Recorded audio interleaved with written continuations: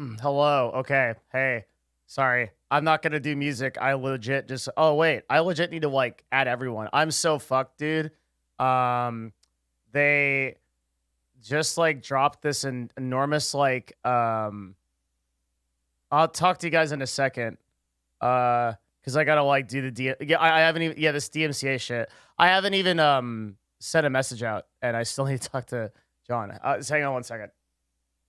We'll just get something going.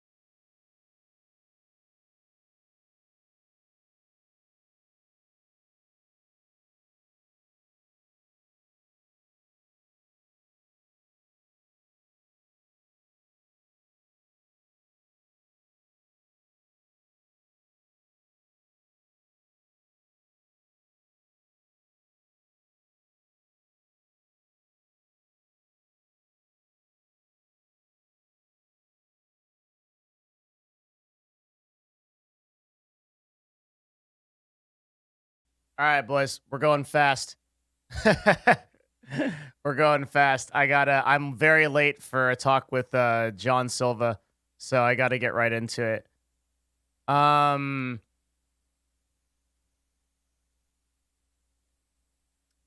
I am very frustrated to say the least with the this DMCA situation and that I have to cover this yet again. Um Twitch has kind of like started another thing. Although it's like even worse now. So I'm one of like an enormous amount of partners that got Hey, I'm uh, Don the Play. this email here that I'm extreme. Here, I'm just like loading up like 10 things. And basically told me to delete all my content because I have future content that's in violation of the no, not just me. I mean, literally every partner I know got this email. Basically saying that I have future content that's in violation, but not what it is, and that the solution is that I delete all my shit. So the solution is that basically literally thousands of partners got this email.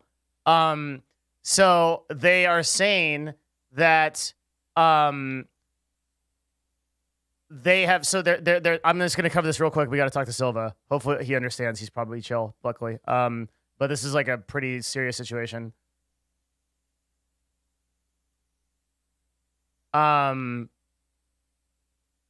So the first part of it is we're writing to inform you that, like, obviously, like, one of these is, okay, the content identified has been deleted. So they say, we're writing to inform you that your channel was subject to one or more of these DMCA takedown notifications and that the content identified has been deleted. So they can identify it.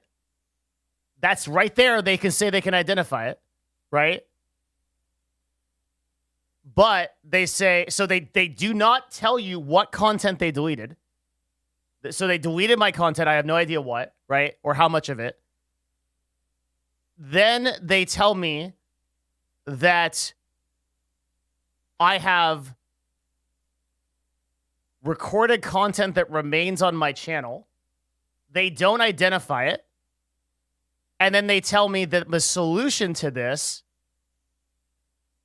is review your clips, VODs, and any other content in your creator dashboard and delete anything that includes unlicensed material. If you are unsure, delete all of it. What the fuck are you talking about? This is my fucking... Like, what the fuck? This is my job for 5 years. Are you fucking serious? Your solution is for me to delete my life's work? Fuck you. Seriously. Because you obviously have a fucking identification system that you can use. Why not inform me of what is going on? It's actually insane. And I just tweeted about it because I'm so mad. I'm so disappointed. It's so infantizing and insulting to tell a content creator to delete their life's work because they failed to put an identification system in. It is absolutely terrible to do that. Oh my God. Like, it is so bad. I cannot express to you how bad that is. Like, I am so disappointed and upset by the situation as it is right now. I can't even tell you. Fix my cam. All right. Oh man, like, basically our options right now as partners and affiliates on the platform. And yes, if you're an affiliate, this affects you too, is that basically our option is to delete everything. Like we can't know which of our VODs and clips, expecting someone to go through all of the stuff. What? We will resume the normal process of DMCA takedown notifications at 12 noon on Friday on October 23rd, 2020. So you're telling me that I have 3 days to go through 8 years of content that might be DMCA'd without an identification system? Are you fucking real, dude? What? What is this? Are you fucking serious? And imagine if there was somebody that has been streaming for years that had... I can't believe it. I cannot believe that. So your only option is to delete all of the stuff that you have. And by the way, there's no way to save it. There's no system that mass downloads VODs. There's no system that mass downloads clips. Literally just delete your entire archive of all of the history of everything you've ever done.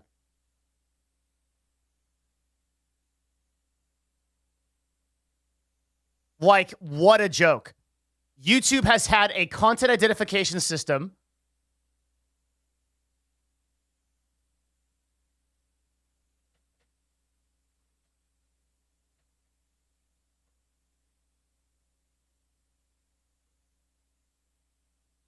YouTube has had a content. I'm getting like dozens of messages. Sorry. YouTube has had a content identification system for fucking years. And this, like, make no mistake, the reason this is happening is because Twitch couldn't be asked to fucking put in a content identification system. So instead, they're putting the liability on the creators. That's what's happening.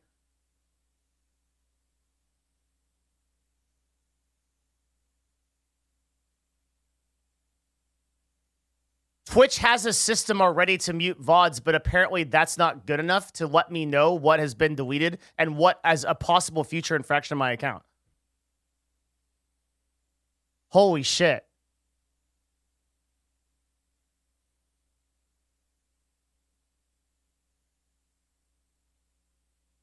They don't have access to the collection of fingerprints to identify copyrighted material and that YouTube has access to. It took YouTube years to build that for that reason. I know that. Why then do you take your own company's failure to pass it on to creators? That is so fucked up. Because you failed to build an identification system, which you are compliant to do under federal law. Why? What? Like, why? It's like,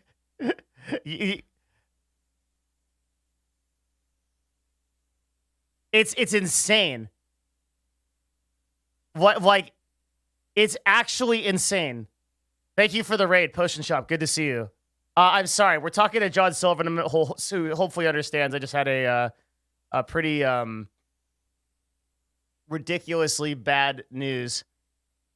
Yes, I'm very angry right now. So this is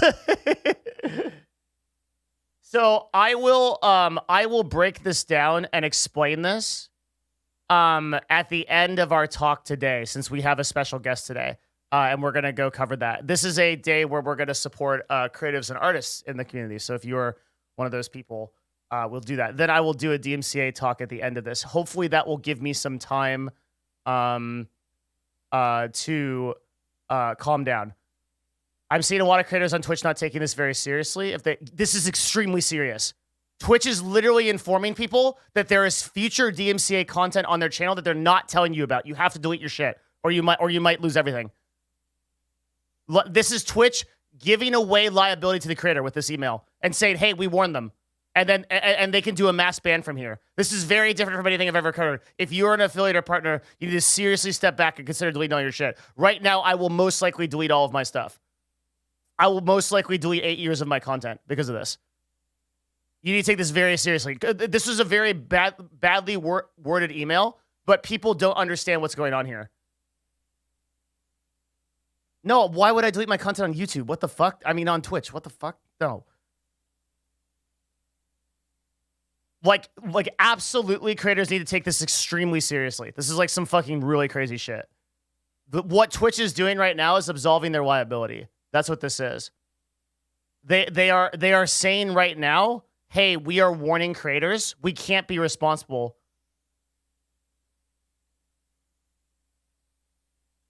So you need to be really fucking careful. You need to be really fucking careful.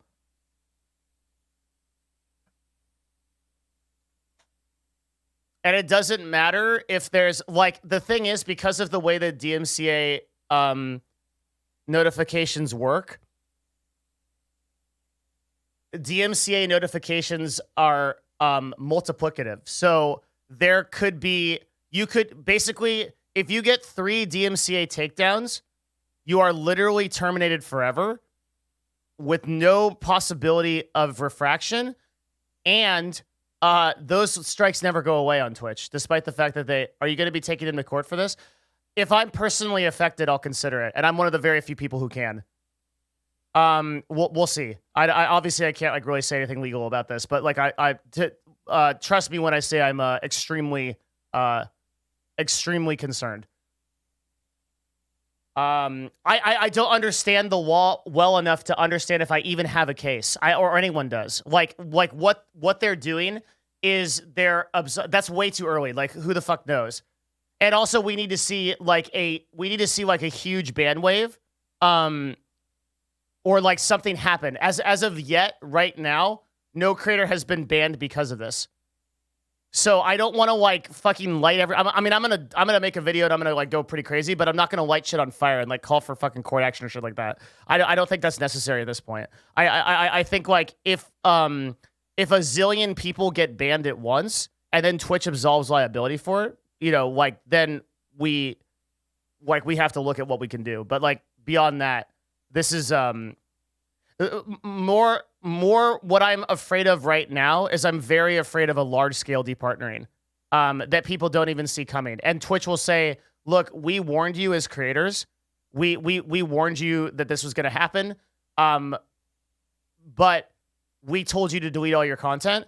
And then the liability would be on creators, which is technically correct. If you, in your partner contract, you signed, Twitch will not protect you and has no legal liability to protect you. It's not Twitch's, as much as I fucking hate to say it, it is not Twitch's legal responsibility as a platform for us as creators to be protected from DMCA. It's on us. And they've made that abundantly clear in how they've structured their contracts. So unfortunately, it is up to the individual creator, as far as I know, unless I'm missing something, which I don't know if I am. Trihex had 2 strikes. Does he get banned? This is not a copyright strike. This is basically a notification of future strikes that we can't know what we're getting. It's a real problem that we can't know. Like, we can't know, dude. They have no identification system. So I could have 30 offending clips, and when this goes down on Friday, I get instantaneously banned. Or I could have no clips, or I could have 300 clips. I only need 3. If I have 3 clips, I'm permabanned from the platform, and I have no recourse to ever counter that.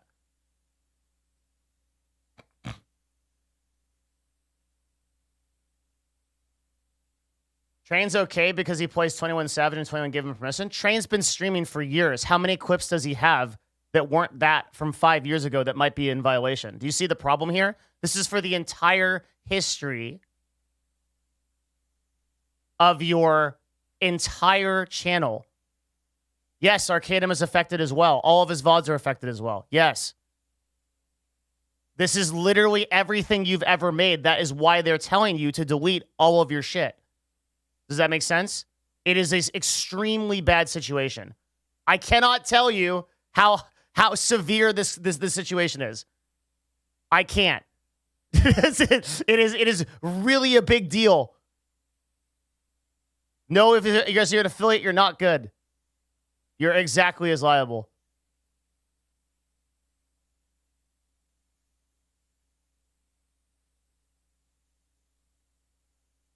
Have you seen the last Twitch support sheet? As a creator, you don't need to do anything. Can you link me that right now?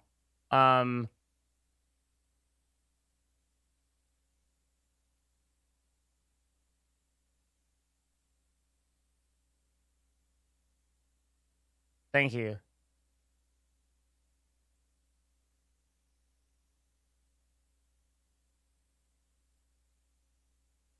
All right, hold up. Where did that go? I just opened it. Can you guys tell Silva in chat that this is like pretty much an emergency, and I'll be right there. Like,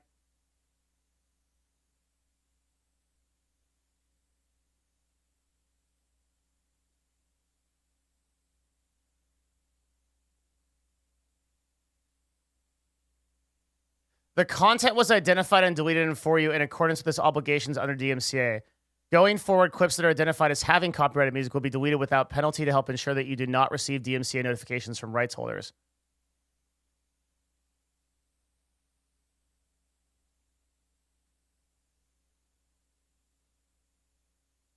The email was to inform you one or more of your VODs or clips has received a DMCA takedown over the past few months, as well as give you time to learn about copyright law and the tools available to manage your content. The content was identified and deleted for you in accordance with its obligations under DMCA. Going forward, clips that are identified as having copyrighted music will not be deleted in penalty to ensure you do not have DMCA. So they are claiming... So they're claiming that everything that was DMCA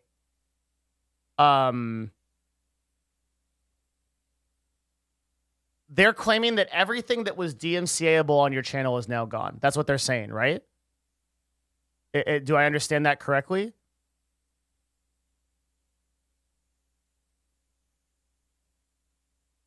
The content was identified and deleted for you in accordance with it. It's not just clips.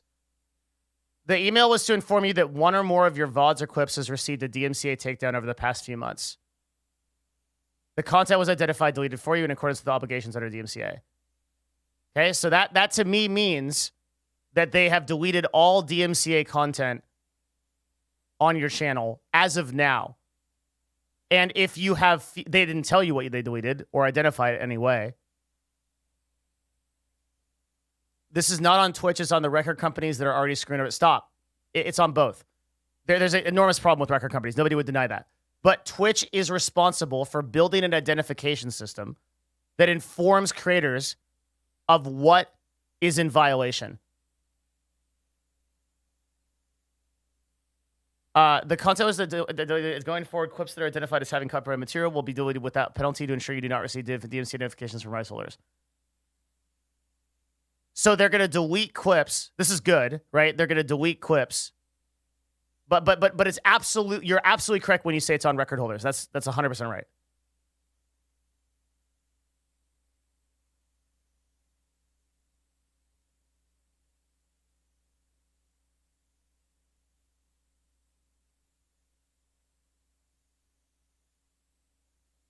So if Twitch knows what the content is, how do they not inform us of what it is?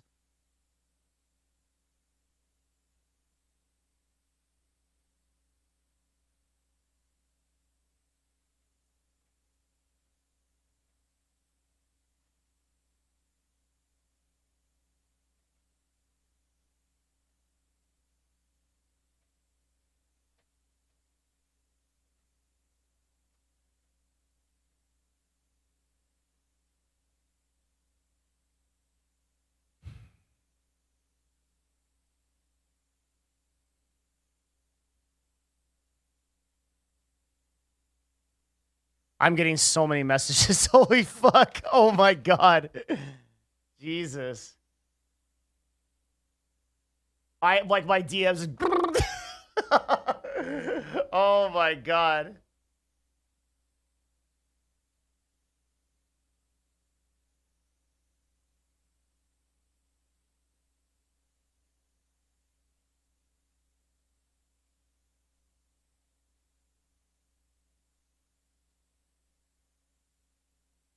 Zizarin says, I deleted all my clips and VODs last time there's DMCA, sir, and I would still be risky getting the game out OSTs and PoE OST Ori and blind.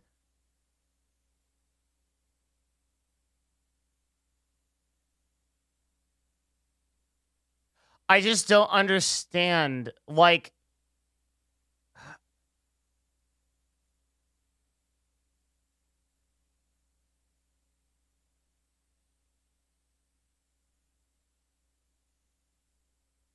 there's so many fucking lawyers on Twitter right now that are just like, oh, just don't play music you don't have the rights to. Oh, I'm so superior. Oh, God. Dude, there are a ton of people getting DMCA'd for fucking in-game music. I'm getting so many messages from people that are getting DMCA'd for music that they're playing in their fucking game. Like the whole copyright, as if the whole copyright system wasn't incredibly fucked, even outside of everything that Twitch has of consideration. Holy shit, dude. It's such a fucking joke.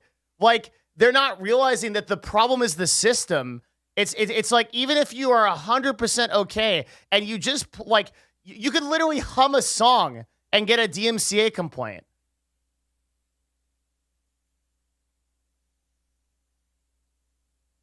Like, this is like nightmare level bad. Oh my God. Like, you have to understand that the whole problem with this is that we don't have an identification system. We can't know if there is future DMCA content. Even though Twitch says that they deleted whatever message they got, they literally tell us in the email that there are other violations on our account that are older than months, that might be years old. We can't know what they are, and the only solution we have is to delete everything that we've ever done. Like... Are you shitting me? What a nightmare. Oh my God. I feel so terrible for creators. I feel bad for myself because I literally every creator could just wake up on Friday and they could just have like, oh, you got 1,077 DMCA notifications. You're permabanned and you can never recall any of them. And that's just the end of it. Because unlike on YouTube, if you get a DMCA violation, I think after 6 months it's gone or something. If you get a copyright strike, I don't remember how long it is exactly, but it's something like that. But on Twitch, your DMCA strike is permanent. If you get 1, it's on your account forever. If you get 3, you're permanently banned.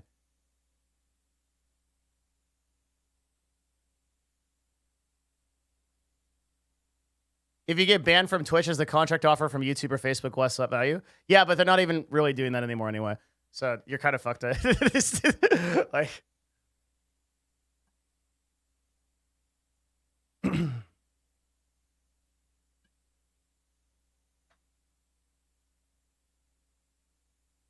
the thing is,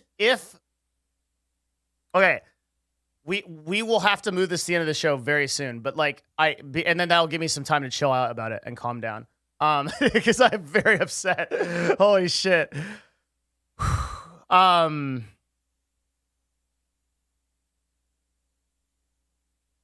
didn't get an email?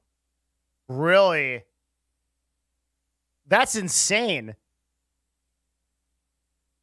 How can that be? John Silva says I didn't get an email either. Okay, but you guys are both playing copyrighted music all the time. Whereas I play so on my DMCA list, which I'm gonna have to like remake now. I play very like pretty obscure music. I play like lo-fi or like I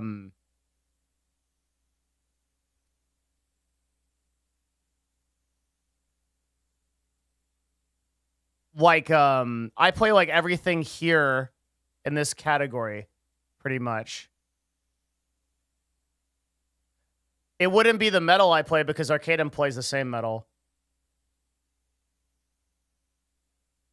But I can't know. We can't know, right? We literally can't know. Arcadum just got up to this shit show, but it would not. I'd be amazed if yeah, it's so confusing. I'd be amazed if Arcadum did not get the email. It doesn't make any sense to me why he wouldn't. You mentioned how serious this is and that you probably will delete all of your content, but you haven't done so. What's stopping you? I'm literally evaluating if I want to delete 8 years of content and memories. What do you mean? What's stopping me? Like I'm literally, it's a risk versus reward thing. Like I'm literally having to think, do I want to delete 8 years of everything I've created? Or do I want to take the risk and possibly get insta-banned? That is the situation that Twitch is putting partners into.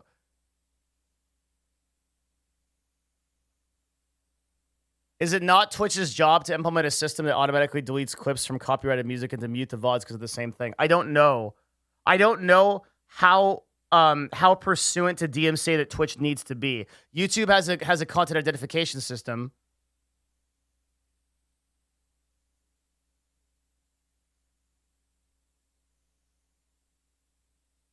But I don't know if they're required by law of Twitch is.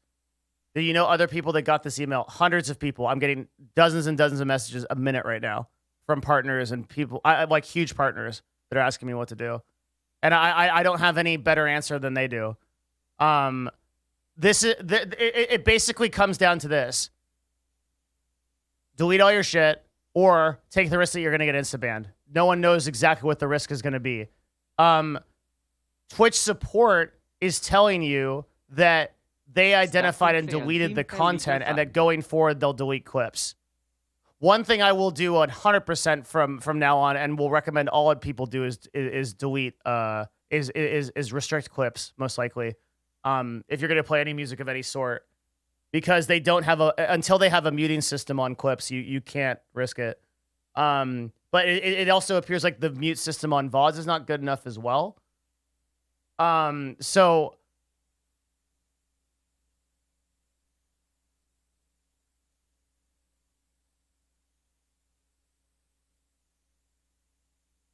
basically the option is this, and I'll kind of like leave it here because I do want to like get to what we're supposed to do today.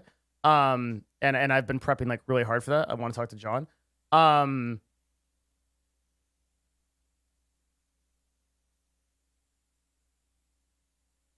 You have to evaluate as a creator at this point if you believe the risk of having past DMCA-able content on your channel.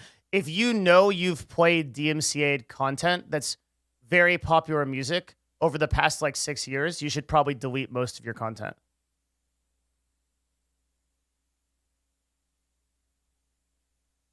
I hate to say it, but that seems to be the right course of action.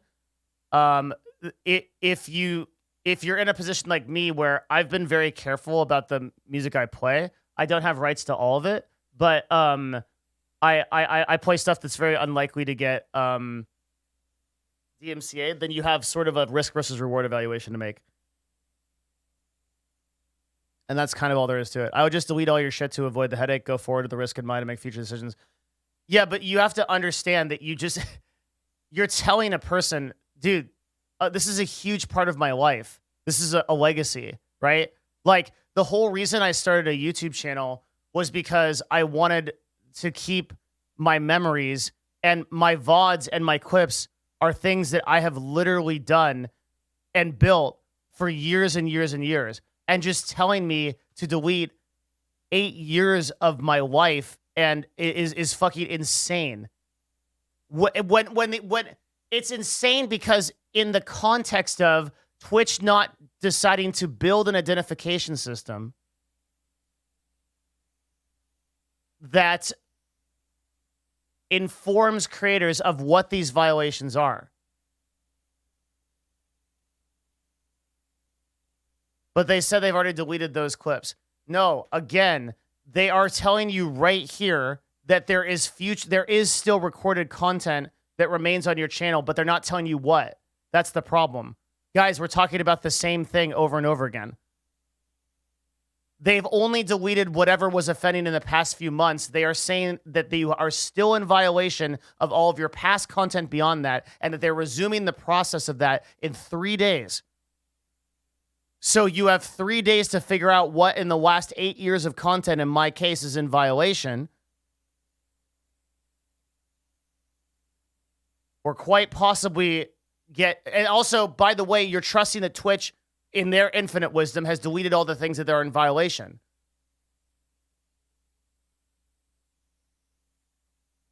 So you're not in a situation where you can say, oh, Twitch just took care of this for me. That's not the case. They're telling you, if you're unsure about the contents of your archive, delete all of it. Twitch is giving you 3 days to decide what years of content you have, and then telling you to delete it if you're not sure. What a shit show. Oh my God.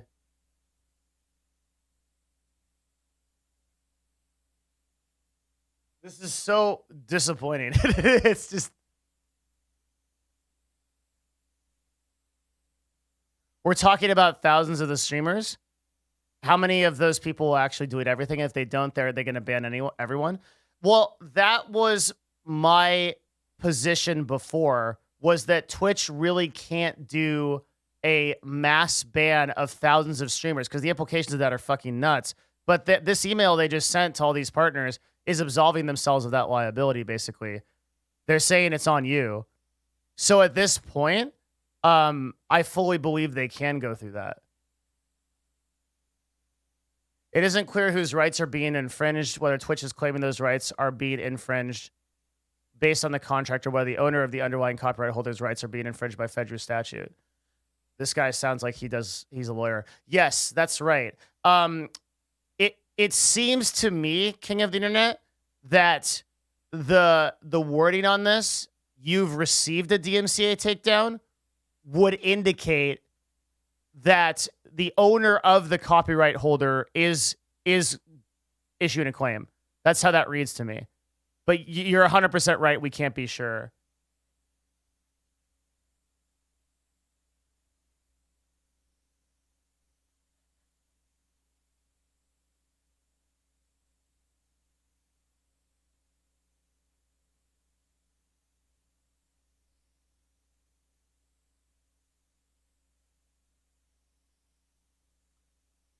So Twitch gives people 3 days to remove all of their content, or basically, yeah, or you take the risk that you're going to get permaban. It's crazy how well they identify for themselves, but have never created tools for streamers to handle it. Well, Timac, the problem is that the problem here is that YouTube took years and years and years to build a system of identification in order to inform people even of the exact timestamps of violations. So if Twitch had done this and said, hey, we're sending a warning, here is a list auto-generated of all of the violations, and at this point, you're good, right? But going forward, this is your warning, and you're going to get fucked if you keep doing this. That would have been fine. That's how this should have been done. But it didn't give us any indication of that. What is the most confusing to me is that if they're able to identify, I think I figured it out. Okay, I think I figured it out. I think they could identify some of the content, but not all of it. So what's happening here is we're running to inform you that your channel was subject to one of the more, and that's why that's actually what it is. Okay, I figured it out. I did it. Okay, that's what it is. What's happening is that's why we can go right now into our clips and VODs and you'll find stuff that's unmuted.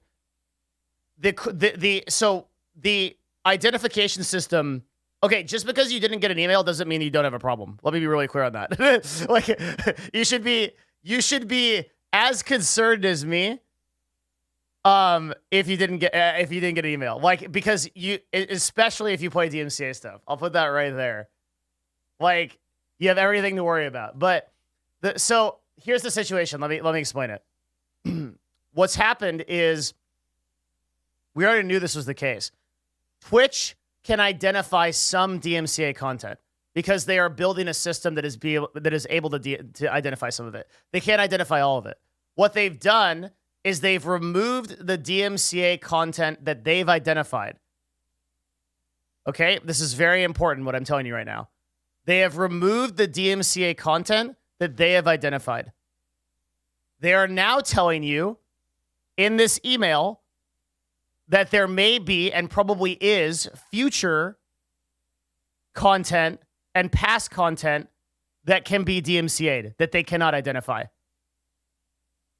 Meaning, you are liable for that after October 23rd. Delete all your shit or suffer. Does that make sense? Does everything make sense? Are you planning on joining the creator camp tomorrow to field questions? Fuck no. What good is that fucking shit gonna do? No. That's literally the most worthless solution ever. Join a fucking seminar? Fuck you. This isn't Tony Robbins. I'm literally, it's 8 years of my shit. No. Absolutely worthless.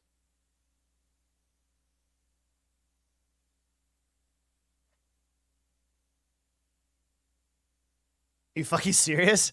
Like,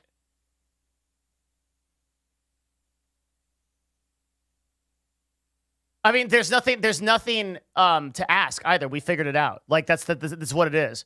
It's the Twitch identification system isn't 100%.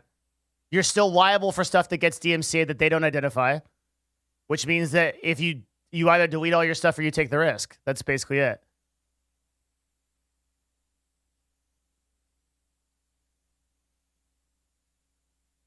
Like, that's all there is. So your options as a partner or an affiliate, regardless of whether you got the email or not, is delete everything you've ever created, or quite possibly get banned from Twitch permanently.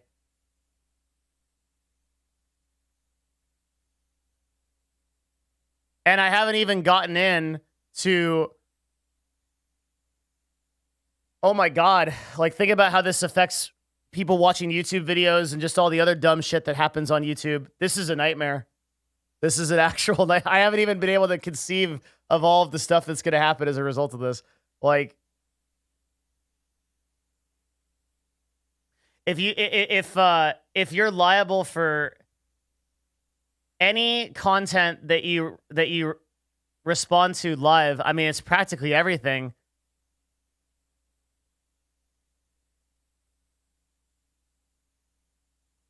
So I think that what Twitch is going to do for now is it's going to my guess is it's going to rely on the fact that it's live content. So they'll basically just like, you'll basically delete VODs and delete clips, but live content should be okay. Because as far as I know, it's going to be really, really hard to DMCA live content. It's not impossible. And I know 2 companies that are working on it right now that I've talked to. But it's much harder to DMCA live content. So if I'm playing a song that's DMCA-able right now, but there's no record of it, then it's much harder to DMCA than if there is a record of it. What about if your VODs are sub only? You know, funny enough, that'll work. It won't completely absolve you of it, but it will actually work, because the way this works is that bots are the ones that actually go through and review VODs. Wait, that's insanely smart. Who said that? That was a partner that said that. That was incredibly smart. Alithia. Yes. That is because, wow, that's incredibly intelligent. Holy shit. You're so smart. It won't 100% protect you, but effectively it will. Because the way that this works is bots crawl your content. No individual record company knows who you are, right? Unless you're XQC or something like that. And so by putting your VODs behind subs, you're literally just stopping the bot from viewing it. That's insanely smart. I props. I didn't think of that. That's insane. No. I'm not making a guarantee or any kind of like legal claim or anything. I'm still saying you're absolutely liable. But if you turn off clips and you sub your VODs, you will avoid probably most of this, because you have to understand the way that bots are DMCAing this is they're going through and they're automatically aggregating VODs. Unless those VODs are stored somewhere. What if Twitch has to give access to all VODs to those bots? I don't think that's how the relationship works. At the very least, it can lower your risk. I don't think it solves everything, but it's a really good idea. I'll do it immediately for sure.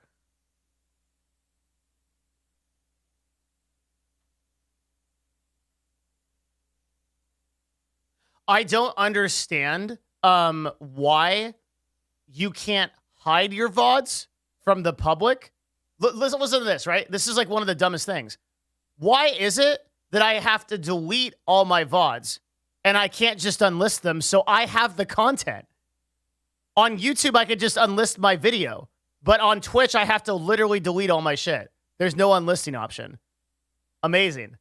Like, I just don't understand. It's like,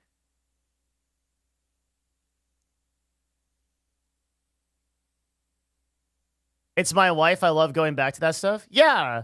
Like people are just not understanding that it's like, it's 6 to 8 years of your content in some cases. I think you have to disable clips. Yes. For right now, the Twitch support says that, clips that are, so the thing to read here, going forward, clips that are identified as having copyrighted music will be deleted without penalty to help ensure that you do not receive DMCA notifications for rights holders. You have to be very, very, very conscious of how this is worded, okay? Clips that are identified. That means clips that aren't identified will not be. As having copyrighted music will be deleted without penalty to help ensure you do not receive DMCA notifications from rights holders. That is not a guarantee. Meaning that clips that are not identified will not be deleted, and you are not insured from getting DMCA notifications.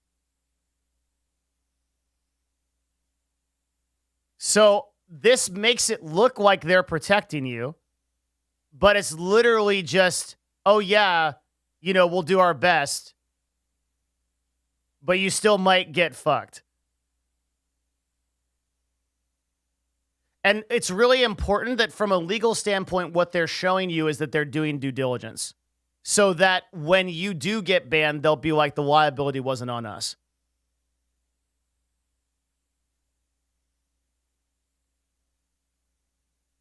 If all that makes sense.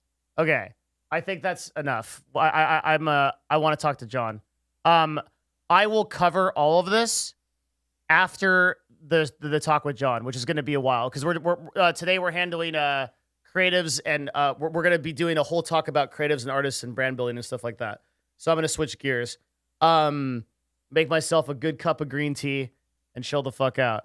And then I'll probably calm down about this over the next couple of hours. You should be really excited about this talk because if you are a person who is doing anything creative or anything artistry or anything like that, this talk will benefit you. We've done a lot of research on this and it will be very good. I'm going to write that we're going to do DMCA talk later. And we will kind of like come back around on this and finish it up after that talk. John is super spooked on the DMCA stuff. He's watching. Every single partner and affiliate should be terrified of this. I've never said that about anything on Twitch, by the way. I'm like people that know me know that I am not an alarmist. Okay, so the last 2 times DMCA came up, I didn't bring anybody to any kind of attention on it or whatever. I said, don't generally worry about it. It's probably fine. Everybody else was freaking out. I was just saying it's totally fine. With this email and the way that they are handling this is a situation that every partner or affiliate is in serious trouble if they do not delete all of their shit or identify and be absolutely sure that they can what's the word? Not counteract, but basically prove that the music that they're playing on their channel is okay. So we're basically we're in a situation where either we delete years and years of our content or face a permaban that we can't see coming because Twitch doesn't have an identification system. It's incredibly disappointing and depressing.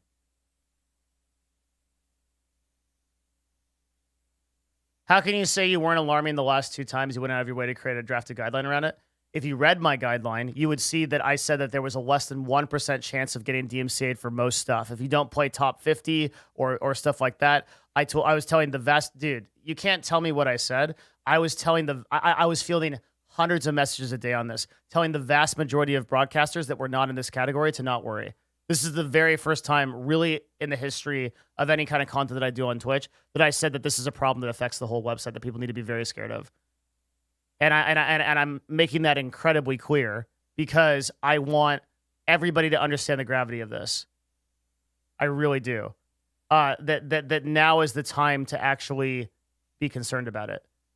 Is the ban automated or does Twitch have the actually act on it? DMCA bans are automated. If you get 3 strikes, it's an automated permanent ban. And you'd have to go through your AM. They can also manually ban you, but the thing about Buddha, also good to see you, dude. I watch your stuff. I like what you do. VIP you. The stuff that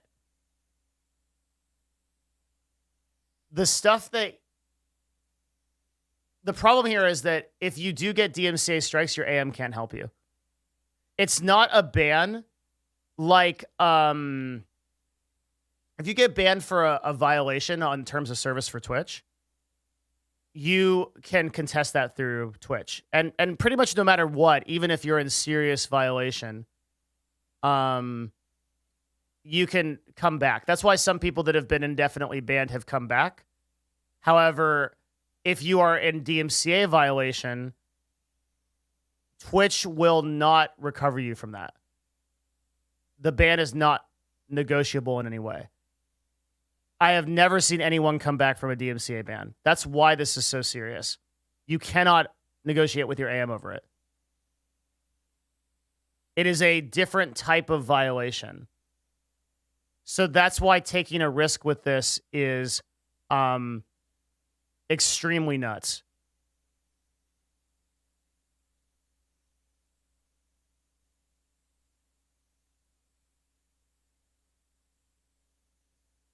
Will you ensure that today's VOD will be available? I will make a YouTube video about it this ASAP. And once I kind of like calm down, get my thoughts together, and like really I can put I need like a solid course of action. I need to give people like objective, like good information. I'll put a YouTube video together. I'm not there yet. I'll probably chill out when I talk to John and switch gears. Even a big streamer like XQC is going to get banned. They have the most to lose. Yeah. If I was XQC, I would 100% delete all of my content without question. Like without question. Without question. There is the only reason why I'm considering not doing it is because I know I've played stuff in this category of what I would put at like level 3 and level 2. I've played like very like lo-fi, like foreign music, international music, chill wave, stuff like that. And so I think the chances of future DMCA or past DMCA for me are pretty slim. But the problem is that I can't know if I have clips or things from 6 or 7 years ago when this wasn't even an issue, where I was playing high profile music and then I literally get banned for something that was 6 years ago. So the problem is that like 6 or 7 years ago when we were streaming on Twitch, dude, that was a lifetime ago. Like in 2012, I might have been playing popular music. Yeah, who the fuck knows, right? I have no idea. So it's possible that I might have a clip from 6 or 7 years ago that I was playing like some popular music on that Twitch's identification system isn't going to get, and then I get DMCA'd for it. That's the problem, right? I can't know that. So that's more what I'm worried about. I'm confident that in the past 2 years, the content that I've created is probably not DMCA'd. But the content I've created in the last 8, who knows? You can't know that. And again, because Twitch has no identification system, what do? I either delete all of my shit or I'm fucked. Absolutely. Isn't this a crazy situation? Maybe I'm dumb, but they only save 60 days worth on VODs. The problem is that you have clips from years and years ago. So like actionably delete all clips, sub VOD, and then consider deleting all VODs are like what's on the table. I got to organize it. I'll think about it over. I think we'll talk to John for 2 or 3 hours probably. And then after that, I'll just sort of do a recap once we have more information about this. By then, there should be some posts from Twitch and some more information. And I will make a YouTube video as well as a talk that covers everything that we should do based on the best information we have. The real policy issue here right now is that internet service providers have immunity if they act in good faith, but their conduct regarding selective censorship suggests they have not been acting in good faith. We must reconsider the statute of immunity ISPs are afforded. The power that ISPs will be reassessed by all 3 branches of the government. I just feel like the time that it will take for the government to catch up to fixing things on a platform level is almost insurmountable compared to the amount of people that will take a hit from this that are as individuals. Sorry if you've already answered, but what's the best thing to do right now? So to be very clear, I do not have a solid answer right now. We are working off of partial information, and I want to back up. I want to take some time, and I want to chill out until I have a good answer for you. So I don't have any official recommendations right now, except to really take inventory as much as you can of the content that you've done, and then based on that, I will try to give you an informed answer within 2 to 3 hours when I have more information. I recognize and I appreciate that I'm an authority on things like this, and I want to do right by you. I don't want to just tell you a bunch of bullshit to do that's not going to be effective or not going to protect you. So give me time. Are people who are assigned exclusively to Twitch more at risk? Not necessarily, but that's not to say that people that are like if you are a partner affiliate, you are at risk. It's not really a matter of more or less risk. It is a matter of everyone's fucked. It's a really, really bad situation.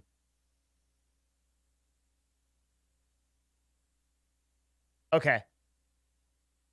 All right. So, couple hours, I'll aggregate this. We'll figure out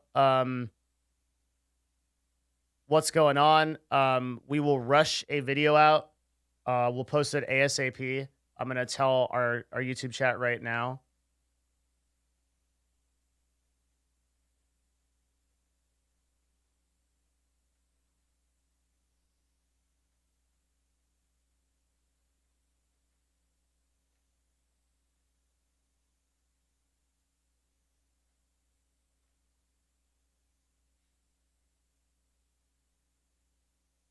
No, I don't mind clipping at all. Just keep in mind that I don't have a solid answer yet.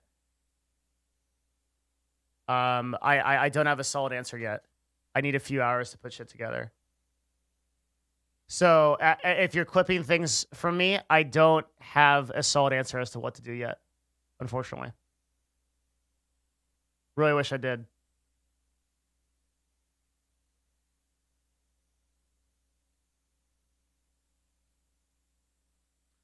I think I can put some stuff together. John Silva's been very patient.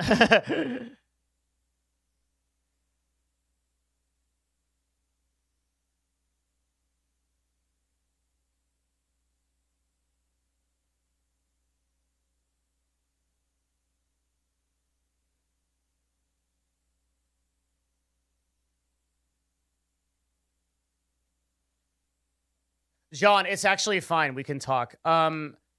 I don't think there's any more to do right now. I think we need like 2 or 3 hours for this to shake out anyway. This is one of the reasons why I didn't cover like the AOC thing yesterday. When news breaks, you have to be really careful because you don't have all the information and you can make bad decisions for people. Love you, Devin. Big dude, Buddha, thanks, man. I didn't even know you knew who I was. That's fucking sick because I've watched a ton of your shit and you're fucking hilarious in GTA, man. I love you, dude. Thank you for coming here. It's awesome that you came here. Super cool. So, oftentimes when we're working with breaking information, we can't know everything about what's going on, and we might not be able to make like an informed decision. So I actually want to talk to John and get off of this topic for about 2 or 3 hours because I think what it will do is it will kind of like space this out. I'll be able to think more and we'll have a little bit more information. And then and then in the afternoon, we'll jump back into it and we'll start trying to aggregate the information we can, and I'll have some recommendations for creators.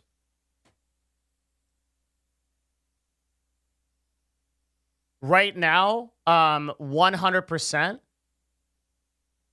Nick Merckx didn't get a DMCA and he has sub-only VODs on. Yeah, the sub-only VODs thing makes sense to me. I would recommend every creator does that. That is an incredibly smart thing. The other thing I can say is that you should almost certainly delete all of your clips. 100%. But again, I'm not 100% sure. Don't take this as gospel until I get together in a couple of hours and I really just think about this and like kind of like we figure out what information we have.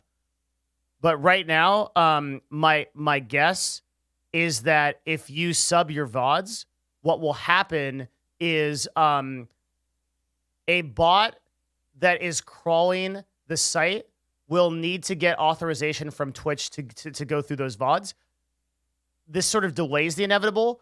But for now, these music recording companies don't really understand Twitch as a system, right? So they're just probably programming shit that's going to go through. I think sub-VODs is a temporary solution, but not a permanent one. Eventually, bots will just get authorizations to go through it.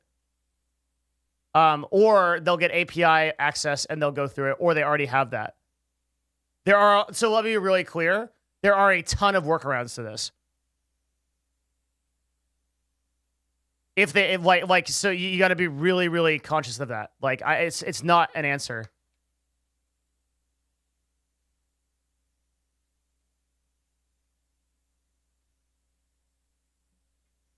I'm not even an affiliate anymore. I deleted everything a year ago and I got the email.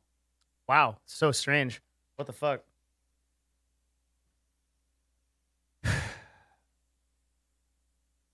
Yeah, API access is very easy.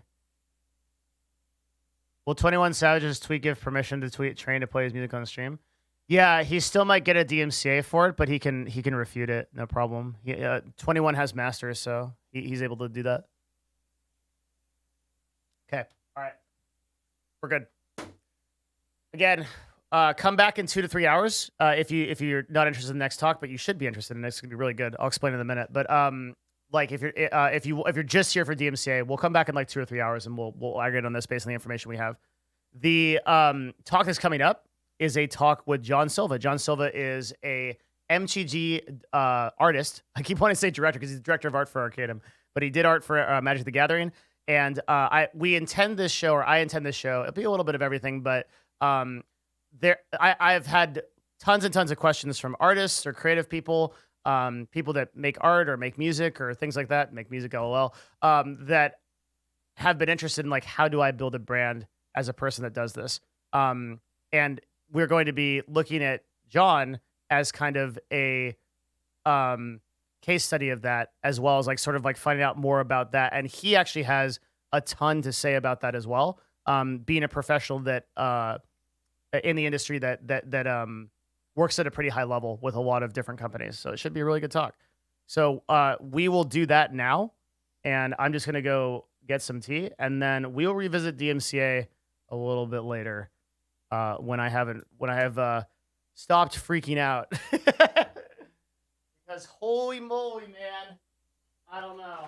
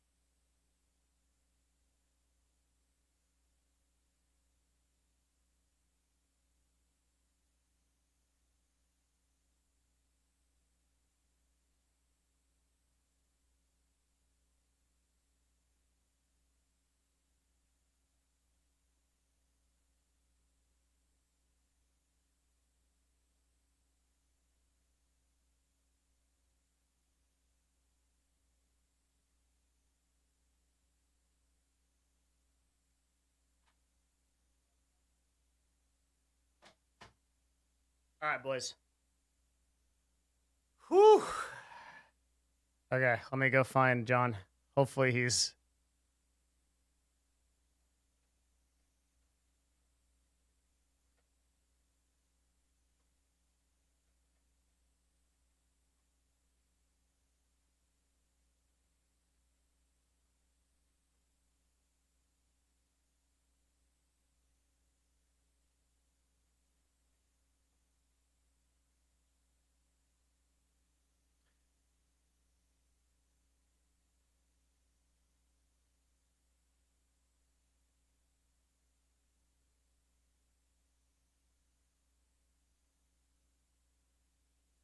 What a shit show.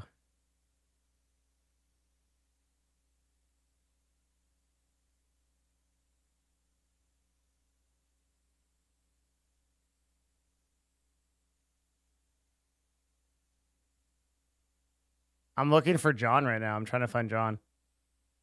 There he is.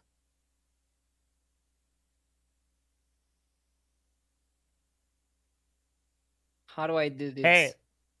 Hello. I'm sorry. You just like we happened to have our meeting at like the time when like one of the worst things ever on Twitch has gone down. It's you could have just said my name. It's fine. That's oh, yeah. You're not talking about me. I'm not the worst thing to. Okay. The second worst thing. I'm the second worst thing. Yeah. Okay. Can you see my camera because I don't think it's working. I'll put mine on though. plug-in. No, I can't. Hold on. Oh, virtual camera. What about now? Almost. It's just not the right one. It's not the right source, but yeah, now I can. Isn't that amazing? All right. Hello. Hey. Welcome on in.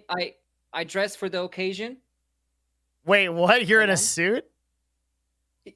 Is this not a job application kind of thing? No. Okay, so I'm reading on the copyright laws right now. I'm on page 62. Yeah. How did you get the copyright book so fast? I'm friends with Shroud right now, so I just get. God. This is a mistake. I should have canceled this. All right, hang on. I'm gonna get you. Hi. Okay. Hello. Hey. All right. He's RPing. Okay. He is. Yeah. Hang on. I'm RPing. They say you're RPing. I played too much SCP last night, and now it got to me. Let's see if I can. Oh, you know what? I need a different camera for you. This is a bad camera. Okay, I'm gonna pull your. There you go. Stream. You're gonna pull the stream. You can pull this. You can pull that. Different sources. Okay. Because otherwise, you were gonna see what I see. In case you show me something. Wait, I can't. Oh no, I can see you. Yeah. Dude, you're like a professional at this. You should like make your own like streaming TCO. advice channel. Yes. Or Twitch agency. Yes, I should. Oh, that would be really good. That'd be really crazy if I made a Twitch agency, but it'd probably be just like a bad idea. On Mixer maybe, because Twitch is a little. Twitch is going downhill right now. Yeah, Twitch is a little. Okay, so we'll put you here. Actually, that's probably too big. Let's put you here. Let's see. Guest. Damn. Easy. Yeah, so your stream overlay comes through, but I don't really care. It works great. Don't change anything. Oh, be yourself. Okay. That's the only thing I can do, is be myself and not RP someone else in a suit with a red tie. Why did you bring a tie? Now I'm pulling up my show notes for you. God damn it. These jobs interviews are getting like harder and harder. I swear to God. I know. So these days, John Silva, you can't dress up for like a job interview. Like everyone expects you to look like you're homeless. Because what the hell? My coat too? Well, because if you come in like looking like too professional, then people they get scared, man. They get intimidated. They think that you want their job. Okay. All right. Type 1 if you think I want your job, because you. Oh God, this interaction. Hey, hold on. All All right.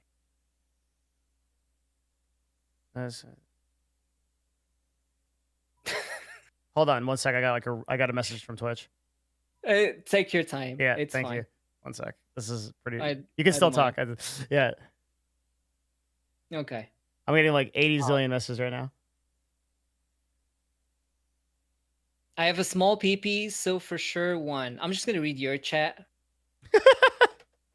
John is going to become a programmer and steal my job. I actually love life a little bit. Hi. Can't have my job if I don't have one. Le Mans. White Hardo. Hi, John. Hi. Hello. I'm saying I hate my life, John. Oh, Bite. Good luck. Good luck, Bite. John Sylvie's funny. I did not pay for that comment. That was not a paid comment. John, I'm gonna follow you on Twitter and other socials. Okay, follow for follow, everyone. Let's go. Wait, what? No, don't fucking encourage that shit on this. The fuck you do? I fucking leave for 1 minute and you're fucking doing some MLM social media tactics on my channel. What the fuck is this? What kind of guest are you? All right. I can't even leave you alone. Holy shit. What do you mean? I got you at least like one sub. What? Did I not? Okay, someone sub right. See? What did I say? That guy just subbed anyway. He was gonna sub right then. The delay on the stream wasn't long enough. That wasn't because of you. Devin, you're not helping me right now. I'm not trying to help you. You're doing MLM shit on my channel. I'm gonna help you a lot today. That's why I'm here. Maybe. You're so sweet. We'll see. Maybe. All right, that counts. That's one. That's one for you. We need to talk about MTG. There's something I need to tell you that you'll be very... You never actually worked on Magic? I lied. I never worked on anything. Yeah, I'm a farce. But now it's too late. Everyone already loves me, so there's no turning back. Who did my picture? It was Bob. Who's Bob? Bob Silva. That guy sounds pretty cool. Can you get him on for this? He honestly doesn't speak English. It's kind of... Oh, wait, so this is just you then? Yeah, I was kidding. It was just me all along. Yeah, but I mean, you said he didn't speak English. You don't either. Okay. Good. Okay. Good one. Okay. Fine. Very good. Got him. So what are we doing? You did get me. Yes. You did get. You've been gotten. I hope you I hope you realize the severity of how bad you've been gotten. So you drew this. It turns out that you are at least somewhat talented in the creative arts. Okay, so am I supposed to look at your stream or no? I just tell you. You know what you drew. It's the one thing you drew. I don't. Are we talking about MTG? Yeah. No. Okay. Sorry, I'll back up. Okay. Yeah, let's back up. Okay. I don't know if we. I was talking. Hi, nice to meet you. All right. My name is John _ Yeah, we're going all the way back. Okay. Today. Today, okay, we are joined by a very special guest. This is John Silva. You have a wide range of art history, a history of doing art in the industry, industry. Yes. Art is interesting. Yeah. Tell me about yourself. I'm Portuguese. I don't live in Portugal. I left Portugal when I was 16. I know how much you want to know. I started painting 10 years ago, about 10 years ago. No, 11. Yeah. And then I'm doing this professionally for 9-10 years. This is your full-time job? Well, yeah. Mm-hmm. I've never had any other job. So I'm very much a streamer because streamers don't have other jobs either.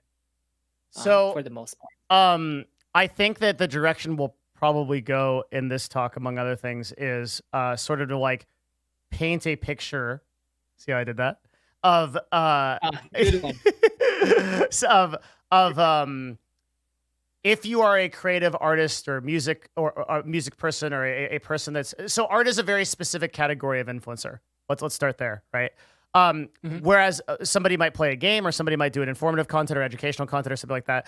Art content is something that is really different and it has to be addressed differently. There are different social media platforms that make it effective, and there are different ways to build a brand as an artist. I think that it's productive to talk about that and then also to sort of cover a lot of the things that you're an expert on, such as like charging people for money. Not to say that like you're an expert on charging people, but like you understand rates, which a lot of people don't. Yeah. Yeah, Yeah. and like going through some of the pitfalls that artists might run into when trying to actually seriously be a professional.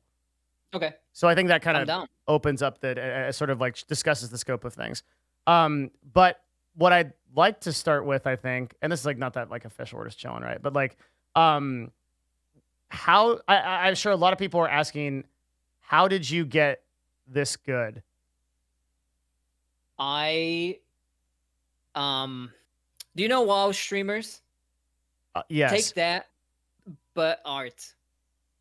It's all I did. No friends. Um, no wife and kids. Just me and art, pretty much. And What? I know life takes for a long time. Why did you That's pretty decide to much it. start streaming? And when did you decide to start streaming? I started streaming because I was lonely. Okay. It's a sad. I mean, it's just how like once you okay. I'll answer seriously. So I was desperate. No, I mean that was a serious answer, but I'll go more into detail. Uh huh. I was really desperate because I didn't want to work at McDonald's. I found a website called DeviantArt.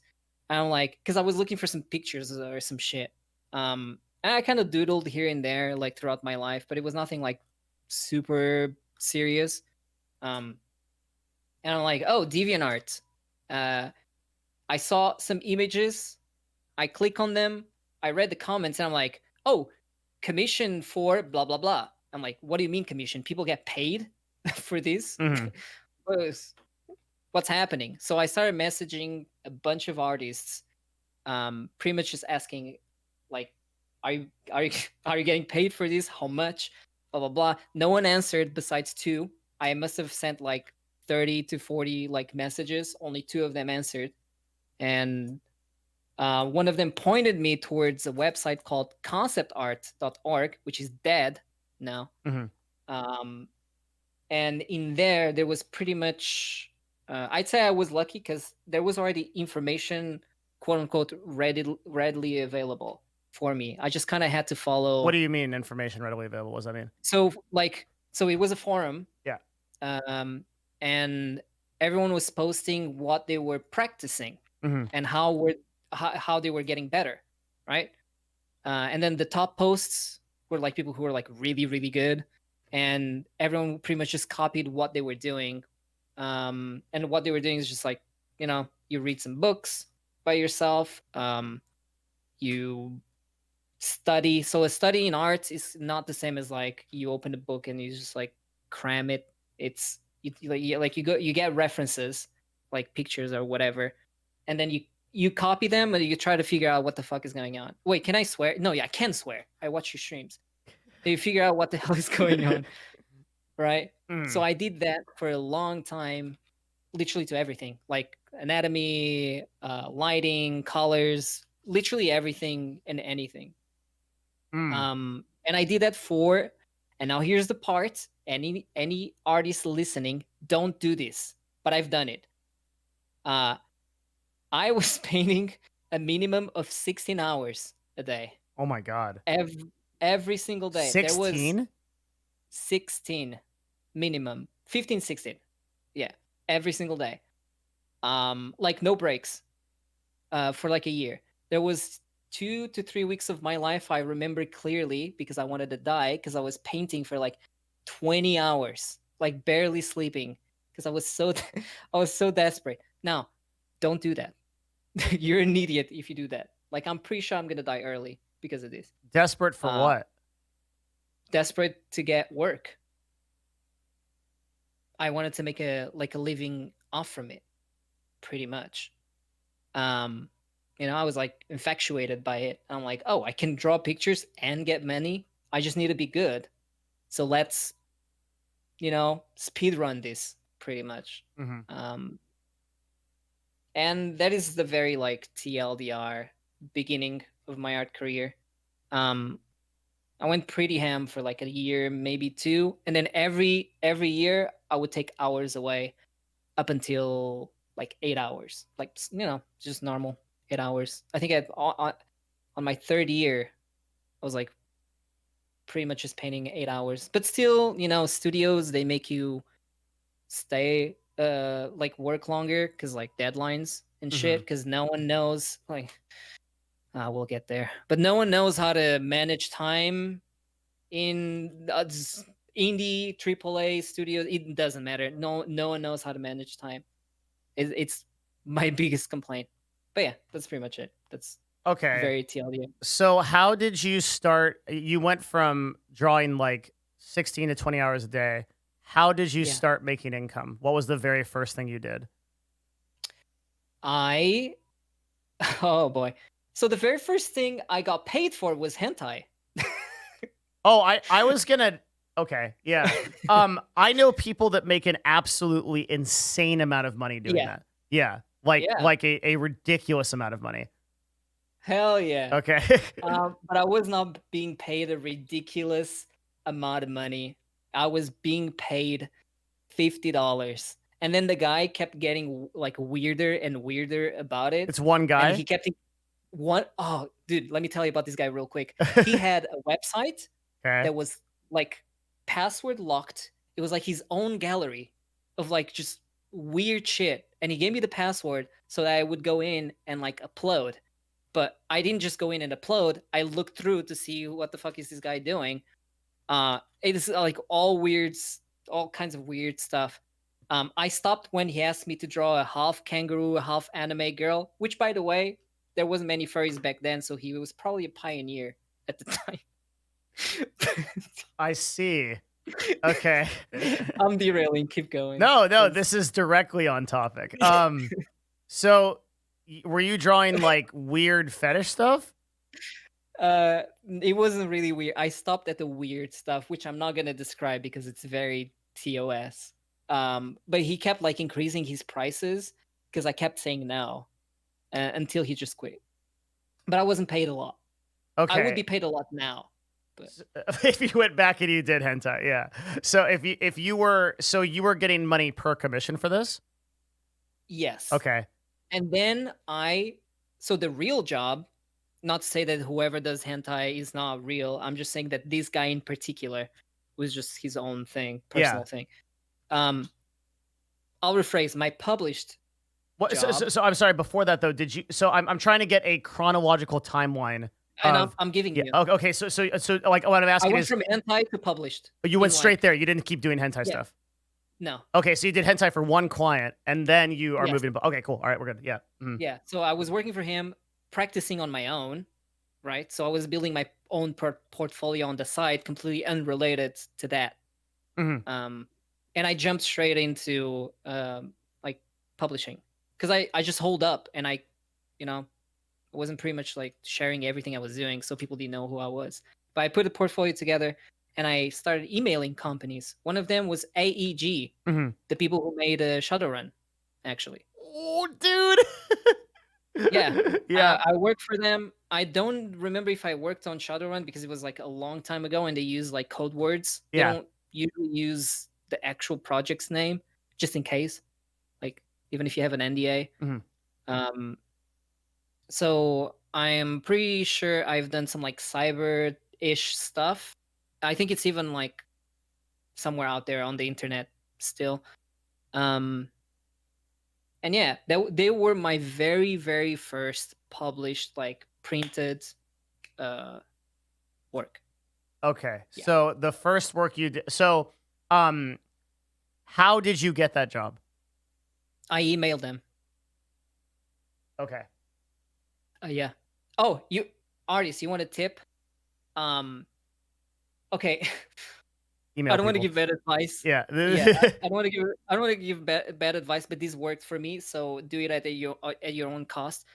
Some companies don't have work like job inquiry emails. You just cannot find them, right? So how do you apply for that? Let me tell you what I did. I contacted the anytime that would happen, I would contact the support to move me to the art director That's a or whoever this was is a below. classic sales move. Yeah. Yeah. Well, but I didn't know better, so I just did it. I'm like, how the Very fuck am I smart. gonna get there? hmm Uh, That's so I was like, oh, sorry, like I would say, oh, there's this art director, blah blah blah. Like I would know their name. Like, could you move me? I wouldn't lie, but I would make it seem like I knew them. yeah. That another You very know, like good move. Yeah. I This wouldn't is say like, oh, I know this guy. I would just like type confidently, like, oh, could you move me to blah blah blah, yes. like for this project, like, yeah, So um, there's a yeah, lot of things that you're saying right now that like we kind of have to slow down a little bit because these are really, really important points. okay, yeah, Yeah, like particularly that you are contacting people directly, right? Number one, this is something that a lot of artists and creatives don't understand intuitively because they tend to create with a sort of like sort of like a divine mindset. They want to like put what they want into the world, but they're not thinking in terms of how to monetize it or whatever. One of the best things that you can do is directly reach out to people in exactly the way that you said, and not assume that people are just going to find you through your work. no, not in the hmm beginning. hmm Once you have like a steady, I'm still a baby when it comes to social media. hmm Like I'm, I feel like I'm just, wetting my toes right now. I don't even have a foot in completely. But from what like, I'm lucky to have people like you and uh, literally like everyone to help me out and give me like bits and pieces. Um, so Social media. what was it that caused you to email this publisher? Why did you did Um, you email several publishers and just wait for a hit? so How did that work? I knew I um hmm let me think. This was a while back. I knew like trading card games existed and I liked them and I knew they have like art in them. And I also knew other artists who were doing like card art, Okay. which is a very like very very specific Type of type art. of Yeah. job, and art as well. Yeah. So I was like, oh shit, this looks really cool. This looks like something I would enjoy doing and getting paid for. So I'm gonna type on Google top 10, top 20 TTRPG studios or game boards. Like I would literally just like top 10 things and I would go down the list and like email, like spam. hmm I mean, I wouldn't spam them, but I was just like one email every 3 months. And every time, okay, so this part is actually really, really important for artists, in my opinion, is that you need to keep, even if you don't get a message saying like, oh, we got your portfolio, like still email them, don't spam them. You want to give a breathing time between like emails, and every time you update them, show them a new portfolio, and that will show that not only you're working towards like improving and you're constantly working on something, um but also I know shows like more than just your art, shows your confidence, shows that you're like willing, blah blah blah, which are like important qualities for like art directors, and reliable is an important one. So you emailed all of these guys, you got one response, right? Like one No, job. no, I Okay. emailed a bunch and I got a few. Wow. Okay. um yeah, I was just saying AG because it's like, this is probably what people would know. But I did get a bunch of like indie uh studios that probably are not even like around. They were like no names, Yeah. basically, like startups. And did you do Well, work for them, yeah. all of them? And then were you at that point, like, was your income part time? Was it full time? Like, what was Um at where that were you at this point? So you sent those at that emails. You've got a few jobs. okay, this part I'm not proud of. Do you know freelancer.com? Uh, is it? Just explain it to me. It's It's like okay. Fiverr. So Like, it's a horrible website. It's probably worse than Fiverr, especially at the time. It's a place where you like bid. Uh, Pretty much people are just bidding the lowest amount for the highest quality, and people post jobs, then all the artists or whatever will like bid lowest prices and you post like your portfolio, and the person who posted the job will pick whoever they want, honestly, pretty much. Mhm. And then that's how you were getting work. For the longest time, it was a combination of like indie card art, or companies like AEG on the smaller end, which then another company you will know is FFG, Yep. which is Fantasy Flight Games. Mhm. Um, they stuck around for a while. I did some stuff for them, but I was always supplementing that with extra stuff. I was literally a workaholic, so I was full timing this Okay. um, Full timing for this like in terms of like, but you're money and time. okay. So Like I was so getting enough to sustain myself. how did you advertise on Freelancer and get jobs through Freelancer? Oh, you just uh, read what posts interest you, and then you leave a message. If I Okay, so remember you correctly. were outreaching to people that I've directly for their never job. Devin, let me tell you something.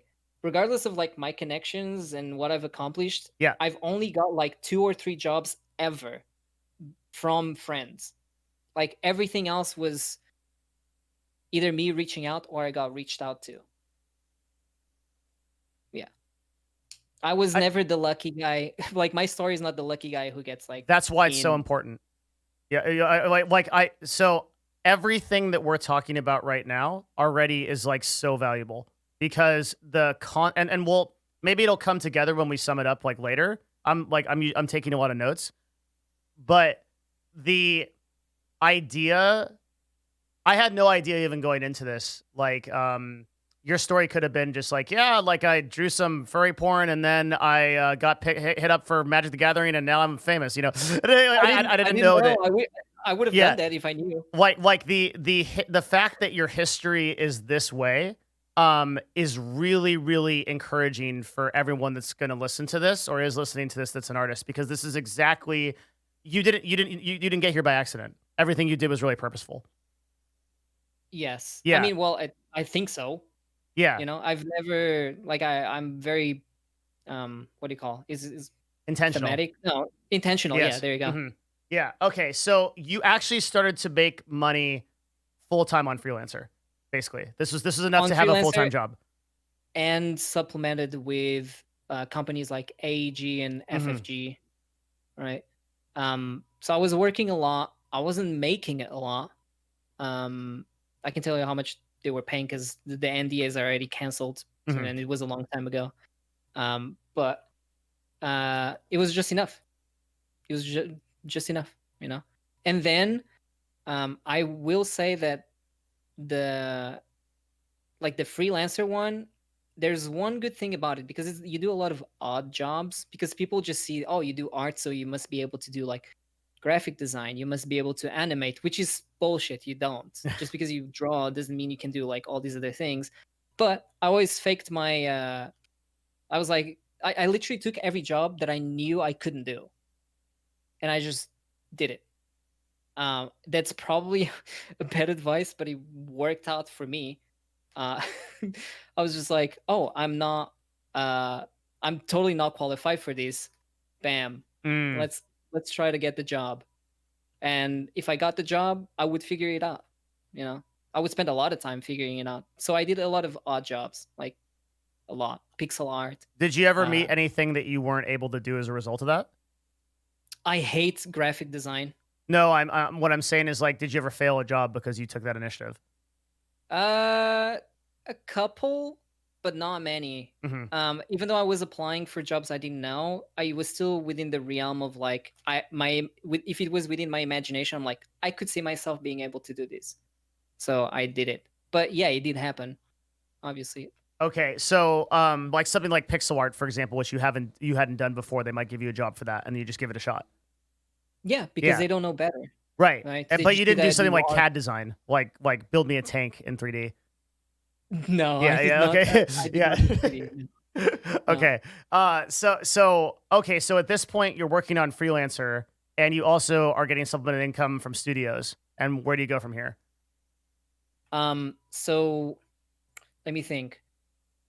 So I started moving away from freelancer because it's literally like I want to call it slave work, but I don't know if there's even TOS. But um, You can say most things on this platform, and it's not. You always do this. Because I watch your streams, and you're like, I yeah. can't say that because Wait, it's you watch my TOS. streams? Oh my Yeah, god, of course I watch your streams. I like. how much your stream? Thank you. That's amazing. Nobody Oh my watches god. my stream. I was like, Oh, so that's a. it's only you. You're the only one. It's just, I'm the only viewer. it's one These are John all my Silva. bots. Yeah, like, dude, like, the only way you're gonna get hit by TOS is like really, really racist shit and like super, Yeah. super sexist comments and stuff like that. You won't get. You go like, if you say that you drew furry porn or whatever, you're gonna be okay.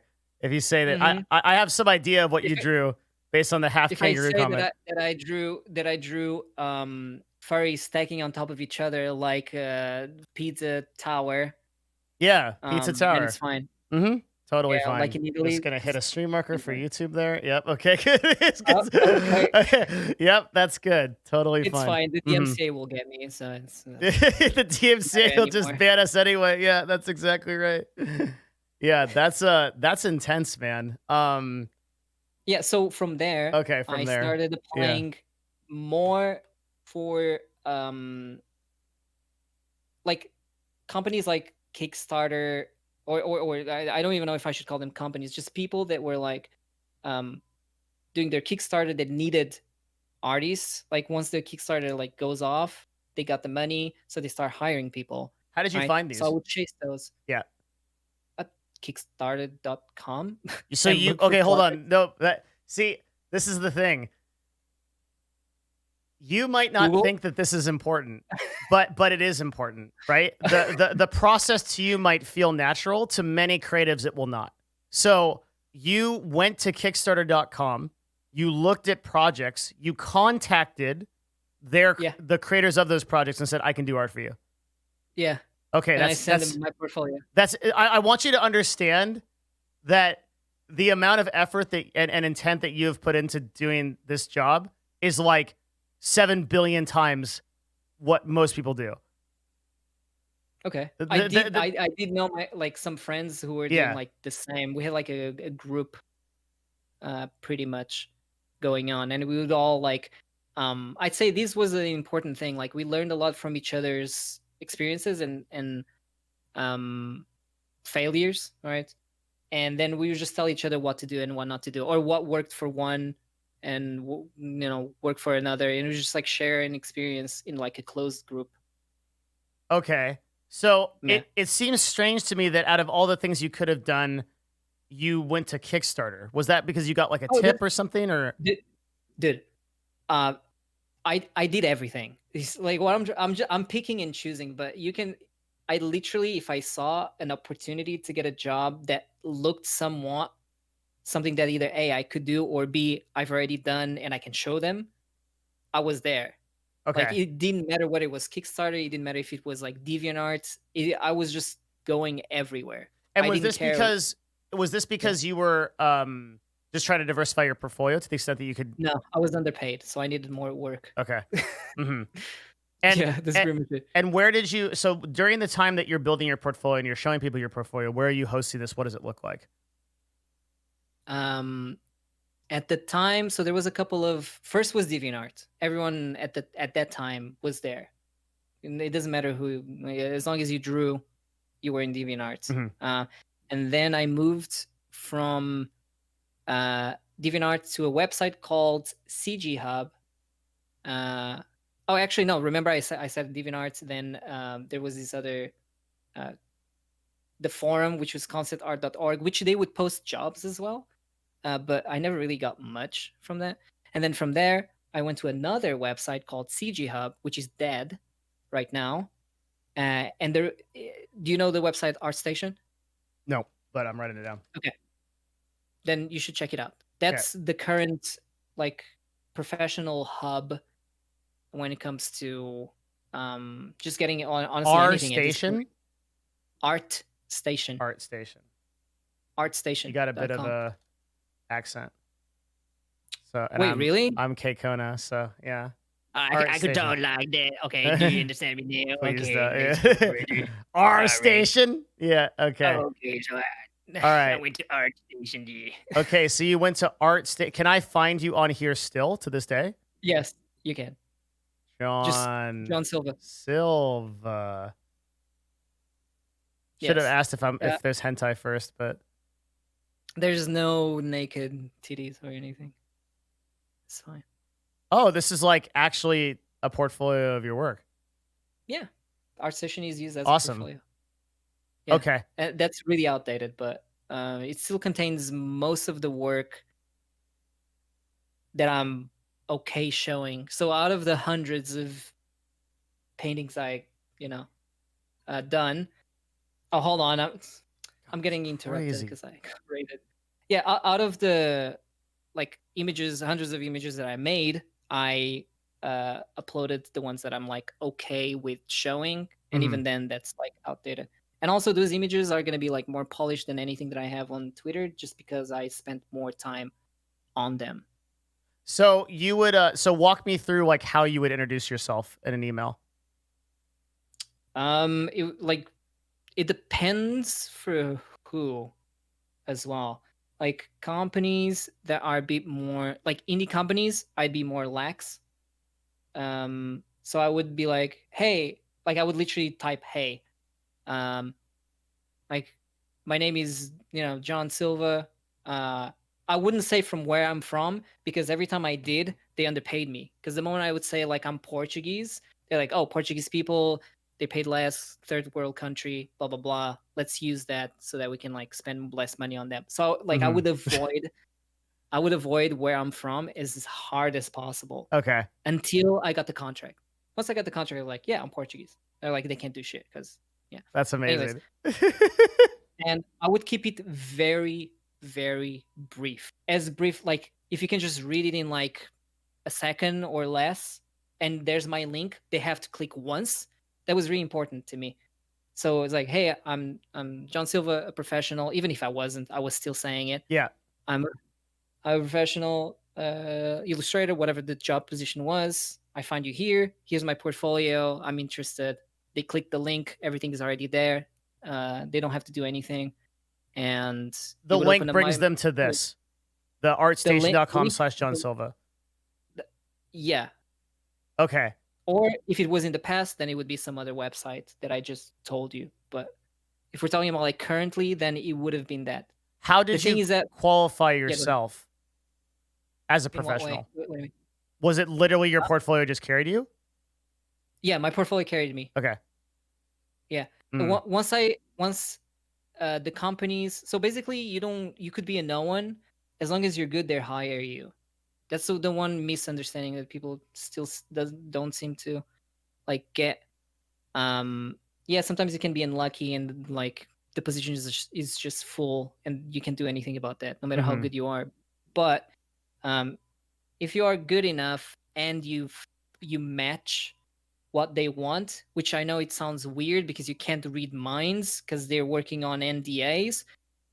But I guess it's a bit of like if you have a variety in your portfolio, which was my approach, and the quality within that variety was stable. So like from image to image, they had about like the same quality. Yeah, you're consistent. Right? Consistent. Yeah, that's the word. Okay. I see there's a resume here as well. Yeah. Okay. Is it true that you worked on Diablo Immortal? Yes. Okay, in fact, I gotta go, John. It was appreciate the conversation, man. But that's gonna be it for me. I knew it. Okay. I knew it. Okay, yeah, that's. You worked on Vermintide though, which is an awesome game. Vermintide's super cool. I worked on makes up for it. A lot of cool games. So you blew it. Okay. So yeah, I don't know if I'd put that on your resume, man. Especially like right at the top there. Dude, it's probably a huge deal. I was thinking of taking the immoral out of it. Just say Diablo. Yeah. And then if they ask, like, I worked on Diablo. I actually think you should do that. I don't care anymore. You have a really good What's so interesting about you is you've developed so many good habits that I don't even think that you're necessarily like, these are things that would take me like a really long time to train people in doing in like consulting that you do automatically. So for example, if I'm going to come to somebody and I'm going to email them, right? I'm going to be like, hi, I'm Devin Nash. I'm a professional analytics person for Twitch, or whatever the job is. I'm going to be like, this is what I do professionally. And I'm gonna like leave it there, right? I'm not gonna be like, hi, I draw art. No, I'm like the difference between professional illustrator, right? And so the biggest problem that I have run into when I'm consulting creatives is they don't think big enough about themselves. They would say, I would never list myself as a professional illustrator because I'm not good enough to do that. Even if their art is amazing. I faked it so much. I didn't think I was good enough at all.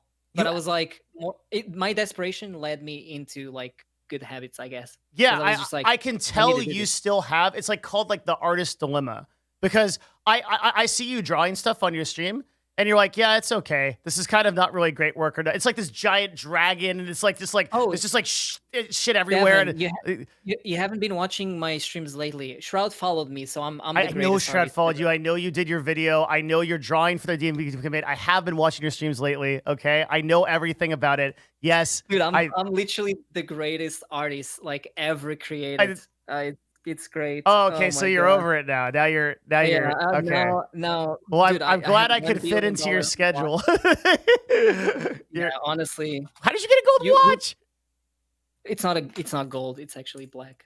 Oh, okay. It is the light reflection. Yes. Probably. I could have painted it, but anyways, sorry, we're derailing.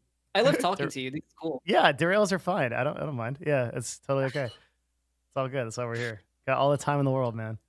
Hell yeah. Nothing going on of significance. Yes. Right now.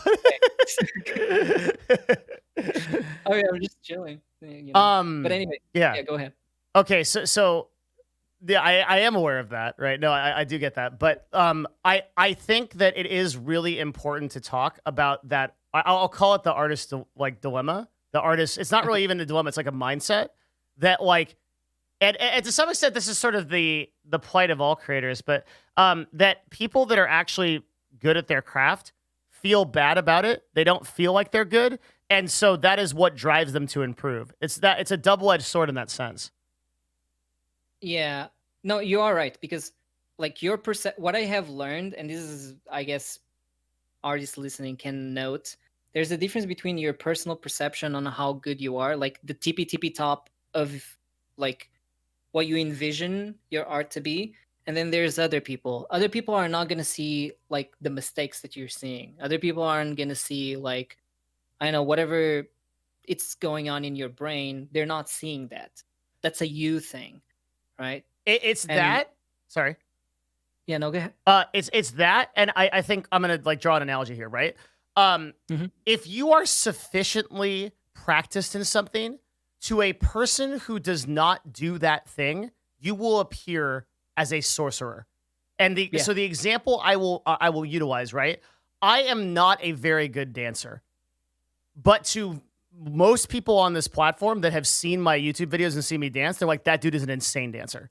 Yeah. Now it's because I know what I don't know, right? Like there are a ton of people who dance better than me, that do crazy choreography, are way better in freestyle or everything. I've just, I've done a few years of it and I've practiced it.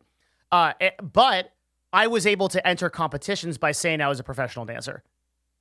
And people were like, yeah, sure. Okay. But I skipped that because I was able, that's how I started competing in dancing. Was I like, people were like, so are you like are you like, yeah, I'm qualified. Yeah, I'm a professional dancer. Yeah. Yeah. Let's go. Exactly. And there were and I won some competitions that I ended up getting into, even though like there are people that have been dancing like all their life, they're way better than me. Right. Yeah. Yeah. So Absolutely. it's that thing where it's like, what John said is so true. You may have this perception of your art or of your music or what you're creating, like this isn't that good. There are way better people out there. And that might be correct. But to a normal person, to a person who is not viewing it through that lens, they do not see that. They will see you as a professional if you act like one. True. Yeah. I mean, unless you're literally drawing like a stick with like a smiley face that's like that, but like the vast majority of creatives that I've run into are talented and practiced. And I would say like the number of times that I've run into someone where actually zero. Yeah, I don't think I've ever run into someone, pulled up their portfolio, and I talked to a lot of creatives that are like, here's my music, here's my art. What do you like? I can't get any jobs. It's not because of their work.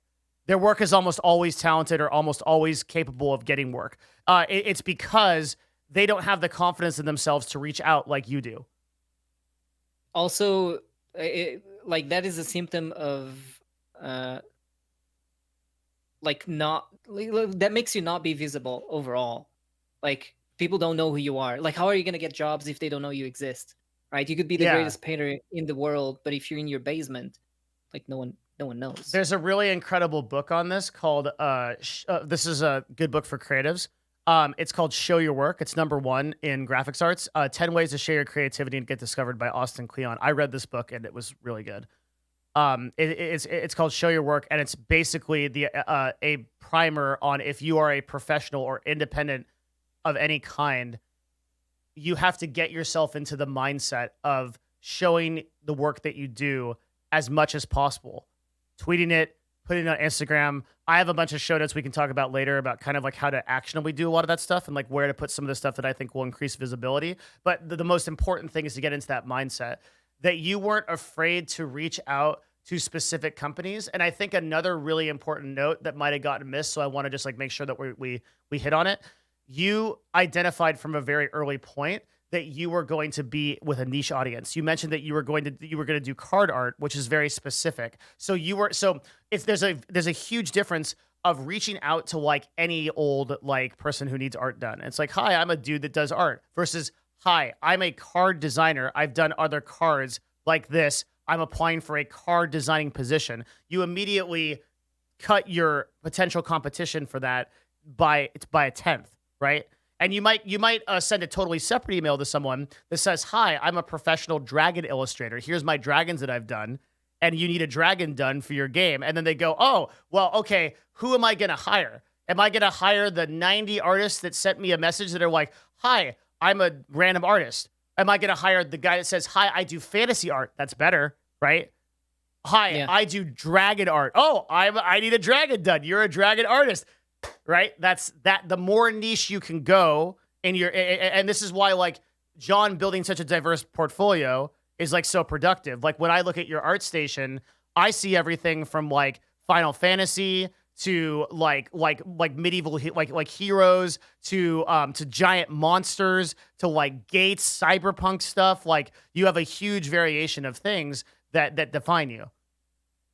True. Mm-hmm. Yeah. But then again, like the other side of the coin is that like I have friends who do like a very particular thing and they're very like successful at Yeah. it.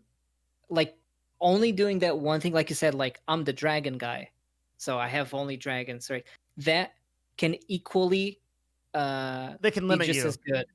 No, that can limit you, but I have to say that it can be just as good as long as you kind of like pick the right thing. If it's something that like rarely exists or not many people want, then sure. But like let's say that you are like a character designer, right? So Mhm. it's still a little bit broad, but you slimmed it down to like one type of thing. I only do characters, nothing else, right?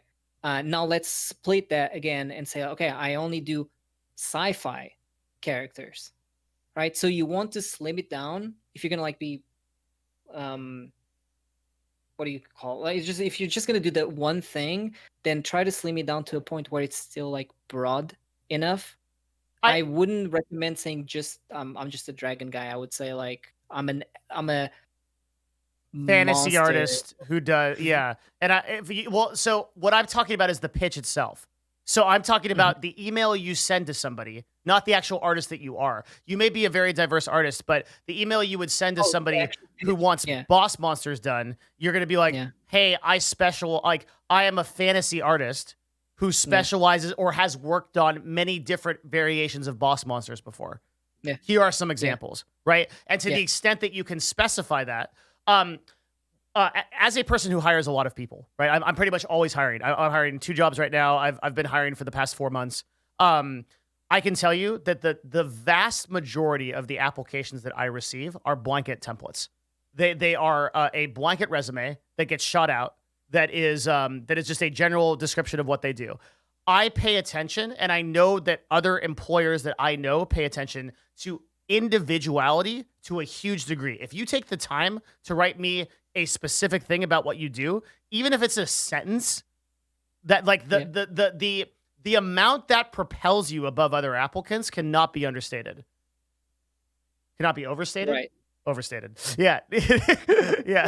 For the record, I hire a lot of people too. So that's, I mean, currently, I already know what I know, right? But growing up, as an artist, was kind of like, you know, I was just trying different things when like reaching out. I will still say that it is like while saying that you're like a dragon artist, I think you should maybe like take a step back and only state your, from this is just from experience, state your category instead of like a particular you know, like you said, like I do, you know, boss. Fantasy or boss or like I think I'm a f- Usually, I think yeah. if you're going to contact a Kickstarter that's making like an RPG and you say I'm a fantasy Oh, artist, that probably well, then yeah. in that case, you just instead of like you cut down the fat, you just say, hey, I saw you do this. I want to, I can help you with that particular thing. You Yeah. just name it right away. You know, if it's like on a smaller scale, like a Kickstarter, then you go like, oh, I saw your Kickstarter for this. Then, you know, this is the type of work that you're going to need. I can help you with that thing. You know, oh, you're going to need characters. I can help you with like, you know, those characters. But I would avoid, I will say that I would avoid like, like that can actually, if you're gonna go very particular and you say like I'm a dragon guy, that can definitely nail you a job. But what if they don't have a dragon? You need to know what they have, you know, to book basically, and you can't know unless you're inside. They may look like they have dragons, let's say, like a Kickstarter that has dragons. I'd still probably would not say like, hey, let's do dragons for you. I would call it monsters. Yes. You know. Okay. Yeah. Like There's a step behind, like the step back. The joke in your chat. Hi, I've noticed that you make a game about chickens. Lucky for you, I've been drawing chickens for 16 hours a day for the past 2 years. Yeah. Okay. Yeah. I think that's good. So after now you're at the point, let's say in the sort of the chronology, you have now moved off of freelancer and you've moved into Kickstarter. And I assume just kind of like you said, you kind of labeled that one, but you worked at several other places during this time. And I mean, yeah, I moved out of freelancer and I mixed Kickstarter with like companies like AEG and FFG. It was all at the same time. I would not work for one person only at a time. It's important for me to understand how you and for everyone to understand how you transitioned from part-time to full-time income and what the process of that was. There was no part-time ever. What does that mean? I went straight into full-time. Okay, I mean full-time income. So like you might have been living in a box, but like yeah, pretty much. You were living in a box. No, Okay. no. No, but basically, okay, so basically, I had 1 hour, I had just 1 second, hold on. Uh-oh. What's he doing? Is he transforming? This has never happened before.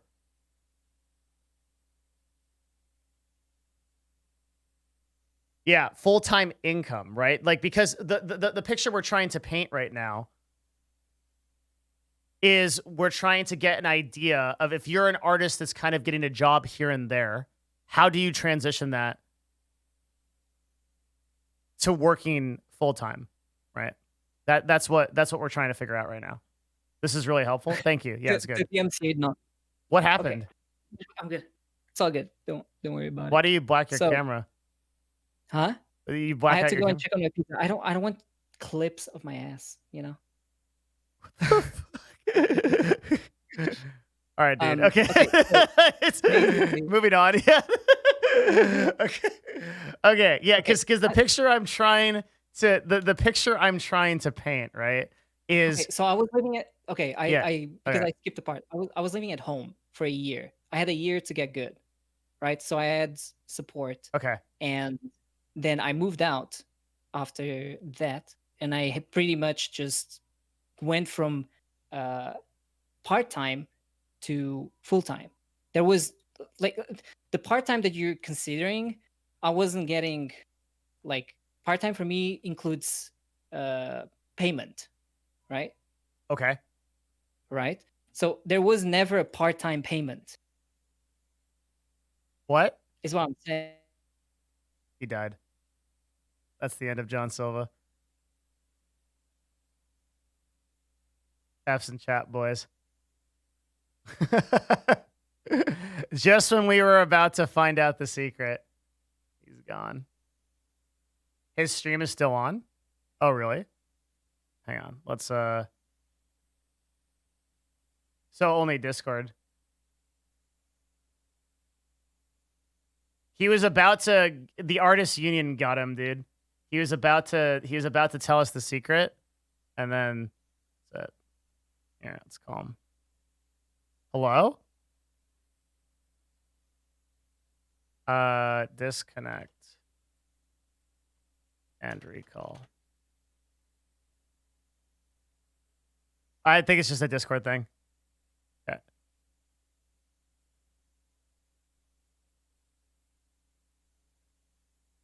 The fuck?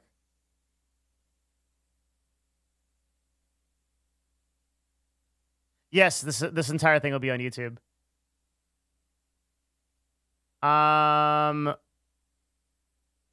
I'll send him a question mark, which will prompt an explanation.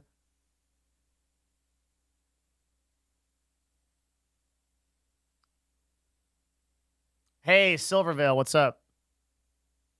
He says, hold on, internet. Silvervale, do you want to do a talk for VTubing? I have been spending a lot of time looking into VTubing, and I want to do a big like talk about it. I would be honored. That is awesome. Yes, I would very much like to have you. I will send you a message later today. That'd be really cool to do. That's awesome. Yeah, I think what you're doing is super, Hello? super cool. Hi. Oh my god, it's my internet is so bad. I'm so sorry. That's This already okay. happened earlier on today. Can you see me? I cannot see you, but I can feel you. Okay, I'm gonna click this. No, that preview camera. No. Oh my god. Okay, I'm gonna reconnect. 1 second. Goodbye. Yeah, Silvervale. I would. That'd be awesome if we had that talk. I'll send you because I'm really Hello? interested in what you're doing. Yeah, it works. It's good. Let me just put you back on the screen. Good job. Oh, it's fucked. Hang on. All right, we good. Okay. So Okay, my internet is so bad. I had pizza. That's why I had to stand up. are you wearing Uh, pants? Shorts. Okay, because I was like, if Yeah. you're gonna come to a job interview, you gotta have I pants. Okay, no. Are you wearing pants? Yeah, dude. Of course, I can stand up. You can look at my butt too. I don't. I'm not self conscious, dude. I got that. I got the squats. I got that. Hold on. I need to start stream again. All right. Let me rephrase. So Mhm. I had a year. I don't know if you heard this part. I don't know if my internet cut off. I had a year to pretty much get good and then move out. I'm not gonna go into details because it's like very personal and it's a sad story, but we're gonna skip it. Doesn't Right? matter. The only thing I'm looking for is the value that provides to other people, if that makes sense. Right. Yeah. So I Okay. had a time limit, right? Which was a year, right? And then from that point on, not to get into details, it's just like traveling around in uh like places. For example, I'm currently in Poland. Poland is cheap, and I get paid in US dollars. That's So cool. right, so I was going to countries where I can sustain a living by using US dollars, because then I can afford like an apartment, right? Yeah, sure. Makes sense.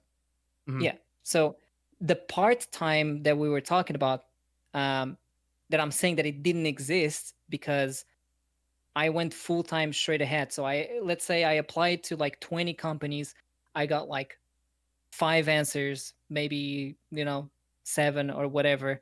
And then from that moment on, I would never stop either working with the same people because they would have reoccurring projects. So they would always like contact me on an like a just I would work every month for about the same people.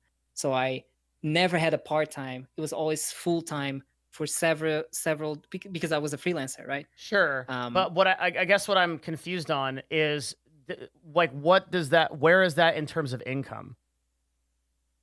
what do you mean? Uh, I get paid for the job I do? okay, so you're saying it was never part-time, it was always full-time. I understand that from a time perspective.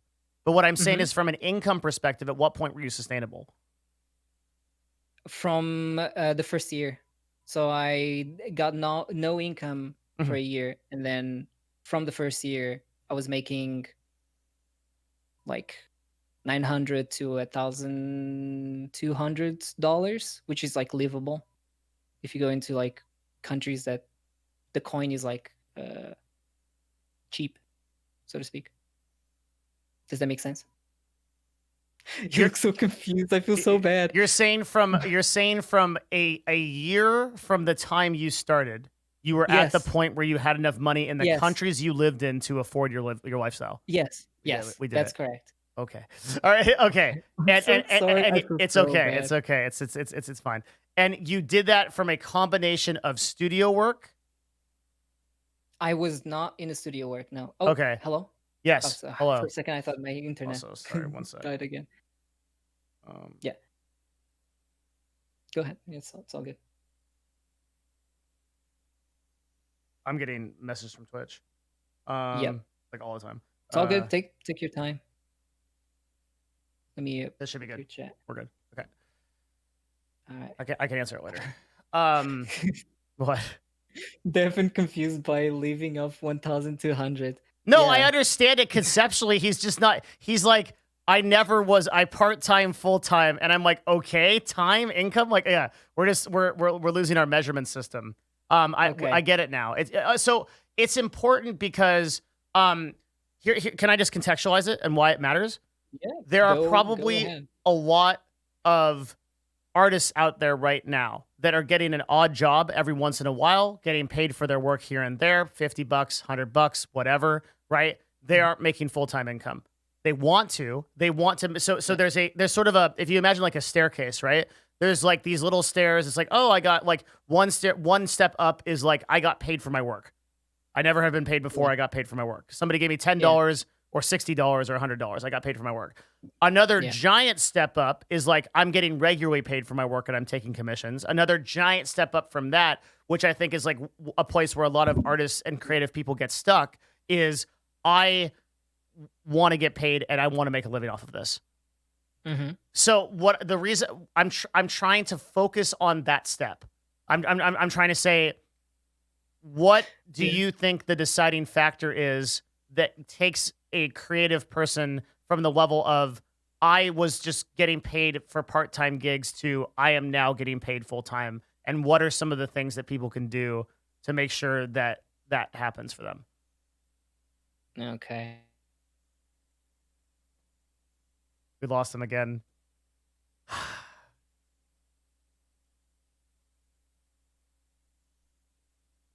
Live in Poland so that we never know the actual secrets. At least he has time to think about it. Yeah.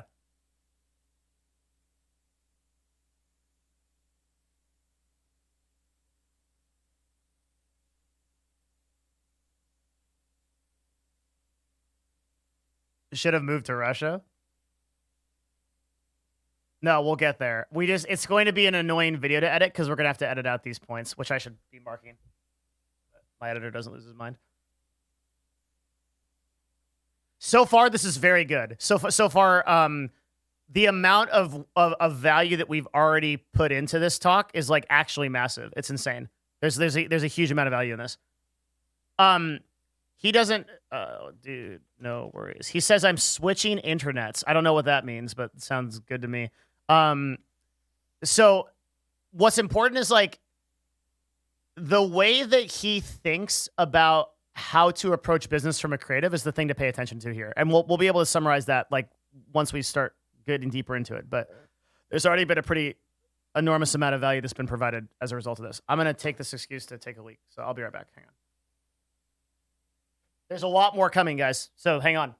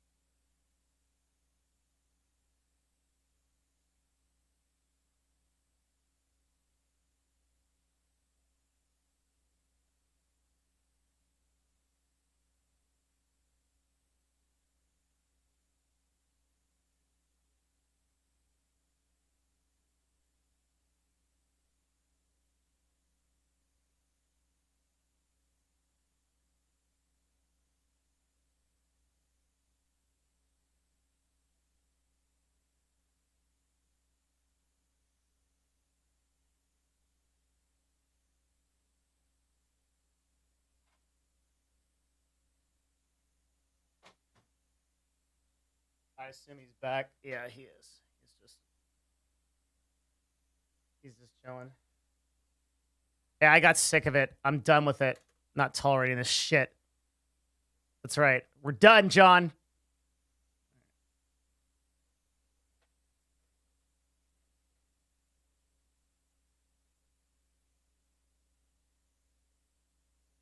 Okay. Let's see if this works. Hey. Oh. Yep. You get your shit together? Yes. Okay. I got my shit together. I sure hope so. All right. I swapped internets. You know, my neighbor to the left internet is being used, so I swapped to the right one. I wonder how serious that is. Okay. All right. It's not serious. Yeah. No, I bought 2 internets just in case. Nice. But this one is Good like idea. worse, but I can't stream, but which is fine. Oh, you can't?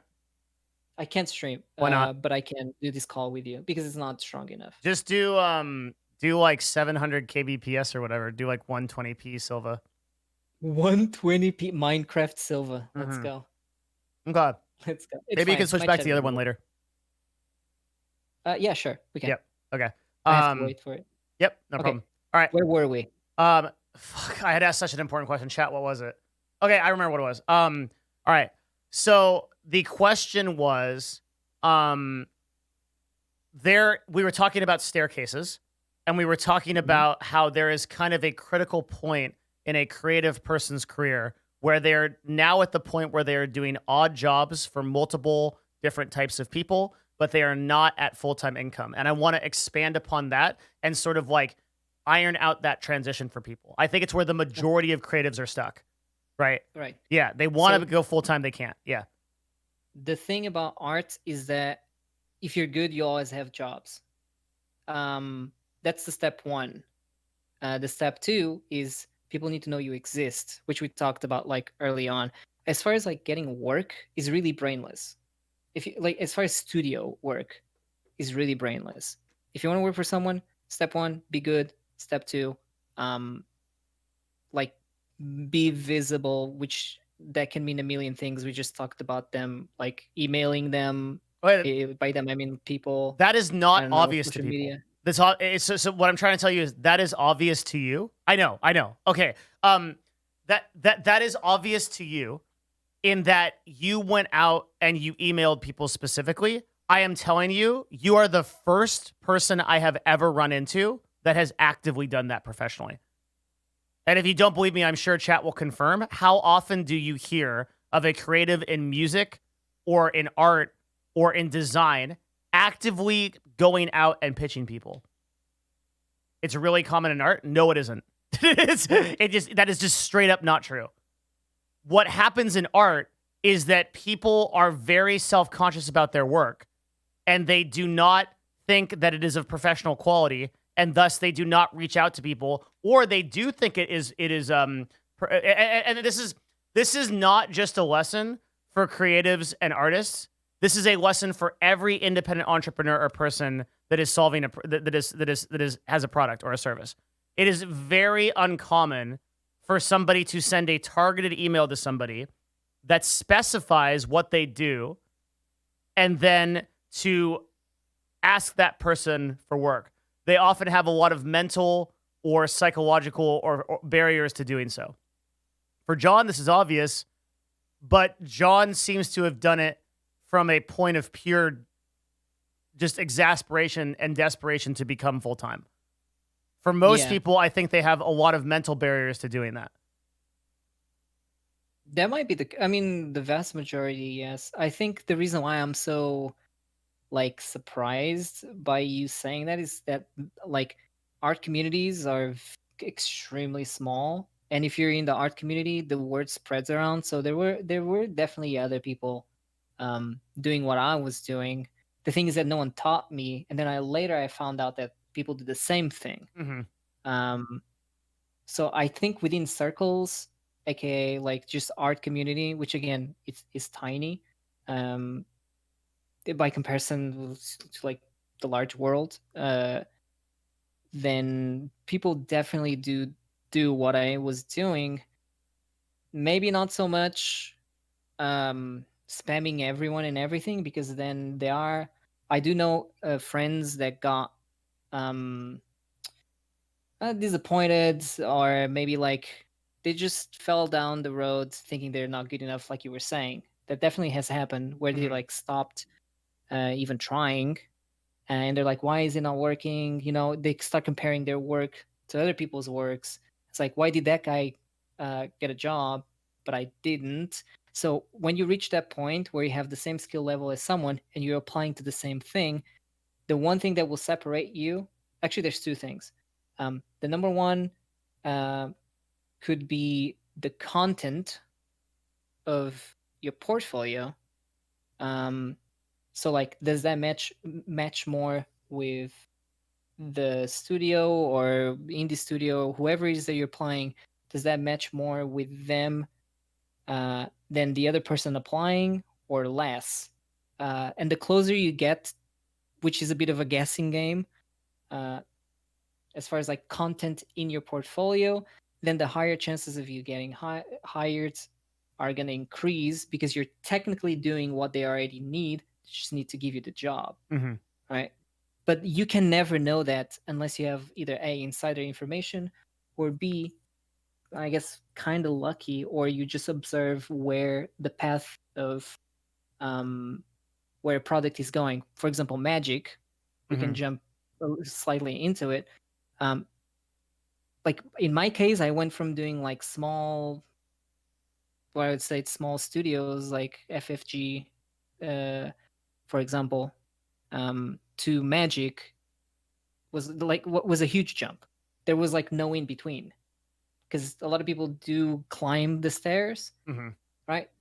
I guess I was just desperate enough and hit a level where I could already work for them, right?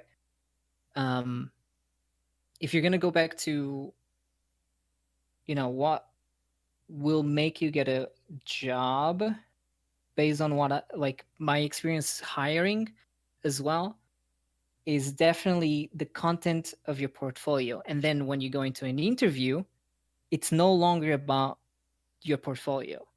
It's, do I like to work with you? And like, do I have to explain you the same thing over and over and over and over again or not?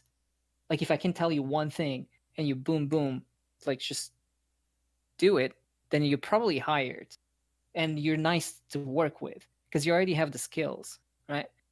Now, if you're like sensitive, I fired so many people because they just could not take like simple critiques, like, hey, can you move this thing? And then they move that thing, right? But they don't do it like properly. And then like if you keep messing up, then you're gonna get like fired, or maybe even like if that's a test. A lot of studios do tests. What kind of tests? Art tests. So they're like, oh, we like your portfolio, and you like they everything seems okay about you. But if there's like uncertainties whether you can accomplish a certain task, they will give you an art test, which is like, okay, we're gonna give you an assignment, you're gonna do it, right? You're gonna follow whatever instructions. Every studio is a little different. We're gonna follow instructions, do the assignment, and once you go through it, if you did a good job and you didn't like need many revisions, and like this to me feels a bit like very obvious stuff, and I think for maybe artists it is obvious. Yeah, so the thing to remember here is we are talking to a very wide audience. There are going to be people here who completely understand everything you're saying. There's also going to be people here who have no idea how to apply to a studio or what that entails. It's a very vast audience of people who will be listening to this right now and also in the future. So I am trying to cover what may be to you very simple concepts that to other people will not be obvious and may be like the key of the next step of their journey.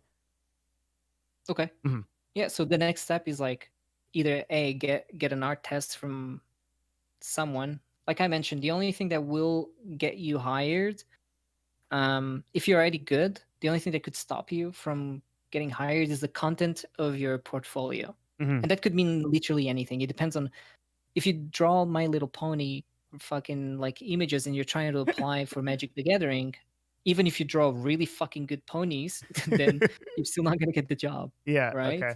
Mm-hmm. But even if you do fantasy art, and in the similar style of Magic, you could still not get the work because the current project that they're in, for example, I got the job. I think, yeah, it was like Egyptian theme. I forgot what was the name of the set of cards, but I had like Egyptian themed like characters and like paintings when I applied for them. I had no idea they were working on that, but they hired me because they're like, you have the same style or very similar. And can you hear me, by the way? Yeah, I can hear you fine. I'm just double checking. Yep. Yeah. So how do we so just be good forehead and have the right stuff in your portfolio is not really productive for people, right? Like I understand it conceptually. How do we sort of like distill that down into something that people can use? Draw every day and have that's fine. Yeah, that's fine. That's fine. Like that's a good angle. Okay. Right. Yeah. You should be drawing every day anyways. Okay. Like again, like a lot of people might not know that. Like I understand.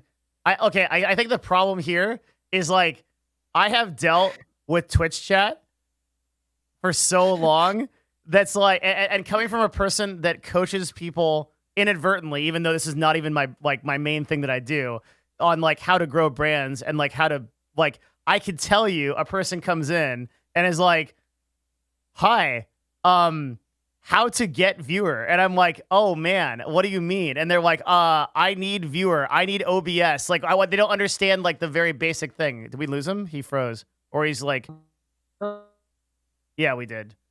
Or we either lost him or he's amazingly still. He is a perfect mime. He is literally a person who, yeah, he's gone. Okay. Damn, both of his internets are gone. But yeah, like this stuff is not obvious to everybody. That's the thing. I know there's artists here that are listening that are and like Hello? hello. I'm back. Wait, but how? We're not on call. What? Oh, No, there you are. what? Okay. Yeah, I almost went insane. I was like, the Discord didn't Wait, can pop you up to see me as you I didn't see joining. my own I camera. thought you were a voice in my mind. Okay. Hold on. I Yeah. hacked your brain. Your That's internet great. is super shit. Like you're now like a pixelated It is. goblin.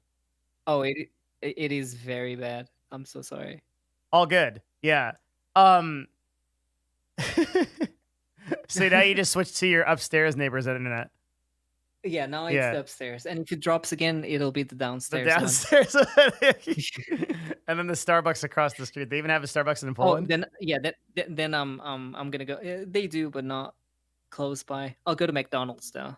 I see. McDonald's is at a walking distance. That's convenient. Yeah, wouldn't that be nice? Yeah. Those IRL stream. Let's go. Yeah. So First interview. Yeah, go ahead. something like drawing every day might not be obvious. I know that sounds really crazy. But it's like, so also there's something that we could talk about, which is like, there's a difference between deliberate practice and, drawing. Right. And maybe the corollary that I would use for this is, oftentimes I've run into a lot of people who have talked to me about becoming a pro player in a game. This is very common. People talk to me about this. And they'll say, I play League of Legends 12 to 15 hours a day, and I'm not a pro. What's going on? This sucks. Right? And it's like, okay, there is a very clear difference in setting down to deliberately practice with the intent to improve, versus just playing for the sake of it. Let's talk about that. How much of your time when you were growing as an artist did you spend in deliberate practice? Did you spend actively in trying to improve your work consciously? Yeah. I'd say in the beginning I didn't know because I was doing the 16-hour thing, but I think my brain was turning off after like 6 hours of like deliberate practice, and like I know what I'm like doing. I'm thinking about this thing that I'm drawing in front of me. Like after that, like or at least my brain was turning off, but I was still going at it. Over the course of time, I learned that very, very focused practices, even if they're shorter, are way more important than going for 16 hours and you're watching a movie and you're talking to your friend. You have fucking six cameras, 6 consoles, cables everywhere. Like that's not really gonna go anywhere. Yeah. There's a corollary to this in streaming, is that a lot of people don't know this. There's a deliberate way to practice streaming. No meme, right? The way you do it is you go back through your own VODs. You pay complete attention to, right? Oh God. Okay. So I'm going to tell you a story. Okay. Back in the day when I was a Wii streamer, right? I could not go through my VODs. I would be like, how the hell would I go back through those? I would hate to do it because I would think, why would anyone want to watch me stream? And then I realized, I was like, wait a minute. If I don't want to watch my VODs, why would anyone else want to watch them? So what I started doing was I went back through my VODs and I consciously improved on them until I got to the point where I was okay watching them. And I thought this was good content. And I've done that over and over again. And I will still at least, I'd say 3 times a week, I will sit down. I will take a deliberate practice session. I will go through my VODs. I also have I have this thing. It's a Stream Deck. I don't know if you can see it. You can't. It's underneath the monitor. No, I know what the Stream Deck is. It's this thing. And I can press a button on here that highlights a point in time. if I think that I had a joke that landed really well, or I say something like I blow out a viewer in chat and tell him that he's going to drive a forklift for the rest of his life and he has no shot, and I didn't feel very good about doing that, I will stream highlight that, and then I will go back through my VOD and I will go look at Oh, every instance of that and I will see how I could improve it. Right.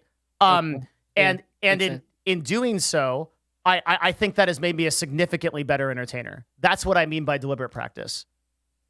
So deliberate practice Damn. in art is the or music or anything is the process of actively improving your craft. And I can't tell you how many people just expect to get better broadcasting, for example, or creating content as a result of doing it. Yeah, you can't do just. I mean, you can, but it's better if you try to improve on it. But again, I was just about to say obviously, but maybe it's not obvious. Yeah, You know, I obviously. I Oh. Mm. yes, yes, my ego is very high Yeah. these days. Yeah, Right, like maybe with you my teeth. don't get to draw this awesome giant dragon without like really practicing how to do it. Yeah, Yeah, without practicing lizards. without practicing lizards. Yes. Yeah. Um. So deliberate practice, like I was doing no. Okay. Do you want? Okay. The cheat sheet kind of thing that I was doing that worked amazingly for me, but it could be different for everyone. So this is a quick PSA. But what really made me go from like 0 to I don't know 30-40%, which was already enough to go full time, um, was I would wake up. Good job, you did that. Then sometimes I wouldn't have breakfast. I would just start painting immediately. But I would have no music. I would have literally zero distractions. It's just me and like the painting or whatever it is that I set myself to do that day. Um, Now, what really worked for me was I would draw from imagination without no references. So I would think of what do I want to draw today? I would think about that thing. I would draw it until I'm like, fuck, I cannot improve this in any way, shape, or form. Mhm. Right. And then when I hit that wall, I closed everything, grabbed references, then study them. So the study, like I mentioned earlier on, is you take the references, you draw to them, right, while analyzing what you're doing. So I wasn't shutting off my brain. I'm like, oh, this line goes over this area or above the eye, and the eye like turns around this way. Like I'm thinking about what I'm doing, Mhm. right? Um, I'm not just like empty in my head and copying, because copying is different than dissecting the thing you're looking at, right? So I would do studies that related to the thing that I'm painting, and I would do a study for everything that was included in my painting. So if I had like a guy riding a dragon, Mhm. like a knight riding a dragon, and they're like in this field, and there's like a castle in the back, like very fantasy type of setting, I would have a reference for every single element in the painting, which oftentimes like stacked up to like 20, sometimes even, you know, 30 images that I would just like study to, that then I would apply that knowledge back into the painting. So it oftentimes meant like I would redraw the same thing because I now I have all this new knowledge that I didn't had before, and I would apply the studies into the painting, right? And I would Okay. do that like over and over and over and over and over again every day. So holy shit. Now we're getting into like yeah. So like I hope that That's my support. people that are like the last 5 minutes of that explanation, people are listening because this is what creates a top tier artist. What like I want you to be very I want to be very crystal clear because John won't say it himself. Nothing he's done is an accident. He is this good because he worked at it. He earned it. And you can be too. Right? That is so you Shroud can also follow you. Follow your dreams. Oh my god. Okay. Sorry, I'm It, just it- it's running on that it's one. Sorry. okay. You know, I followed you. That's not a big deal. I'm verified. Oh, oh God. No Devin Nash That's following you. I guess I'll just no, no. follow You some don't. You other don't get artists. it. No. You don't get it. You're the step above, right? You need to give Here them a we go. chance. Okay. Getting to you is not the same as getting to Shroud. Is Shroud in chat? I hope he's not listening. Does Shroud come to your chat? No, I don't think so. He's falling asleep. Like, you are drawing his character anyway. though, right? Yes. That is awesome. And Hannes. Yeah, that's I'm amazing. drawing the whole group besides one person. That's pretty much it. That is really cool. It is insane. Yeah. It is very surreal. Shroud, all memes aside, Shroud is a I view him as kind of a pioneer in the industry. He might have inadvertently done that as a result of like making the decision to go to Mixer, and then Mixer closes down. Then 1 year later, he gets a contract, goes back to Twitch. But like the legacy that he has left is really impressive. It's like he's basically one of the very few people that have like breached the chasm to like celebrity income status, right, on Twitch. Him and Ninja. Right. I mean, if I had to pick someone as far as like, okay, let's be real. The person that I really wanted to draw for out of everyone was Moon. And I did that. Is this because you're really interested in how I love, like Moon's I love Moon. yeah, like are you really interested in like just Moon's characters and his knowledge of the lore and the universe and stuff? Yeah. Yeah. Like, pretty much. I'm it's kind of oftentimes it's just weird that I'm like I get the chance to hang out or talk to him. Like sometimes it just hits me as really, really surreal. I'm in the same place. There's very few people that I like fangirl over because I tend to like talk to a lot of people. I respect Moon so much as like a comedian and like a creative that it's very difficult for me to talk to him to this day. We've done 2-3 deep dives together, like of these like talks about like Twitch and things like that. I spaghetti every time. Yeah. I just spaghetti. I'm just just every time. And I know he's just a dude. I used to spaghetti all the time, but then I beat him in a drinking competition, and now it's just, I guess I'm, Are you sure you beat him? Yes. He didn't come back. He's like, John, I'm coming back in 1 hour. We're going to drink 1-on-1. He never came back. And you were still there. I waited. I waited 2-3 hours. I was like, he fell over and just like passed out. I'm not going to say what happened, but he didn't. What matters is that he didn't come back. This is a few days ago, I think, or something. Yeah. Yeah. In VR chat. Yeah. It was really funny though. Impressive. Yeah. Yeah. Yeah. I'm not an alcoholic though, so I barely drink. Wait, really? Well, I've always had very high tolerance for alcohol. I don't know if it's because I'm Portuguese or something. I don't know. You're a pretty small dude too, right? Like you look like you're like 150, $150 or something. What? Are we talking centimeters here? No, dude. What's a centimeter? That doesn't sound like a freedom unit. Okay. Oh my. I'm talking about pounds. This is the American way. I'll tell you kg. I don't. Do not speak your communist weight system to me. Okay, I'm not gonna. Dude, this is America. I'm not gonna. You think I'm gonna grab a fucking bag of stones and be like, I weigh this much? Oh wait, hold on. Let me measure you with my feet. Can you lay down on the floor? I'm gonna step on you and I'm gonna measure you. Like, how else do you measure a person?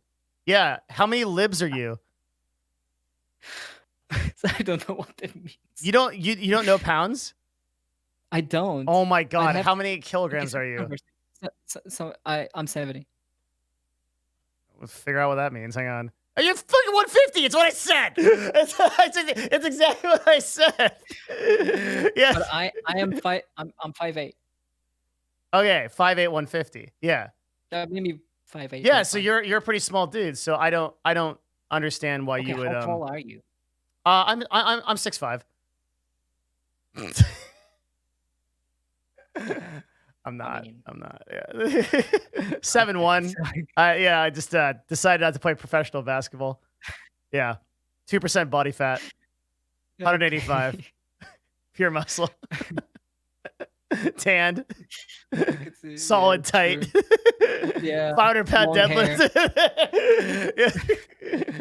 Yeah. I think I'm 5'10" and a half. That's my 10.5. Yeah. You are tall. It's not the only thing. It's 10.5, but. No, Okay. I'm a little bit taller. Yeah, but Okay. I also I weigh never way more understood. than you too, though. I Okay. I weigh never understood the Americans always like you guys really, really care about height. This like I didn't know there was such a big deal in the US until I started having like friends from there and like talking to them. It's like, oh, I can't date this guy or this girl because of the height. I'm like, what? I That hope doesn't exist.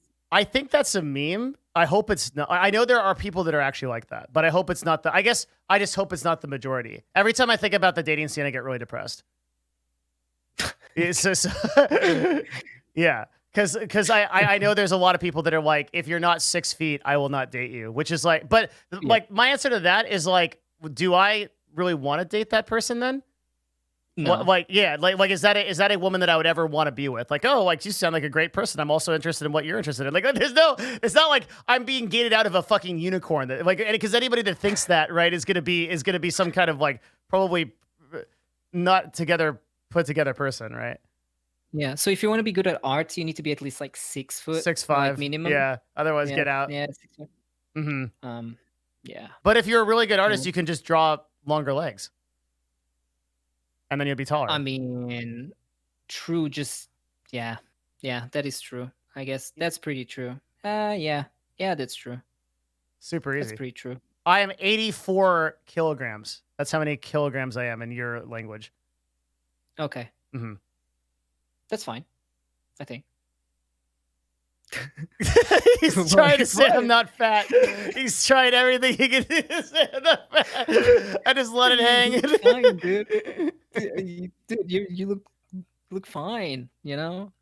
Just Anyways, back to art. Yep.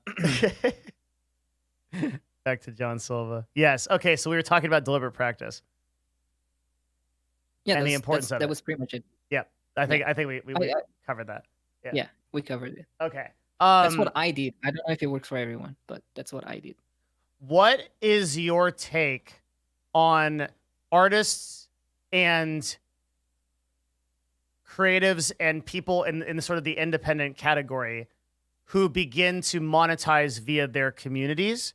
So you have kind of recently been making a transition into earning more income off of broadcasting, and off of and I think this is like really interesting, and I think this is another vertical that people can pursue, right? So up until now we've just been talking about like this is how to get work with studios, this is how to get work with like individuals or maybe on Kickstarter or something like that. But you've done an interesting thing pretty recently, and that you've been actually finding another vertical for monetization, which is streaming, right? Yeah. Let's talk about that. Yeah. Okay. I started streaming actually I pretty much grew up streaming. So it started on livestream.com. Okay. Yes. So it's the old ass fucking website, livestream.com. I think you can still find some videos of mine. I don't have camera or anything, but you can probably find something really, really old.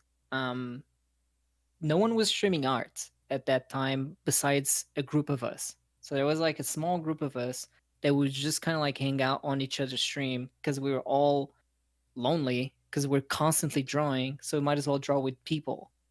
Right. Okay. Makes sense. Yeah. So it began from that. And then when I got more and more busy, I'm like, oh, it's kind of distracting me. So I have to stop streaming. But I always enjoyed the company of others while I draw and like chat or be at the time with Skype, be in Skype and talk and whatnot. Then years later, huge time skip, right? Let's say 7 years later, right? I'm like, oh, Twitch exists, and it's not just for games anymore, right? Actually, I got a tip from a friend who said, "Oh, you can try Twitch instead of live stream because live stream was like dying, and there was like a bunch of problems with it as well." So we were all trying to find a different place to go to, and we knew about Twitch. Creative section wasn't even a thing yet. Now it's called art. Back then it was like creative. and I did stream. It's like 2016, but it was very on and off thing. I don't think I was even listing myself into anything. It was very like just me and my friends Hmm. type of thing. Then um I'm like, oh shit, people stream games. That's pretty neat. Let me see what people do. And I got hooked up. I just got hooked up on watching streams. I would literally um my first favorite streamer was CDN the Third. Um and I love watching his like RP. Who was it? RP H1Z1, I think. It's like very early on. He had like barely 100 viewers or Hmm. something. But anyways, I'm like, oh my god, this is so entertaining, right?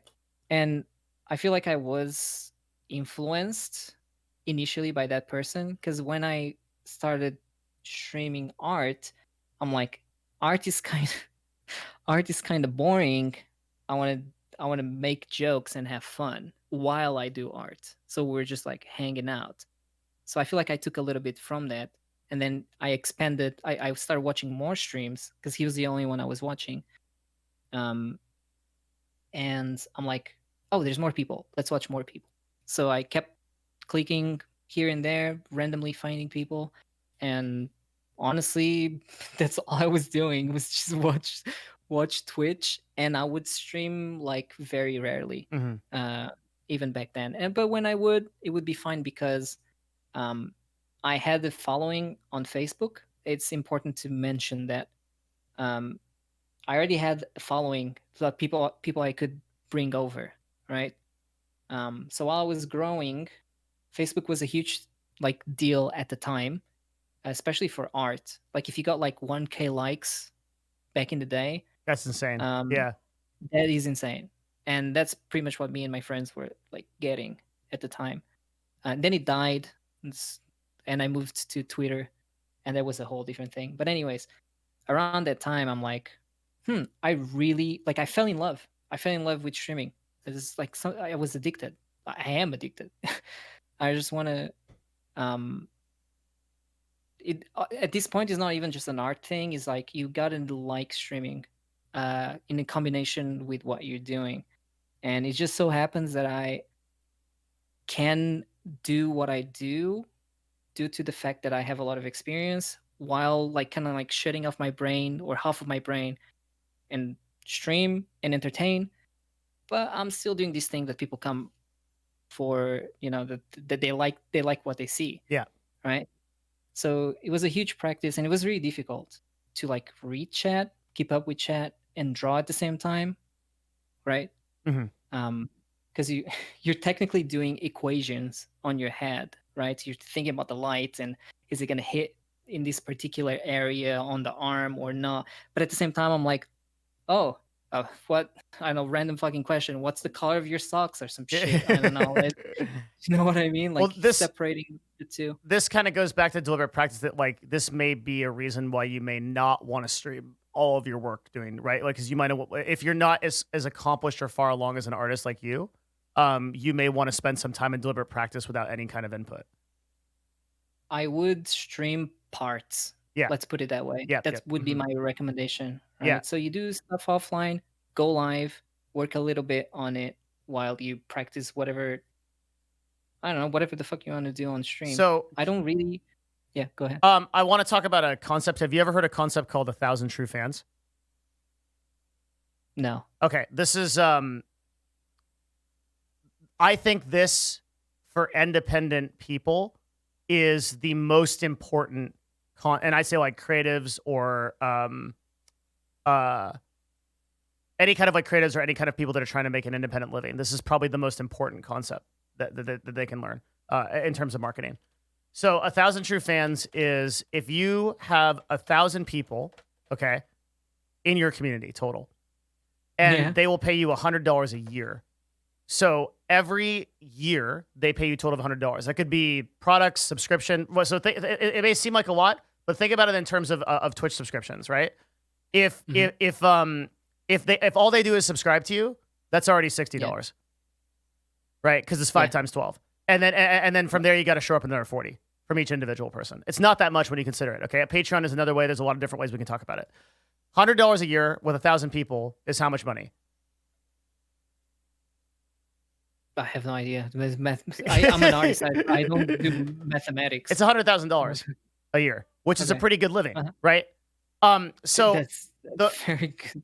the lesson here is that we often think that we need millions of people to be able to activate or create a brand, or like we need these like millions and millions of people to do this.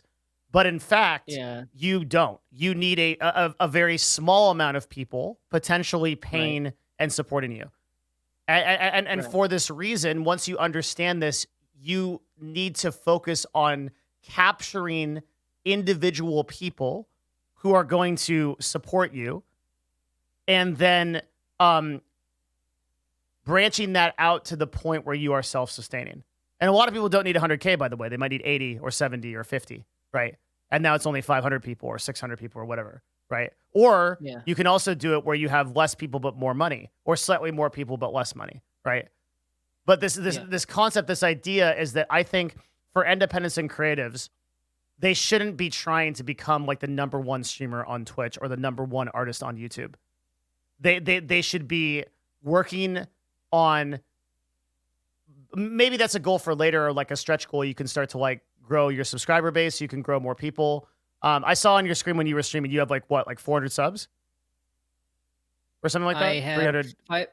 560 Yeah. right now. So already My highest was like 800 or something. So already with what you're, do you have a Patreon? No, Why not? because it's like, okay, there's two reasons. The reason number one is just I don't see myself having like time for it. Okay. And the second reason is just it felt like double dipping, which I know you're like. Yep, I get I'm gonna baby rage. Yeah. So I'll just skip the baby rage and say that for the vast majority of creators, if the thing that you have to consider is that the first point from John is valid, that he has decided to focus a lot on broadcasting.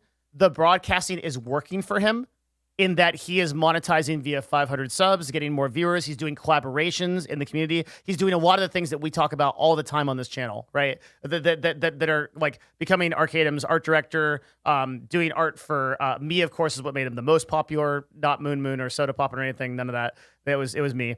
True. Yes, True. It is well known that I create every large streamer on this platform. Just keep that in mind. Very correct. Yes. Very correct. Okay, as the number one stand business and by it. industry person on Twitch, just Absolutely. yeah. So just had to, I know it's obvious, but yeah. Okay, I need to say this. Yeah. If we're gonna shout out people, I talk about it all the time on stream, but the reason why I'm doing good now it's because of Stir. Really? Basically, yes. Stir is the reason why. Like, I can't remember how we met, as in like we never physically met, but it was like I think I stopped by his stream and he's doing art or something. I honestly, it was so long ago. But anyways, the point is that he stopped by my stream when I had like 20 viewers, like max, or like 20, 30, whatever. And he's like, "Hey, I want to commission you for D&D." I work with Wizards of the Coast, but I always was like, D&D paid less than Magic the Gathering, so I never worked on D&D. From monetary point of view, I'm just gonna do Magic instead of D&D. And he's like, "Oh, do D&D. Can you do like my D&D character or like my D&D projects or whatever?" And then he would commission me, and he did like raid me a couple of times and whatnot, but just he pretty much was like around. And I'd say we became friends, and then I met Arcadum through him. I had no idea who Arcadum was at that time.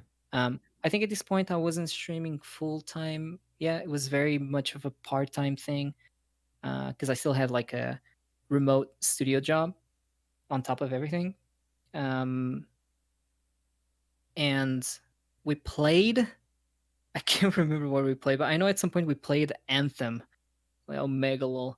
Um, and that's when I knew Arcadum. And then Arcadum messaged me. He's like, "Oh, do you want to do like a Twitch like plays D&D, and like you're gonna have prompts and you'll draw whatever chat picks pretty much, and we make a character based on what chat uh, picks or votes for." Mhm. And that was the one time we streamed together. We never did it again, and basically from that point on, because of Stir's D&D and our in being exposed to Arcadum, people got to know my work, because then they would play, they would show the token, which is like, this is when you go into the game, you can see your art in the map tools, and they would always like either shout out or they're very good with their for their artists, so they always like shout out who drew the character or whatever. um so I slowly had like people trickling in because of that. um and very much like all of my experience getting into art, it went from like 0 to like 50. It was like a big explosion of like, suddenly people, like some people knew who I was, and they're like hyping me up, which was really weird, but I've come to accept that. And because of that, the hype created more hype, and I want to say it snowballed to the point where then I started making, like, as you know, like characters for everyone, pretty much, or anyone who's like streaming mostly, Yeah. and they want like, oh, my internet is good. For a Sorry, moment, it was not. it Yeah. froze. But you came back Okay, rescued. That's cool. No, TLDR, yeah, yeah, I pretty much do stuff. that is cool. I've heard that Stir has actually helped out a lot of people and is a really good dude. And I don't I know think about that last part. I'm just kidding. okay, I think that the okay, so this is gonna sound a little bit weird, but Yeah. your path in collaborating with Stir and Arcadum is actually not very productive for most people to follow. The reason is because most people are not going to get connected as an artist to like some D&D creator and then like get to be able to draw all of their characters, right? Yeah. That's more of like, so what I want to focus on is like sort of the deliberate action and like stuff that you did, because there's gonna be a big problem here. There are a lot of creative artists right now that might be putting 6 hours, 5 hours, 4 hours, 8 hours a day into streaming, and they're gonna get nowhere. They're Yeah. drawing their work. They're trying to build a portfolio, or whatever, but they're expecting to get discovered through this platform, and it's not going to do it, right? Okay. Yeah. Right. You have thoughts on that? So I do. Mhm. I mean, if I knew what I know now, then I would have grown my Twitter instead of trying to do anything 100%. else. 100%. I That's wrote my down, so I did some research on platforms for so I and a couple other people, we did a bunch of research over the last couple of days, knowing that this talk was going to happen, and we came up with the platforms for discovery in order for the places to be. I don't see if you agree with this. For people to find artists, is Pinterest is number 1, Instagram is number 2, Twitter is number 3. That's what our research showed. discover. Okay, you're not wrong. I'll pad Okay. my yeah. hmm You're not wrong. The problem that I've encountered in pretty much every single of my friends, like I have friends with like hundreds of thousands of like followers on Instagram, Yeah. and like I was getting more work or Right. more Can I caveat this recognition. real quick? This is Yes. purely in terms of exposure and discoverability, not paid jobs. Meaning the most amount of people that will find your artwork. It is not like how much work and how much paid work you get. That's the caveat. And then Yeah. I will say that I don't know about Pinterest, but Instagram, the way I see it, it's like an island. you go into it, but you never get out of it. So what I mean by that is like you will be Mm. discovered, you Hmm. will be liked within the app. But if you say you go live, sure, you will get people, like some people, um, from Instagram to Twitch, for Hmm. example. But like the percentage is so small in comparison to Twitter that almost feels like it's not worth it. Tell me why Only if you you have like like, Twitter so much. That's really interesting. I because think you're educating me I don't know here. what. Okay, because Twitter, um, I want to say this is all just me thinking to myself, but I want to say that it's because of the type of users of Twitter. Type of users on Twitter are more likely, from what I've observed, to click on things and explore. Like I think Twitter is a hub that like goes everywhere else. Um, honestly, I can't tell you exactly why, but I've experienced that. Like me and so many of my friends agree on this, that if you like 10K on Twitter, it feels like it's the equivalent of like 200, 300 K on Instagram. Wow. That's literally like, you say that you go live on Twitter and then you say that you go live on Instagram, and you do that like separately. Hmm. uh Twitter as pretty much always given more viewers, even though there's like less followers than Instagram. I don't know why Instagram people don't like to leave Instagram.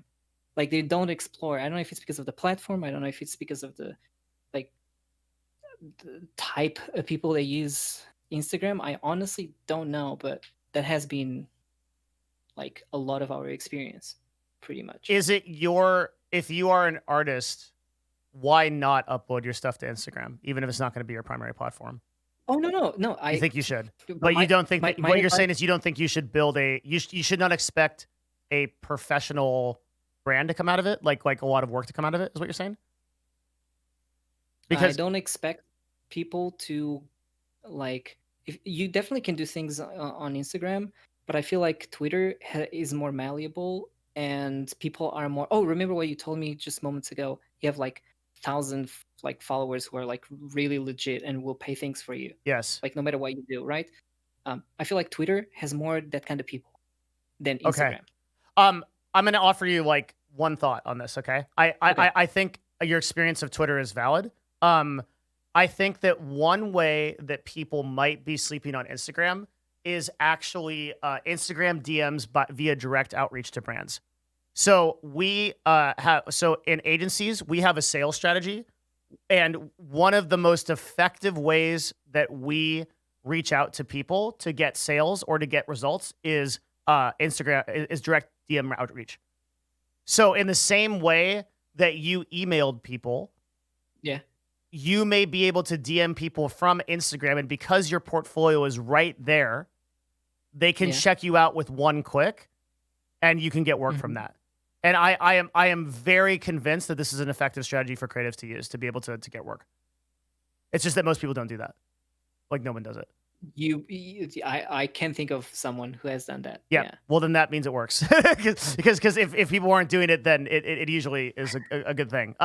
This is the same reason why I say like people that are creating work on like LinkedIn, for example, that are people are sleeping on LinkedIn super hard, and everyone calls me an idiot I for it. watched Like, I watched the stream on that. thank you. Yeah. Yeah. Nobody believes I me. watched the whole thing. It was very interesting. Thank you. Yeah, nobody believes me, even though all of the empirical data points to it. And I'm just like an idiot right now. And then when LinkedIn is like a huge thing, later on, like then everybody will be like, "God damn it, you should have told me about LinkedIn." And I'll be like, every time. Yeah, I Yeah. feel like people just think that LinkedIn is like a boomer thing right now. They It's did, just yeah. people. Like everyone think it's like, oh, Facebook is useless because Facebook is for old people, and I'm like, dude, there's 2 billion users. Like you just can't. Yeah, that's Yeah. Oh, funny enough, I stopped posting on Facebook that I was going live, not because the platform was dying or mhm. it felt like it was dying. I hated the type of viewers that I had. Really. Yes, that's another thing I noticed. I like Twitter viewers. I love them. Like I'll kiss them Are in the you cheek. Like getting so you say you tweet out your stream and these people that come, is that what you're yes, referring to? Okay. How yeah. many impression or how many engagements do you get on those posts that you tweet I out? don't look. I What do you mean? Just like likes? No, they'll literally tell you how many people click your link to your stream. I don't look at that. I just know that when I go live and I do it on Twitter, I'm telling you, it's like I don't know if it's a six fucking cents or literally like I can be streaming for 6 hours and not tweet that I'm live. I know who's gonna be there and like what type of people are gonna be there because it's gonna be Discord people. So it means like happy go lucky, everyone loves each other, we're a community type of thing. I go on Twitter, there's always some random funny motherfucker who's always like who's gonna be new, but it's like somehow gonna fit in and it's gonna be funny and whatnot. Like almost every single time, I'll feel Do you get the people that are like, the "Hi, vibe. I'm here from Twitter." No one says that. How do you know they're there? Because I go by chat. They chat to me. Like my chat. Okay, so my chat, I would consider my chat even at 50 viewers faster than like people at 200 in the art section. Yeah. So the moment I disabled view count, the reason why I cannot give you an answer is because I don't look at data. Wait, I go that's by chat. looking at view count is bad. That's a good thing that you don't do that. I don't do that either. Right now, I have no idea how many viewers I have, and it is actually a bannable offense to tell me. Yeah. Because I will game myself, and like if I have like people can say like a random number like 90,000, 3, or you have 3 viewers, whatever, like one that I know is not true. But like if I know right now that I have 200 viewers, I will game myself to oblivion and be like, my shit is dog shit. If I know right now that I have 4,000 viewers, I will also game myself the opposite way. So I believe in that, but I don't know why you wouldn't look at your Twitter analytics. That seems like I don't like analytics. And here I am talking to you.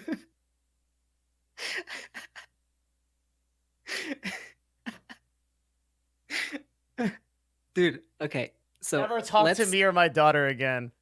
Okay, wait. No, I don't like analytics. I like people who like analytics. You, right? You might not like to do art, but maybe you like someone who does art. Me, Smile. Maybe. But I take it in that way. I don't know. Like I just don't like to look at it. Maybe it's an insecurity thing. Maybe it's just like the gaming thing that you're just talking about. I understand that I understand like getting a little bit of anxiety from like looking at certain data points because they can be good or bad, right? But for something like Twitter engagement, to know how many people come from your Twitter, for example, that seems like a pretty objectively good metric, for example. I just never know. Like I just never noticed.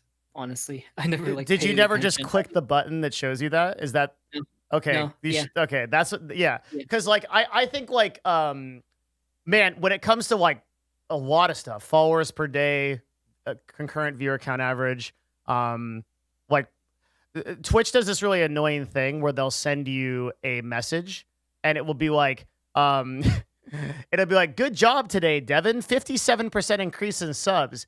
And they'll try to choose something. They'll be like a 10% increase in cheers, 57% increase in viewers, right? But if you have a stream where you didn't hit any of those metrics, it'll just send you a message and the title of the email will be like, good job, Devin. Keep at it. You're doing great. And I know I'm dog shit. And I'm like, ooh, like, right? Like, I don't look at the stats, but I know that fucking email said that. And I hate that. So I totally understand the perspective of like not looking at analytics from that. Yeah. And I agree with you. I think that looking at analytics from a day-to-day process is pretty much useless. Yeah. I have a Twitter open. So I went live today. I was working on Silver's D&D character. Oh, that's cool. See. Yeah. View tweet activity. Is that it? Mm-hmm.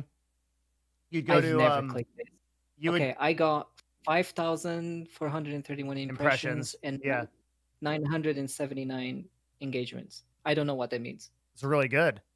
Wait, that can't be true. You had 1 in 5 engagement. So how many impressions? I'll screenshot it. I'll screenshot it right now and send it to you on Discord. Yeah. Yeah, 5,432. And copy paste. Bloop. There you go. And 979 engagement. Type quick view all engagements. Oh, yeah. And what does that say? I'll screenshot it. And give me a sec. I'm going to take a look real quick while I do it. Yeah. Charity. Chat. Did you know that Devin is going to pay for everything when it comes to me? Now, guess what? Where does that money come from? You. That's right. You should subscribe to Devin as much as you can. I'm not seeing chat right now, but I'm imagining that you're pogging because I turned off his stream because my internet is dog shit right now. But if I'm logging in and if I don't see one sub, I'm literally turning off the stream like right now. Okay, I'm looking at you. I'm making eye contact. Do it, you won't? Who you're gonna watch? Oh, there you go. Easy clap. That's what I like to see. Where do you think that money's gonna... You think I'm a good guy? No. Hold on. Shroud follows me. That money is going to me. Like, indirectly. Oh, wait, no, not you, Silver. Oh my god. You could have just... Whatever. Get baited. Did you know I have a self-cleaning water bottle that has a smiley face on it? Dude, I put that there. Did you know that? If I press like 2 times on the top of the cap, it goes like blue. Do you see that? It's cleaning itself. Isn't that nuts? That's fucking insane. Why? Level 5 before he comes back. Imagine if he came back. Oh, hold on. Okay, I need to turn you off. I think. Hello? What? Oh, can you hear me? Yeah, you're Okay. fine. I'm just looking at your stats. Okay, so this is what I wanted to see. Okay, so you got 20 people clicked on this and went to your stream, is what this means. Was this post, were you linking your stream? No, you Yes. weren't. Yes, you were. Okay. So so 20 people total. 20 people? Let's Huh? go. Yeah, that's a lot. That's a lot. Yeah, 20 people came. 20 people visited your stream as a result of Twitter. I really should use Twitter. The advice that I always give to people is he hasn't noticed. What? You know, if you guys say he hasn't noticed, then I notice. Pepe laugh. I don't know what I didn't notice though. I made them pay me. Pay you in what? Subs. Well, what else? Wait, subs? Wait, look. Yeah. Oh, holy shit! What did you do? I threatened them. Oh my! How? With what? With I smiled, and they smiled back, and they knew. Damn, that's scary. They knew that my smile wasn't the same smile as them. It was a murderous smile. Yikes! Dude. That's right. Creepy. It's very spooky. Yo. Wait, you don't call me creepy. I just give you money. All right. Thank you. Thank you very much, Mudkip. Silvervale, I see you in there. Snow Stuff and Sandstorm with the incredible 20 gifted subs. Jesus, that's insane. There you go. You just made my day, John Silva. Thank you. As you made mine. Wait, how did I make yours? Oh, that's the talk. By talking to me. Really? Yeah, I wanted to talk to you. Like more than anything, I just wanted to chill and hang out. Yeah, we're doing it. It's good. Yeah. So there you go. Thanks, man. You are a man of what's the word? Like you value things in life and like you like them, and That's good. Yeah, I like things in life. Pretty good. I did not explain that well. I'm sorry. Yeah. A man I of mean, liking culture. things in life. A man of Yeah. many. Yes, exactly. A man who likes things, and that is good. Oh, because I'm I'm just. typing names, so I'm half here. Oh, that's fine. We can wait. Thank you so much. It's actually insane. The word is ego. True. Mhm. A man of ego. Thank you guys. Appreciate it. Thank you, John. What's that bee? Please. The smiling bee. Oh no. I hover over it so you can see Over the it. tag. Yeah. It JSA tells you. ego. Chat made me an ego emote because they think I have an ego. I don't. I really don't. The But thing this is is, all they spam. you do, but you don't. Oh, DS Cooper, what's up? I see you there. You're Oh, kind what of the like fuck? you're What? kind of like Oh, Harvey Dent. who? Harvey Dent, like Two-Face. You have the shadow side of Oh, you, which is like, I'm the best artist in the world. I draw stuff for Magic the Gathering. I know Shroud. I'm the best. And then you have like the other side of you that's like, man, I'm fucking shit at everything. Like I suck. Yeah. It's it's a combination of things. oh, I see Calc saying true. He's unmodded. Good. There you go. Okay, I'm He's reading chat. unmodded. Yeah. Yep. Okay. Very good. Keep going, chat. I'm making notes. All right. It's the constant plight of an artist. Yeah. I mean, like the Shroud thing is just like a meme. But I find it funny for now. Chat is really good at coming up with ego jokes, though. They are so yeah, maybe yeah. I have a fake gold watch and a red tie. Like, Yeah, there you go. and then the Exactly. dumb fucking emote is it's funny. Why are Anyways, you living in Poland now? Do you like why do you just like it's traveling? just yeah. That's cool. I traveled around. I lived in Japan for like in one go a year, but like every year I would go for like 3 months for a while. I lived in Ireland because that's where my parents uh live right now. Yeah. I just like traveling. Indonesia, Wow. stop by Singapore. I like traveling. You're kind of I'd a like to go to solo the dude. US. Like you don't like get like a girl and hunker down somewhere. No comment. Okay. Are you a how old are you? Do you tell people? I am 30. Smile. Really? Yes, No way. You look like you're 22. I know. That's insane. You're a baby. Holy shit. That's actually crazy. I hate this. I hate this. I was waiting for this question. You're actually Yeah, 30? I was born in 1990, 2nd of March. Yeah, I look young, I sound young, I act young. Yeah. It's Damn, dude, we got a Yeah. fogey, everyone. We got a straight up. Wait, what? Hello? You're old. Oh, no, hold. Yes. Did you catch that? No, I didn't. We got a what? You're old. A fogey. Old fogey. Dude, every time you're trying to say that, it lags. I swear this is on It's purpose. the lag word.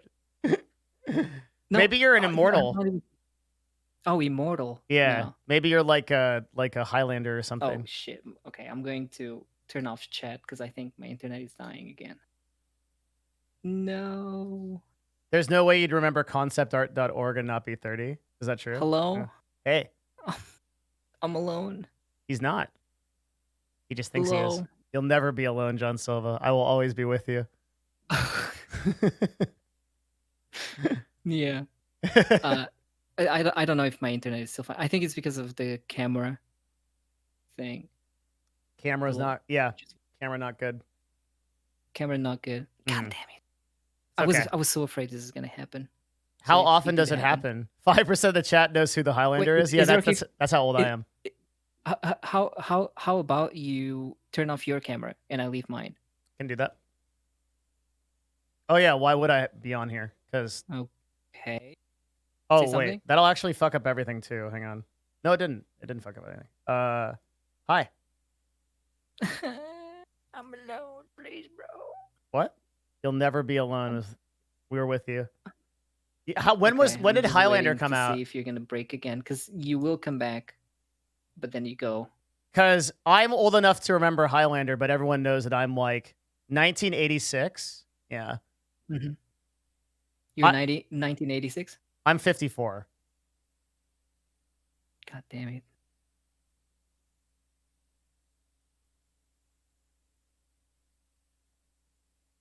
No. What if I switch internets again? Yeah, try it.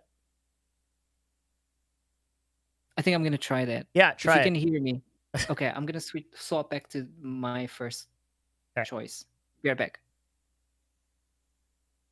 I'm 54. Yes. I don't know. People like have a hard time believing that, but it's whatever. Silva does not look 30, does he? That's like crazy, man.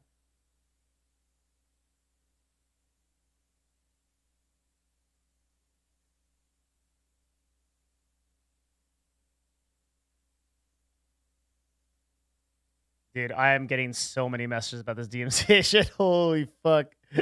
Oh my god. That's next level. I hope you guys are enjoying this talk. It's good so far. It's really good. You look 35, he looks 25. Hello. Hey. Okay, we're back. Yeah, maybe. You don't look 54? Thanks, man. Yeah, I do a lot of yoga and I drink a lot of green tea. That's why. Good one. Hold on. Can you? Okay. What? Sorry. Yeah. Can you see me? It should be fine now. I can. Yeah, it seems 100% perfect. Okay. Yeah. Share your screen. Oh, or God. your camera. Smile. Hey. Hello. Yeah, I hate that question because like no one ever sees it. Like, isn't it amazing that we can talk in real time over, and like I can see you and you're on the other side of the world and I can talk to you in real time. You know how long it would have taken to get to you even 300 years ago? I would have had to take a goddamn boat and it would have taken like 3 years and I could have gotten eaten by a fucking Cthulhu. dude, you're drinking tea, right? I am from China that I imported. Okay. Mm-hmm. Yeah, no, that is pretty wild. Yeah. Yeah. It's kind of crazy how, it's just magic. I think about that shit all the time. That there are fibers of light that are traveling across the ocean right now that are connecting us together to talk so that we can talk about you drawing a half kangaroo furry porn. Yeah. That is the height of human evolution. Beautiful. Yep. Yes. Damn right. Incredible. And soon we'll be in different planets doing exactly the same. Probably not. But you're optimistic. I like that. Yeah, I mean, soon we'll probably all be dead. Well, not me. I'm gonna live. Right? Probably not. I'm pretty sure I'm immortal. I'm just gonna stay the same forever. The thing is, even if you are immortal, eventually you'll be subject to the entropic death of the universe, and you'll just be floating around in the black void forever. Until you hit somewhere. Where? Like you hit something, like a planet or something. No. No, like there won't be anything. It's literally is there's it's you can't have nothing. No, you float with your immortal friends. There's others. Oh, that's true. Yeah, that's actually so true. Party. Holy shit, you'll be fine. Yeah, you'll just have a party in the blackness of space. Yeah, we just talk about things. Talk about things. I don't fucking know. What do you do with immortal friends? Can't talk because there's no air. That's true. You become a mute. Yeah, this is VR chat mute. Yeah. Mm-hmm. Very good. It's like trillions and trillions of years. Yeah, nobody knows exactly how long it is, but it's basic. The entropic death of the universe is real shit. You don't want to start thinking about that. You'll lose. It's very. depressing. Yeah. It's best to get back to artistry. It's very sad. Hmm. Okay. Okay. Now what? Well, Did we we were cover talking everything? about. No, we're not even close to covering everything. Oh my god. Okay. Unless you have to I mean, that's fine. unless you have to leave, then we. No, no, that's fine. That's fine. Yeah. Eventually, I'm gonna have to like eat my pizza, but Just eat it. no, I want to talk first. I hate eating and talking. Oh, really? Yeah. But you do it What do you mean? on your stream. You do it. No, have you not seen my 15-minute silent spaghetti eating I did. I stream? saw you eat spaghetti and talk at the same time. That's actually the exact thing I saw. What? Oh, okay, maybe like one time That was the time. or two. That was the time. Yeah, Yeah. I guess. So now this can be the I time ate- that you eat pizza and talk. no, I want to enjoy it. I like just being quiet and enjoy my pizza. Oh, I respect that. That's like enlightenment. Yeah, Yeah. it's Enjoying the good. very essence of the pizza. Yeah, just sitting. It's me and the pizza. So we talked about. Okay, so am I ruining your experience right now because you can't eat that pizza? No, How long do you no, have? you're fine. For what? Like, are you on a? Is there a countdown to when you must eat this pizza? It's midnight. Maximum 1 hour. All right. Okay, that'll keep it in mind. Okay. That's fine. So we were talking about Twitter, and we were Yeah. talking about the engagement there. I think we covered that. Yeah. Have you used YouTube at all? Yes, actually my YouTube was popping off and then I got really busy. I was doing like a couple of like my own stream segments. Oh my god, you don't know anything about my stream when it comes to others. Yeah, do you know about A Walk with Silva? Nope. Oh, okay, we'll get to that later. It has nothing to do with art, or maybe it's an art. Wait, no, but art you should thing. tell me now. We might not get to it later. Who knows where we'll be? Okay, Yeah. A Walk with Silva is a movie that I made. So you know what Tyler One did with his movie stuff? Sure. Like like a day in the life of Tyler One. So I did that before him. Quite quite a bit before him. I did a 1 hour movie that is just me, green screen, and just doing that for like 20 viewers because I wanted to have fun. That's the very TLDR. I have two movies actually. It's A Walk with Silva and A War with Silva. One is 1 hour and the other one is 30 minutes. On YouTube? No. Okay. The reason why I mentioned YouTube is because I want to upload them and I want to make a third one for my YouTube. But anyways, I have like stream segments that are art related. One of them is called Silva Decodes. Yeah. If you go to my YouTube, there's a bunch of them. That's like the most. Like, people like that the most.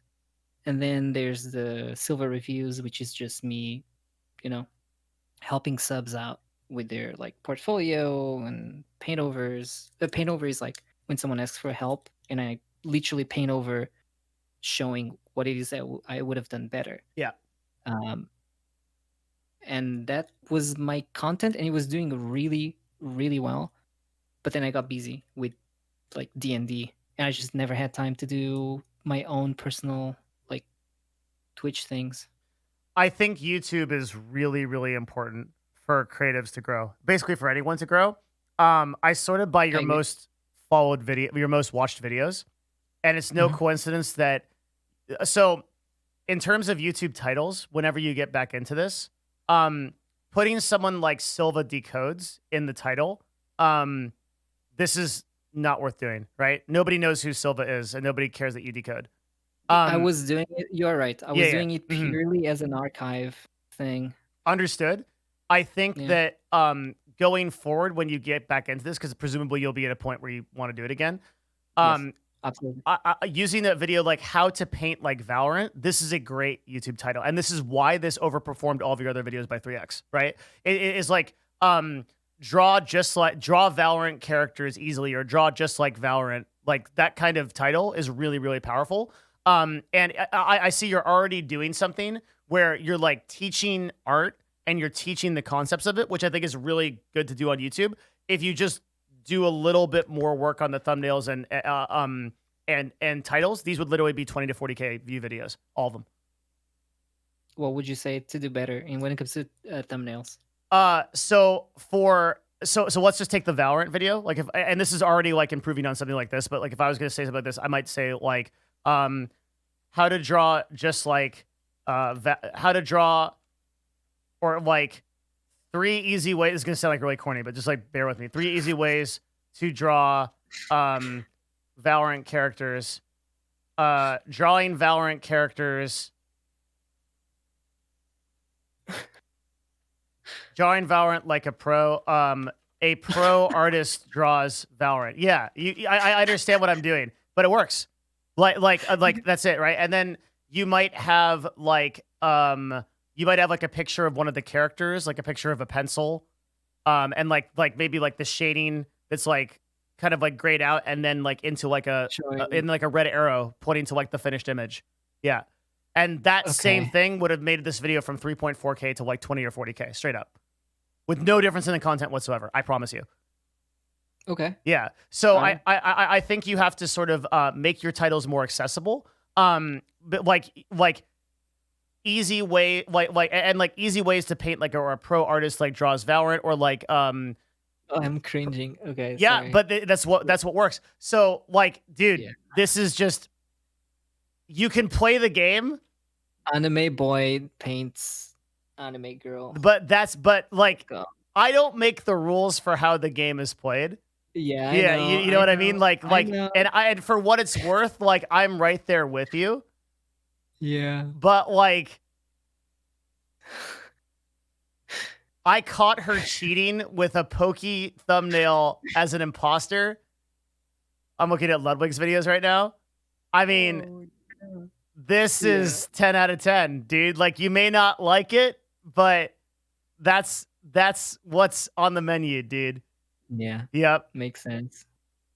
Like this video will do insanely good, and it works. Like title and YouTube stuff. I think one of the big things that a lot of like artists or people that are all kind of independent creators do this really is like they'll say something like what you do, which is like you'll try to tell the people exactly what the video is. These how to paint like series, these are your best series because everyone wants to know how to paint like that, and it's a really like how to use dynamic brushes. This didn't get a lot of traction because you don't tell me why I should care. The number one tool to improve your artwork, right? That's the way you could name that video. Okay. Or like, right. And like that kind of thing gets more people engaged. And then you reveal in it that that it's the dynamic brushes. You need to make people care, right? So like how to color skin. Why do I care about that? Right. Like you have to teach me why I care, right? For all of these things, like, the most important thing you have to know about color in art, right? Oh, I Like, know one. Yeah. How to be the Shroud of Art. Let's go. Good. Great title. Yeah. Shut the fuck- No, I'm fucking dead serious. I'm not memeing you. Yeah. How to become the most popular artist? Like how to become a popular artist? I charge $500 an hour for my art. Here's how. I charge $1,000 for my art. Here's how. I charge right like whatever. Yeah, like dude, it's no coincidence. And like listen, I hate doing this too.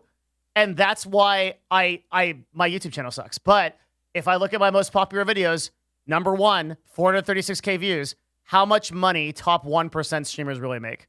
It's the dumbest, most clickbait title with a picture of fucking Pokey looking surprised and Ninja holding bars of gold with red circles around them. I literally went as clickbait as possible and it worked. I hate it, but that's the reality. That's the world that we live in.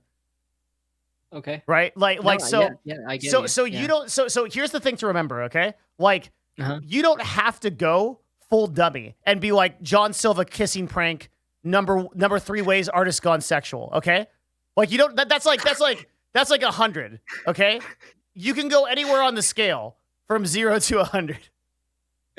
Okay, so I'm not telling you to go all the way to 100. But I'm telling you, you're at like 0 to 10 right now, and you need to like bump those numbers up to like 40 or 50. Does that make sense? No, please do that. Okay. Artist gone sexual. How many people would click John Silva gone sexual? I would click that instantaneously. Stop. No. Oh god. Okay. Yeah. But the way to think about this is it's your job to make people care. How to create custom shapes in Photoshop. The one Photoshop trick to take your art to the next level, right? You have to make No, people makes care. Yeah. yeah, makes sense. And Makes if you sense. did, and I think you are in a really incredible position to establish yourself as an art authority on YouTube and Twitch because of a combination of your collabs and your mastery, your expertise. And you could very easily like you might be one of the best positioned people to be like the artist authority on Twitch if you take these steps. Oh, okay. I'm not sure if I care about that, but What do you care about? I guess that's the other thing I wanted to talk to you about is you've seen my streams. Yes. You know it's not an art stream. Not good. When you really not an art stream. Yes, it's part. Sometimes it is, and sometimes it's not. Yeah. Yeah. So like a lot of the times I am like fucking around and doing something completely different than what's like on screen. Mm-hmm. That's because like I like streaming art because I do like art. But over time, I've just enjoyed streaming altogether, including like entertainment overall. Right. So like I'd like to marry. Yeah, I know. Okay. The thing is, the reason why I was like I'm thinking about it, like I don't want to stop being an art streamer. That's not what I'm like setting myself to. But I want to like I'm trying to think of how can I phrase this that makes sense. I want to have enough stability that I can do whatever the fuck I want. Yep. Including art. Like that art is in it. Right? All right. I'm not yeah. So, okay. If I could make full-time income sitting here playing Path of Exile, which is one of my favorite games of all time, I would do this. Okay? Like the fact of the matter is that if I switch this stream right now over to playing Path of Exile, I will probably get a 20th of the viewers if I'm lucky. Okay? Because my core competency and the thing that I am really good at is I am the #1 industry authority on Twitch and YouTube and in this form of media. So people come to watch and I think like I have a lot to say about this subject, right? Like I used to be a game streamer on Twitch. I was a variety broadcaster. I don't stream games on Twitch now at all. When the reason is because when I start my stream, my viewers have an expectation for what they're going to get. They're going to get a show that is entertaining / informative and centered around meta topics that the internet cares about. Okay? Right. If I build... Yeah, go ahead. I know where this is going, so this is not all bad news. Don't worry, because I know what your objective is. I'm already crying. It's okay. Okay. If I get to the point, and so like I'm at the point now where I've started to kind of think about how would I branch that out to do different types of things. And so one thing I might do is like a Ludwig or a Mizkif type contest, okay, which would be sort of like a horizontal pivot, right? It would be close. So for example, like we review top 10 anime fights. Obviously we can't do that because of DMCA, but like like stuff like that, right? And like you start like making content that's actually like directed or like show oriented content. I could easily transition to that. But if I go play like I don't know, like Cyberpunk like in next month, like I'm probably going to have like a fraction of it. So in that sense, I think the good and bad news here is the good news is you've already done something that most people can't do, which is you've found something that works. You have a core competency, you have a strength, and you need to use it. And then from there, you can branch out into things very gradually. But the way to do that is by establishing yourself. So let's use another streamer who I talk about a lot, Zizarin. Do you know him? Yes. Path of Exile streamer.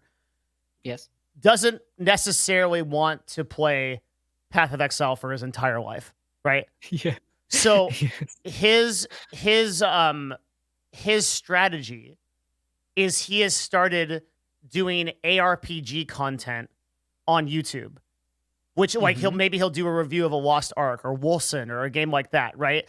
And so Yeah. he'll slowly start to branch out and become an authority on these things until he is actually an authority on everything. Yeah. And so like so it's like it starts at Path of Exile, and then maybe it goes to ARPGs. From ARPGs, maybe it goes to strategy games. From strategy games, maybe it goes to all games. Before you know it, you have an audience that watches you for whatever you do. But you have Yeah. to respect and understand how hard it is. There are Oh, I literally do. 2 streamers on the platform right now at a high level that can do that. It's like Soda and Moon are pretty much like people will mention other ones like Co Carnage. It's a very, very small percentage of total broadcasters, right? Yeah. Yeah. The reason, okay, so I never, um, I never thought of this, of like branching out until until it looked real to me. So what I mean by that is like so many times I'll do literally something completely different because I stream for myself Mhm. for first and foremost, and then I stream for chat, and I want to hang out with chat. I don't care like view count and all that we talked earlier on, and even sub count. It's literally that. And plenty of times I will literally switch to anything and the view count doesn't change. Yeah. So over time, this has been something that happened like over time. Sure, it will drop like 20%, which I still think it's a win. Like on to my eyes, at least I thought it would be like way worse.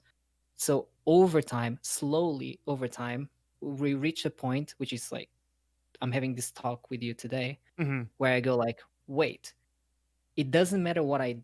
It's starting to not matter what I do. It just matters that I do me, whether that's art or literally anything else. Um, and I also go a lot by like chat engagement. I've seen something bizarre happening where I get more support, like even if there's like less people, I'll get like more subs, for example. Mhm. Maybe it's because the community is like smaller and they feel like supporting that thing that I'm doing, like opposite from art. It's not something I always wished. It's just it naturally came to be. It was like a very, very gradual transition. It still is. I never want to stop doing art on stream. That's something I've have like decided, like ultimately. Someone I look up to actually, I would watch more of her streams, which is Daph. She does Yeah. art pretty much every single day, Yes. right? Mhm. I had And a she does long very talk with well Daph. in, Yeah. yeah. So okay, I don't. Chat is gonna type ego. It is not an ego thing. Before I say what I want to say, when I look at people overall and I see them succeed, I don't know why. Maybe it's because I am naive, but if someone else can do it, I kind of believe I can do it too, which is why I even got into art to begin with, Mhm. because I saw other people draw in like insane drawings, and I'm like, I could do this. So I like went ahead and did it. Now it's, they're fucking spamming me It's already. okay. Yeah. It's fine. So I was like, I feel like if people can do that, they're just people, like you said. Moon is just a guy, Dev is just a girl, and I don't know why I have like a gut feeling that gradually, with a lot of work, with a lot of, just streaming and all that, I feel like it could be possible. I'm not saying like reaching that level, but like Okay. possible to just do whatever I want, Couple of kind of thing. things, right? Um, One is that many of the broadcasters aforementioned are people who succeeded on one game and then branched out. Moon, for example, on Overwatch, Co Carnage on Neverwinter Nights, right? So we can go there. The second thing is that the things and the rules that applied to those people at those times may not be the same rules as now. For example, that if you can grow at that time, you may not be able to grow now at that present moment when the market is much more saturated. That's why I'm saying that if you are going to succeed, so let's I'll end that statement and then I'll ask you a question. If you are going to succeed, I think YouTube is a critical component of your success. That said, what is your definition of success? How big do you want to get? And how many what in your mind seriously looks like, and you can sit back and be like, this is where I want to be, and I'm happy with it. Mm, that's a good question. I feel like um I'd like to make like, okay, from a let's talk money because it's easier, an easy measurement, because comfortability and all that. Um, like I'd like to make as much as I was making, uh, in like working with studios, which is like 3.5, maybe 4K, and that's like good. To me, like I personally consider that successful. You definitely can earn more. Like I've done projects where I was like getting 10K, but those are like far and few in between. I'd say just like livable wage, and I get to have fun. Smile. That's pretty much it. Okay, so the like another thing I need to add is like I regardless of how young I look, I don't really like talking much about my past, but I will just touch on the fact that I never got to enjoy my young adulthood, Mhm. which I think may be why I'm kind of like, like I'm reacting the way that I do, where I just want to have fun and do like silly things because I actually never got to do that as a young adult. Like Mhm. that was like stripped away from me. It wasn't like my choice, so to speak. Um, so now I found an outlet that I'm passionate about that slowly like it was none of this was pre-planned. It was just go live. Oh, there's cool people. I like this. Let's do it again and again and again and again.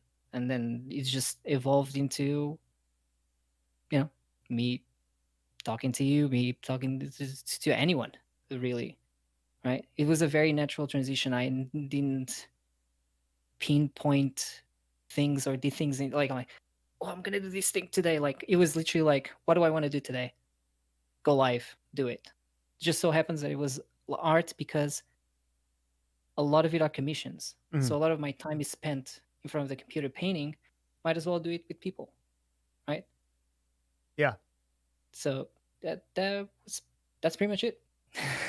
Okay, so if your goal is $4,000 a month doing anything that you want, that's definitely attainable. I think Mm, if your goal is like I want to be Moon Moon and stream any game I no, want to 10,000 viewers, I'll be like, no, no. I care. yeah, I care only about chat and chat only. I will say this that if my chat was trash, I would stop streaming. I don't yeah, care I would too. if I had Yeah, I 4,000. would too. One of the things I hate telling them this because then they start feeling good about themselves, and I don't ever want them to do that. But I really value the amount of intellect that comes in from this community when we are especially when we are discussing like really deep business issues or things like that because they often add a lot more to the conversation than even I can and it's super valuable. So I understand that I am also a streamer who's decided to try to granted I guess it's part-time but it's not the same exact corollary but I've opted to do things that make the community good instead of make the community big. Right. Yes. In a marketing sense, I know the difference between those two things. Right. I'm willing to sacrifice, I'd say, like 90% more viewership, where I'm Yeah. pretty sure if I did the stuff, if I implemented every marketing tactic that I know, that I could be like 5 to 7K Andy. Right. But the cost of that would be not only a garbage chat, but I would also be like, in my mind, like far lower tier of a person for to have to create the kind of content that would I beget that audience. I will say that I may be speaking out of line here. I probably am, but I'll still say it. Uh, I feel like chat is very much a reflection of the The streamer. Yeah, broadcaster. yeah. Hmm. To the point where like the same chatter will be like very wholesome, very caring, and positive in one chat, but literally the moment like five They'll minutes be later shit they'll look at posting. someone else. Yeah, Exactly. yeah. Right. So the reason why I wouldn't care about like viewership, and I'd say like other than being stressed of having like a higher view count or low, right, is the fact that it doesn't matter if my focus is on streaming. I could have 10,000 people and it'll still be the same. It's just a faster chat. I believe in that. That probably is not true, but maybe. I mean, yeah. Your chat's probably faster than the average person at your size. I think that's safe to say, and you probably have a better community as a result. I think a lot of small broadcasters foster good communities. I don't think that's particularly an uncommon thing. Yeah. The thing that I'm about to say some fucking super profound shit because I just thought of it. The thing that takes go. you from a small broadcaster to a large broadcaster is actually the thing that takes you from being a small YouTuber to a large YouTuber. The same thing we just discussed. It is making yourself more accessible and teaching people why they should care. I think some of the most interesting people are people who are experts that manage to convince you about why what they're an expert at is interesting. On its own, astrophysics isn't that interesting, but Neil deGrasse Tyson explaining it is interesting to a lot of people. On its own, business industry shit about meta stuff on Twitch and analytics and stuff like that and statistics is not interesting. But if I say it in a way of like, hey, here's how Ninja used this to make $35 million, then it does become interesting. The key is to take your expertise and to translate it in a way that other people can access it and you can teach them why they care. Yeah. No, I agree. Mm-hmm. Absolutely. That's kind of what I've been doing. It's Yeah. much it. And I so mean, besides the YouTube stuff, right? But like, if you go to my stream, I could explain in the professional manner how everything works when I paint. But when someone asks me a question, I'm talking to, even if that person is an artist, in my brain, I'm like, okay, talk to this person as if they know nothing about art. Like, you know, and make it somewhat entertaining, not only for them, but for me, because dude, art can get pretty boring once you do it for a while. You know, you do the same thing for 10 years, it becomes like second nature. So I try to find things that will make it funny. Like humor to me is a huge thing, and a huge drive why I enjoy, you know, streaming art. And yeah, overall, I just like having fun. It's the main thing. We haven't gotten and maybe this is another talk away, just getting into I think like your brand and how to improve it. The very short TLDR of that is a focus on YouTube with the suggestions I mentioned. And if you are interested in income in the short term, it's to transition to Patreon when you have time. Because it's just going to be so powerful, especially if you're offering like the thing is, I've thought about this a lot, and I kind of want to do this in 2020 if I have time, right? Because I have so many people that are asking me how to grow brands or how to create a broadcast or how to make a successful YouTube channel. Building a Patreon that's just like a $5 entry fee, you get all of it, right? And like I'm not gonna nickel and dime people or have I'm gonna sell like a $500 course or something, right? Like I'm not gonna do that. That is just where that content lives, because I can't put that here or on my YouTube channel by virtue that I have to be accessible on those places. I have to be very curated in how I target those places. As I think would be very productive as a direction for me, and I think is something that you could really think about. If you want to continue, at least even as part of your brand, being this kind of like art authority, then providing content to that end on a Patreon can help you get to that 4,000 number pretty easy. And I think would be very valuable. Yeah. So I think that's a possible direction. I also think that you might be at a point where you may be getting so many commissions from your collaborations that you just easily get there, and you might just do commissions on your own. Yeah, for sure. I mean, I definitely hit more than 4K currently. I don't know for how long that's gonna last, right? But it's that's totally possible. But I feel like the only thing is that I only do commissions right now. It's on stream and I have fun, but then it leaves very little time for me to do my own like stream thing, right? Essentially, I'm trying. You also stream a lot.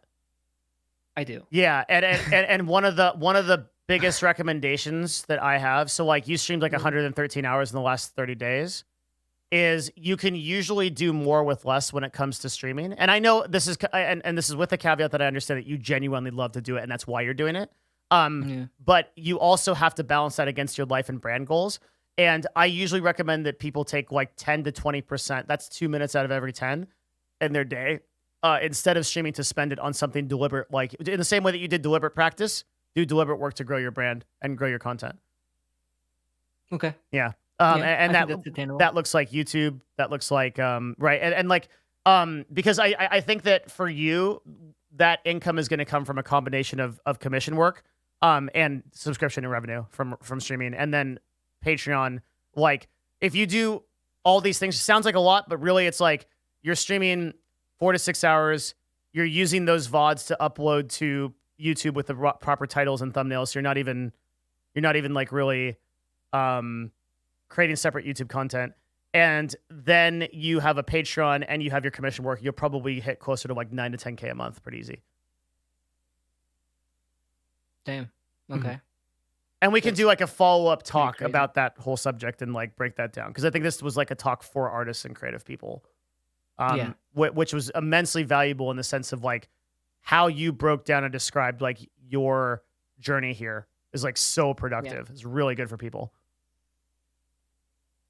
Awesome. Sounds good. You should eat your pizza. I'm sorry I've kept you from it. No, From your true no, love.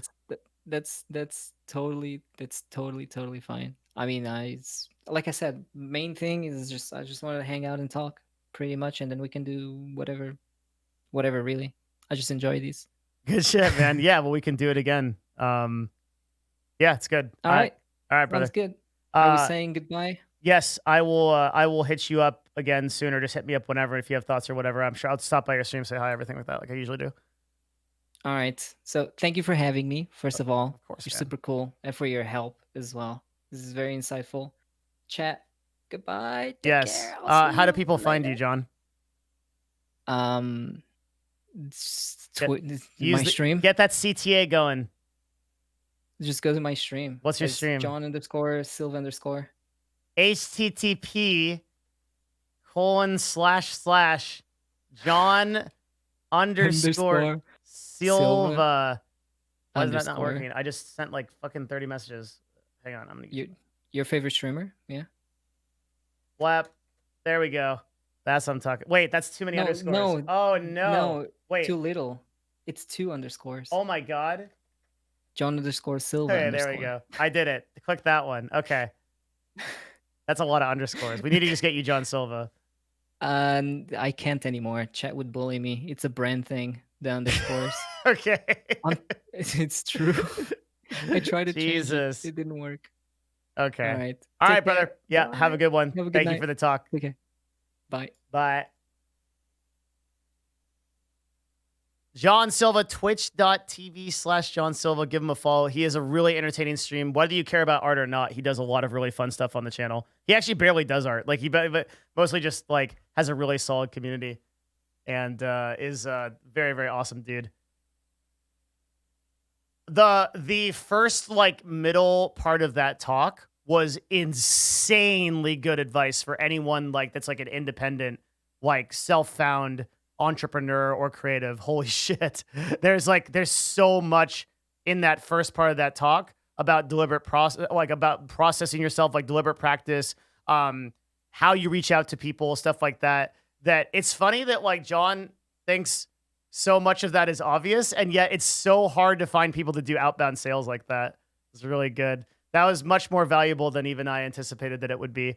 And I think when you look at it, also you combine like the collab, there's just so much to take away from it. When you look at it, it just makes perfect sense why he is that successful, right? It really does. I'm going to switch screens real quick because we are shortly going to transition. But yeah, that was very worth doing. And I want to have a separate follow-up conversation with him at some point that just focuses on his brand and like how to build it, because I think that I gave him some overview of it, but like that's a dude that like at the position that he's in right now could pretty easily transition to like making like 100 and 150K a year without any real problem. Like I would say like a week or two of work maybe, and you can get there. It's a combination of a little bit more attention on YouTube and a little bit more attention on creating a Patreon, right? And people might think I'm crazy on this, but keep in mind like I'm not saying I'm responsible for this, but like when I started working with Arcadum, we doubled his income overnight, right? Like it's one of those situations where he was already an authority, right? All we need to do is establish the processes to support him, and that's what we create the Patreon, right? It's entirely possible. Like, I wouldn't say the same thing for someone who is like just getting started. Maybe they have like a few viewers and like they're just kind of getting started with their portfolio in art. Like, obviously that's like a whole different thing, and that's why I think it was important to outline the sort of steps that a creator has to go through. You may be at varying levels. It was nice to see John, because John started from like a certain point and then got to this point that he's at now and can go even further, right? But for if you're just starting out and you're a person with like a few viewers or like or you're just like a few like people like pictures in your portfolio, but you want to go full time, this is productive for you because you can see what John did to get there, and but it's also productive for John because John can actually has so much more he can do. At the position that John is at right now, John can like pretty easily get to that point. It's just a combination of doing a few little tweaks or things like that. Thank you, Sci-Fi. I appreciate it. Yeah, I'm glad you got a lot out of it. Do you think you'll bring in other artists from different fields? I'm open to doing it. Yeah. I want to create at least a few videos on like how to handle this sort of creative side of brand creation and independent, like as independent graphic artists, independent streamers, independent like people that create things, craftsmen people, like, right? I'd want to bring on someone that does crafts. That's very interesting because there's a lot of plays you can do on like OfferUp or Etsy, right? And there's a lot of things you can do to increase your value. There's a lot of stuff there that I'd want to do. Yes, so I am planning to do quite a bit of this stuff in regards to marketing. Is it possible to actually grow a stream without having to edit videos or on YouTube? If all you do is stream on Twitch, it is not possible to grow a stream at this time from zero.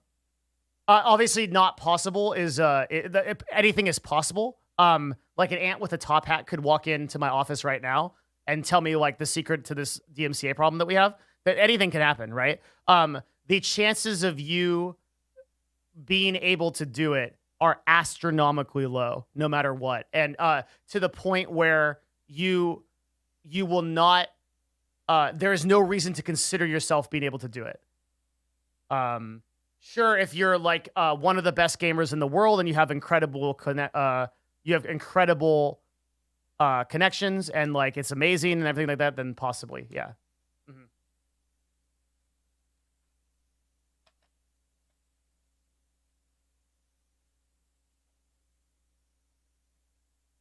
But for the vast majority of people, streaming on Twitch is a waste of time without using other resources and platforms.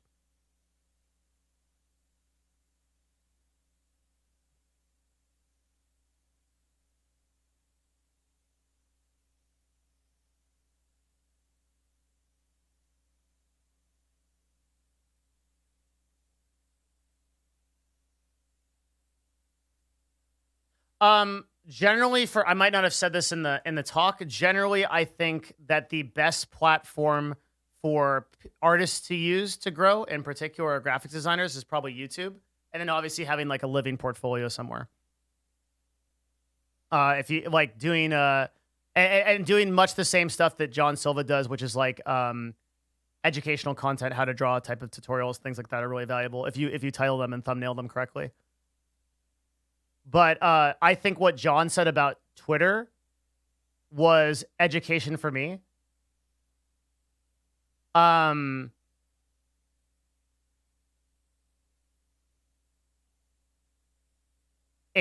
I think like I learned a lot from that too. Like I learned a lot from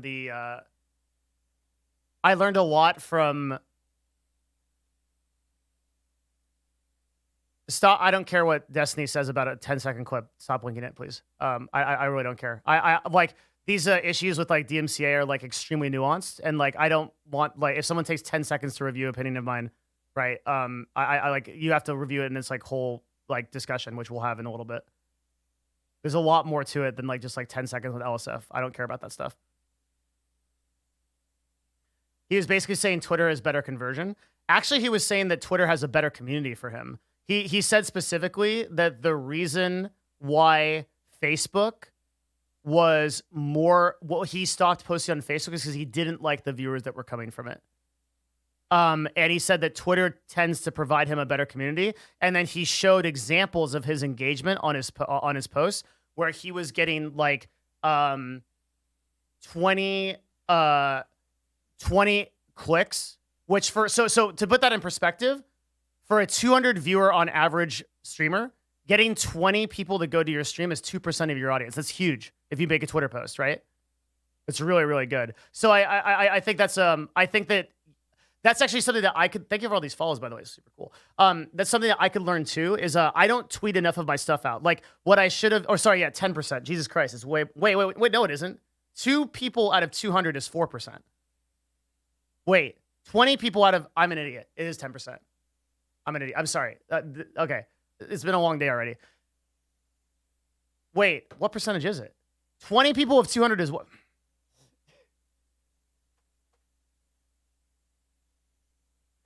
It's 10%. Okay. Okay. It's 10%. Okay. So getting 20 clicks as a 200 average viewer streamer is 10% of your audience, of your potential audience, right? So that's a massive that's a massive thing. It's really good. But I would always say that more is better. Like more is better usually in these situations. Okay, I got to do a couple of things. And then we'll keep talking about this real quick. Just need to add a couple of show notes.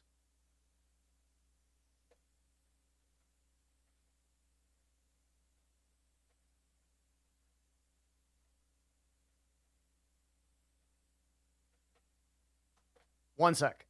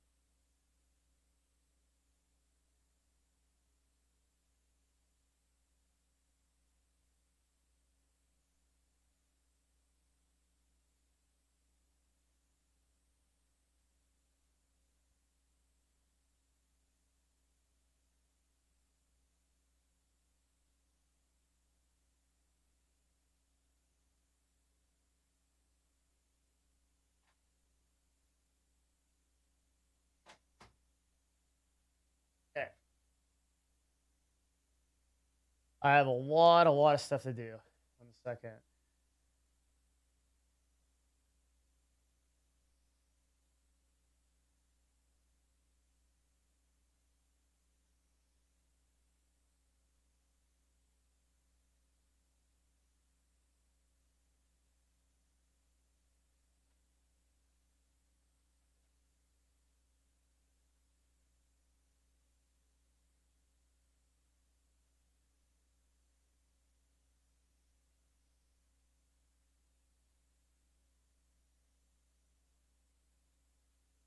Okay.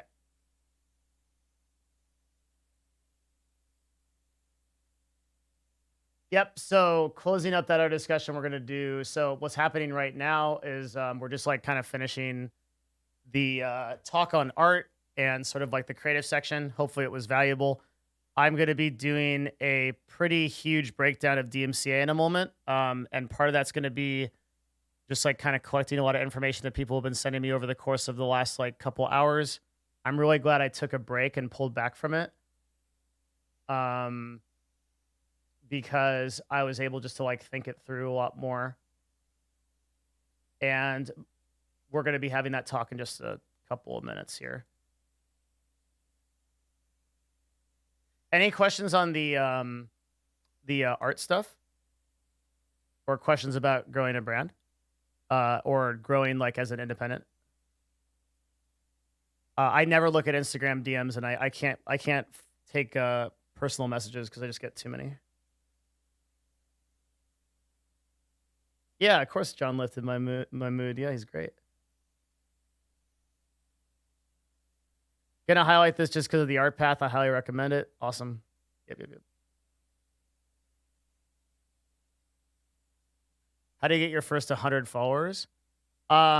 I would do tutorial videos or things, or like maybe even like just because even if so, I can't assume that everyone is an expert, right? You might just be learning. And then the thing about documenting your learning process is almost as interesting as someone being an expert on something. So if you said like how like learning art from like the ground up, or like actually like some of the most popular videos on YouTube are like dancing day one versus, how many of you have seen these videos? Dancing day one versus like 3 years. And you just like, you create like a montage, gets like 10 million views.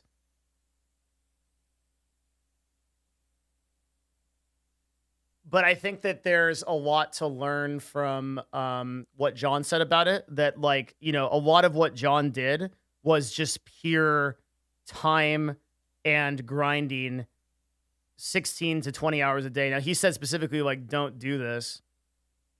But putting that kind of just like crazy amount of the pure just effort and time into becoming an expert on something.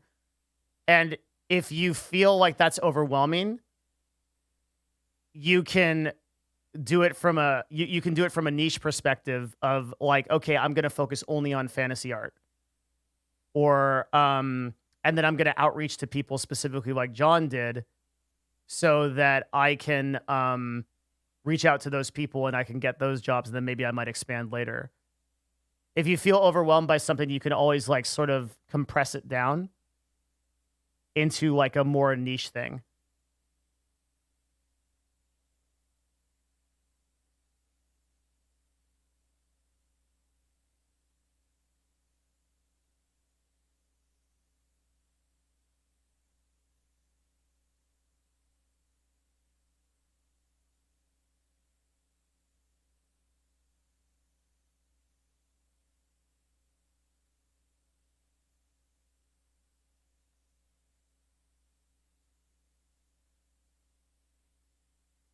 I don't have any thoughts on AOC. I don't think I've really like had enough time to put it together, really think about it. We'll see. It's interesting. Maybe something to cover over the next couple of days. I really need to think through this DMCA shit. It's like a platform defining thing. It's the most important thing I need to focus on right now. My commentary on AOC won't benefit anybody, but the commentary on DMCA will help a lot of people, probably.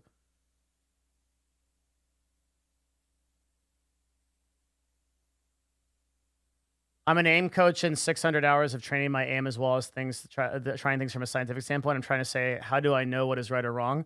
With the specific field is so small. John Silva brought up references. Very good.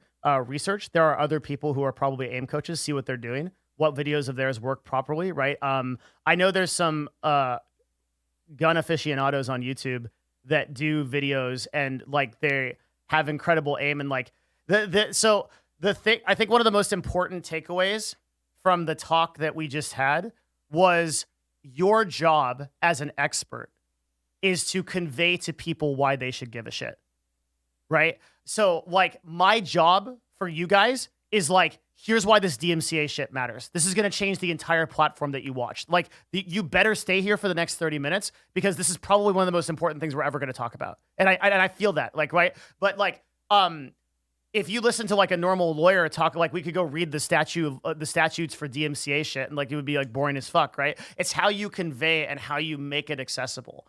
And on YouTube, that means doing your titles and doing your thumbnails and doing your descriptions in such a way that it appeals to a wider audience. Like you might say, like, and that's like the examples of titles I was using, where it's like the one trick you need to know for pistols to be able to improve your aim 100% over 3 days or something, right? Like you got to shorten that down. You got to like compress it, but that's like the theme. That's sort of the push of what you're going for.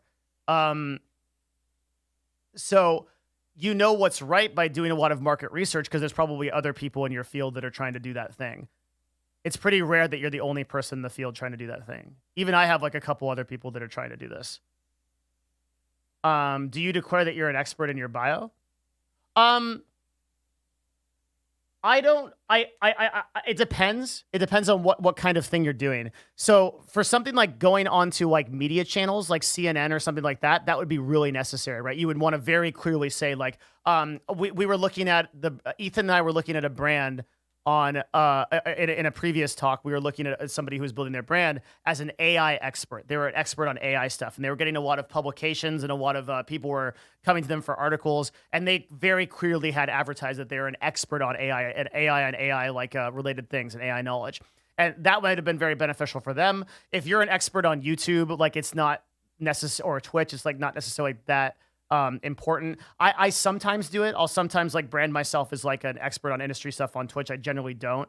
But that's also because I'm the leading authority on it, right? Like if I wasn't, I would be saying, if I felt like there was someone else who knew more than me in this subject, I would be calling myself number one until I didn't feel like that.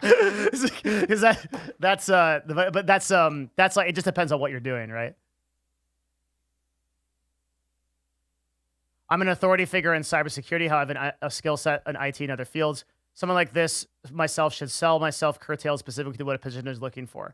Yeah, one of the most valuable things that came out of Silva's talk was targeting emails and targeting pitches to exactly what that person is looking for, or as specific as you can get. This is something that is like what we talk to at our agency. We teach salespeople this a lot, but this is one of the most useful lessons that you can have for anybody. Anything is like, if you are trying to sell someone something or sell someone on an idea, you don't want to just like template it. You want to get as specific as you can. Like, I am an artist that specializes in fantasy stuff. I can do your Baldur's Gate art. That, like, I'm the guy for this, right? Versus like, yeah, I'm an artist that only draws unicorns, right? Like that'd be great for the unicorn guy, right? And like, but pitching that kind of stuff and understanding that is really important. And you can apply that across to whatever like your field of expertise is. Yo, thank you, Rapids, for the sub. Appreciate it. Jeremy calls it framing. Yeah, it's a good word for it. That's actually a really good word for it. If you're documenting the learning process, how do you convince people it matters? Everything is titles and thumbnails and marketing. There are channels on YouTube that are people can tell you in chat are just exclusively like learning skills. It's just documenting the process of learning, but they're communicating it in a way. They're communicating in a way that's accessible to other people. Like, here's a maybe kind of like a shit ton of follows, by the way. Thank you guys very much. Here's like something that like might be kind of inspiring. Okay, this is just my opinion, man. Like, I don't know if this is like actually true, but like I think everything in life is interesting to everybody if it's conveyed correctly. Something I was using the example before of like astrophysics, and like astrophysics is something that like at a high level is like really technical. Like there's like galaxies moving around and fucking like infinite universe and black holes and shit. And like we kind of like cursorily know about it. But like there are some astrophysicists that can tell you like why that's cool, right? That like things are moving at millions of miles an hour, and like there's black holes that are sucking up entire galaxies, and like just the scale and the span of it. My business partner, Matt, is a PhD in astrophysics, and he, like, when he explains astrophysics to me, I'm like, this is so fucking cool, right? It's just his passion for it conveys through. And if you're an expert on something, you might not think that anyone cares about that. But if you have a verified user base of 1 and you're passionate about that, it could be anything. It's like, dude, all I love to do in my life is I want to collect anime waifu figurines.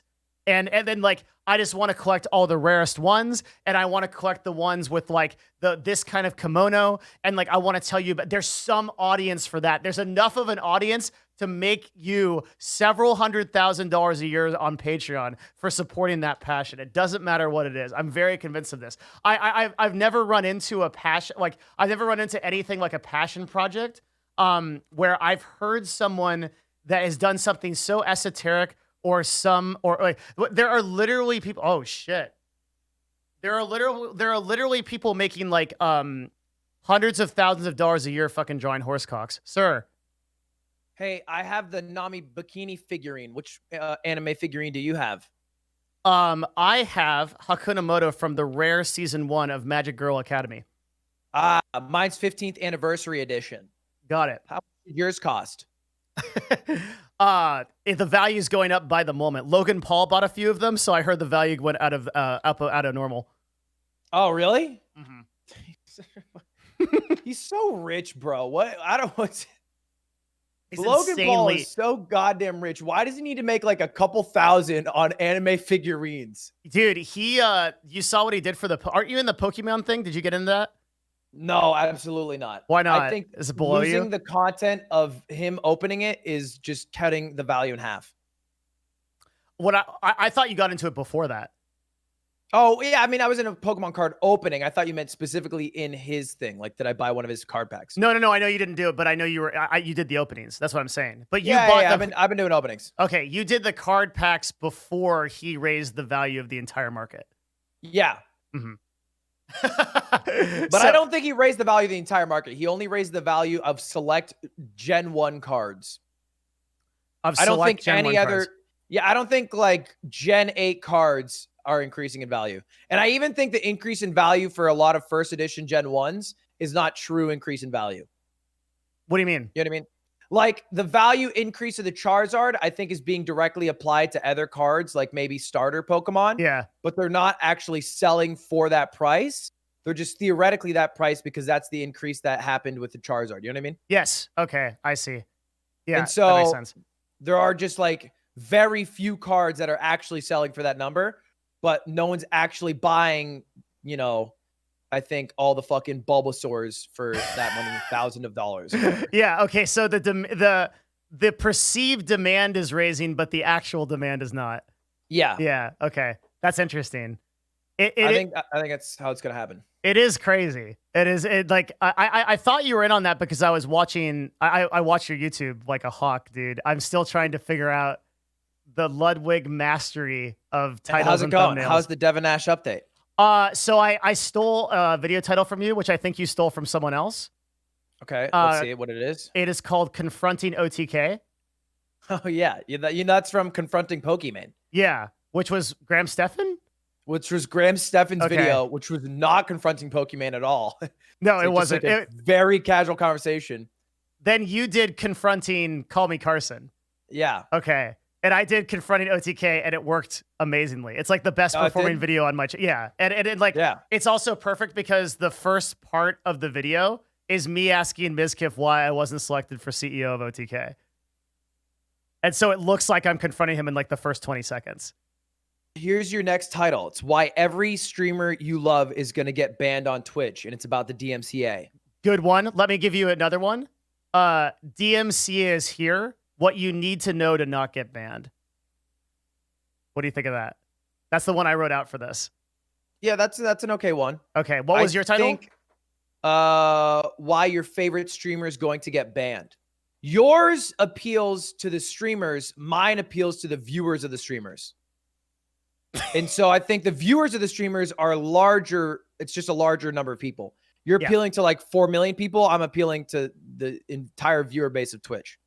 That is why you are the Sith Master and I am the apprentice. Mm-hmm. Yes, sir. Yes, that is.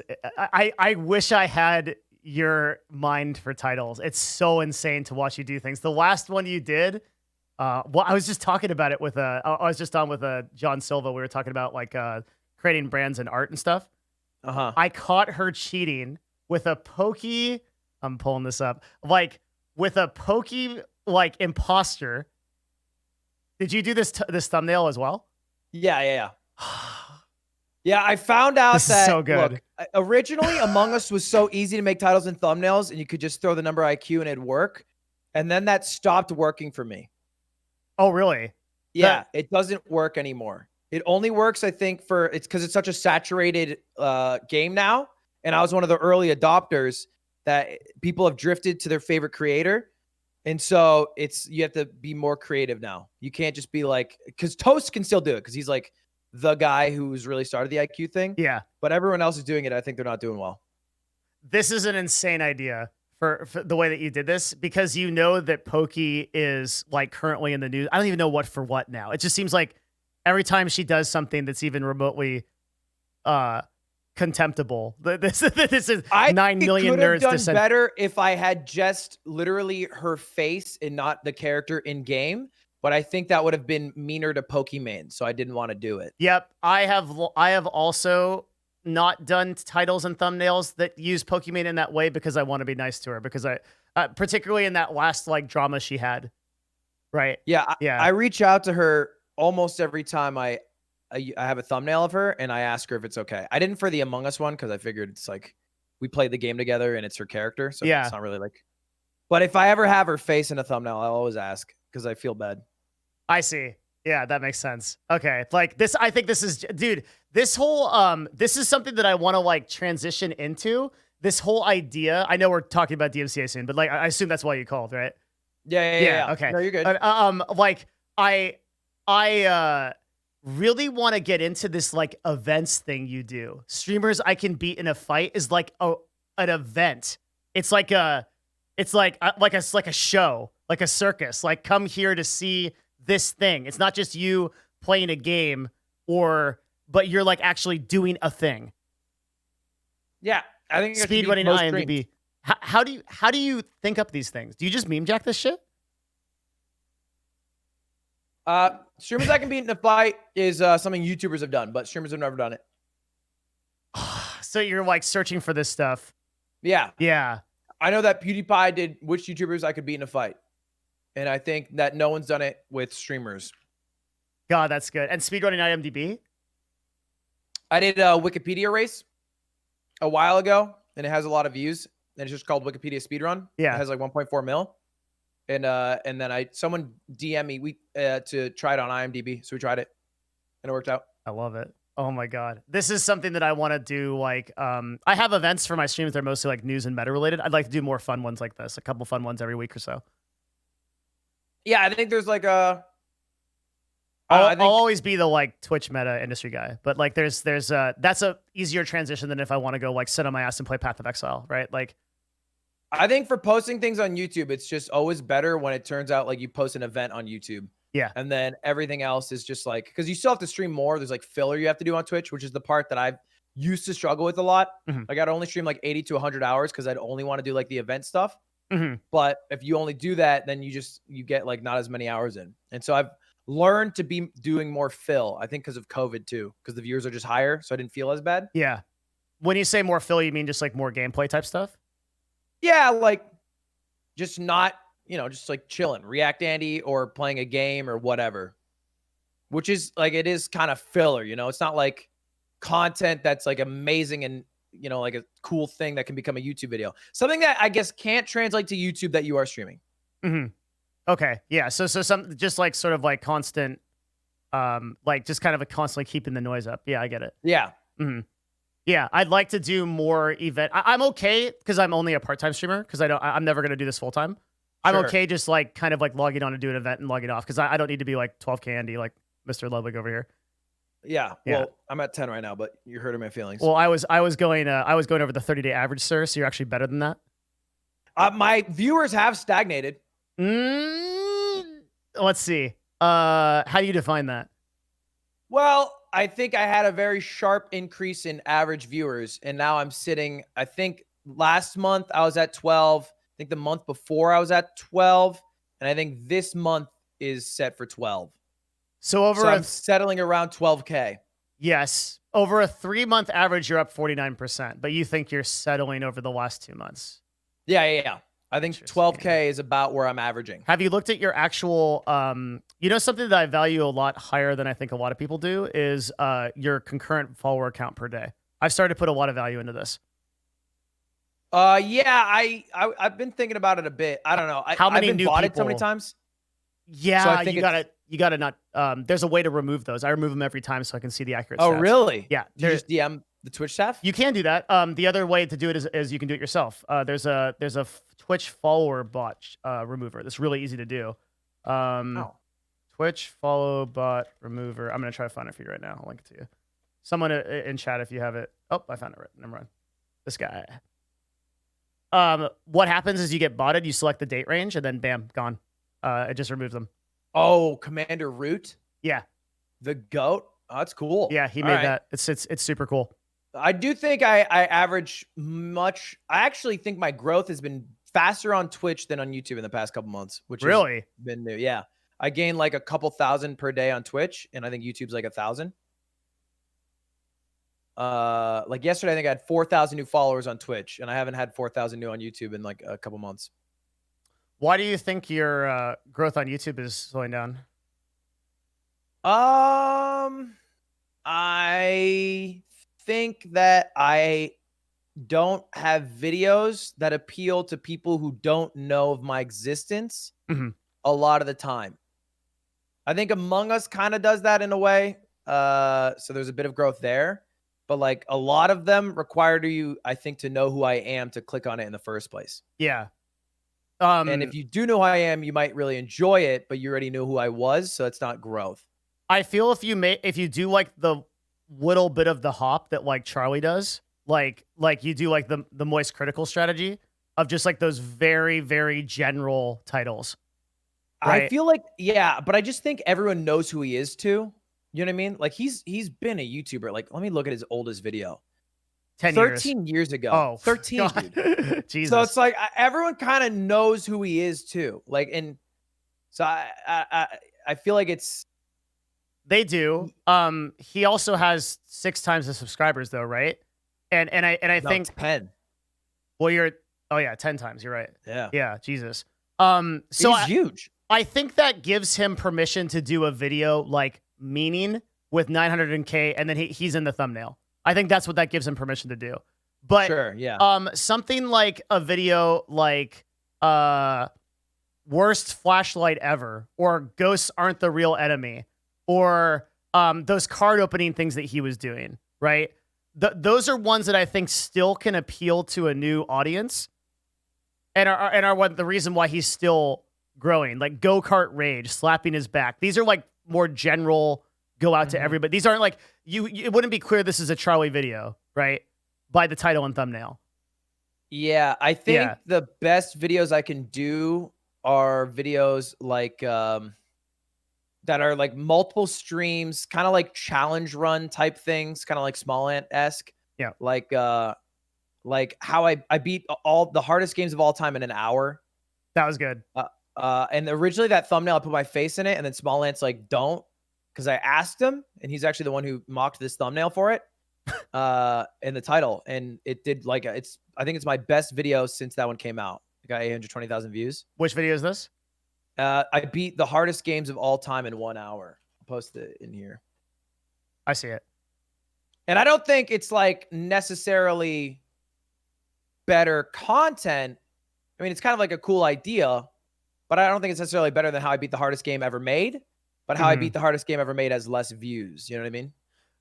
So I think it's interesting how like why this one did better. I just noticed think- how long a lot of your videos are. This video is 23 minutes. That's crazy. Yeah, I think they stray around 20-ish. They've been getting longer lately too. I think Among Us has increased the average duration of a lot of videos. Is your watch time really good too? It's like 50 to 60 usually, in between that range. Wait. For pretty much every video. What? 50 to 60. Wait. So like Every video will have a 50 to 60% watch percentage. oh, okay. So like a 23-minute video will be like 13 minutes. Yeah, That's really good. yeah. That's insane. I think it's like 11 to 13 or something like that. 12 to 14, something like that is the goddamn. the average view duration. That's But yeah, crazy. I think they started calculating your videos, like your best performing videos on watched minutes. Yeah. Schlatt's been talking about this a lot, like in a Discord, about how he thinks that YouTube will only push videos that are longer. But I don't know. Mhm. It does seem to be true, like maybe anecdotally, but I still feel like David Dobrik had some secret sauce with his short ass videos. Yeah, possibly. I don't know what's going on with that. There's been like a YouTube meta though, right? Where like people have been doing that. They do like the short video, and it works. Yeah, it's like the Logan think Paul it's- type thing. Like, yeah, He was saying it's basically if you build a library of videos that are short, then they'll just constantly be recommended and people will be clicking them because they're so short. Like I remember when I was watching a lot of David Dobrik, I wouldn't watch one vlog. I'd watch You a watch, like, vlog 7 and then of I'd be them. recommended one from 7 months ago and then I'd Yeah. watch, and you just keep watching him. And they're saying it's a similar thing with like animation, right? Like animation, it's very short, but if they have such like a giant library of animation, then they're just going to watch one and then click through to see the rest of the animation. I also feel like it's a totally different audience. Like the 4-minute 50 like type videos, like the 5-minute videos, every one of them is designed the same way. If you watch like a Logan Paul video, there's like 6 things that happen in that 1 minute. Right. It's just it's like 6 completely different scenes, completely different narratives. Everything is different. And you're just constantly packed with content for those 5 minutes. There's like 20 storylines. And so that's like more of an audience of like Zoomers that can't keep their attention span. And I think like the kind of content that you're focusing on right now probably trends a little bit older. And that's why you're seeing those like more success with those like longer videos. People are more interested in like kind of like watching the whole thing and following it. Yeah, I think it's just expecting a lot from new people as well. Maybe, you know? Yeah, but all things considered, I mean, it's sometimes it's important to just step back and say like, damn, like the progress you've made, right? You've been doing this for 2 years, right? The YouTube just hit a year of daily uploads. God. I think 2 weeks ago. That is so you've gotten 650,000 subscribers in a year. I think it was 6. Yeah, just on. I think I had 10K when it started. So just about. Dude, So it's going good. I think, I mean, all things considered, it should continue. And I think if there's one channel that I think I'm trying to, or most similar to, it's probably like, like PewDiePie or something, you know?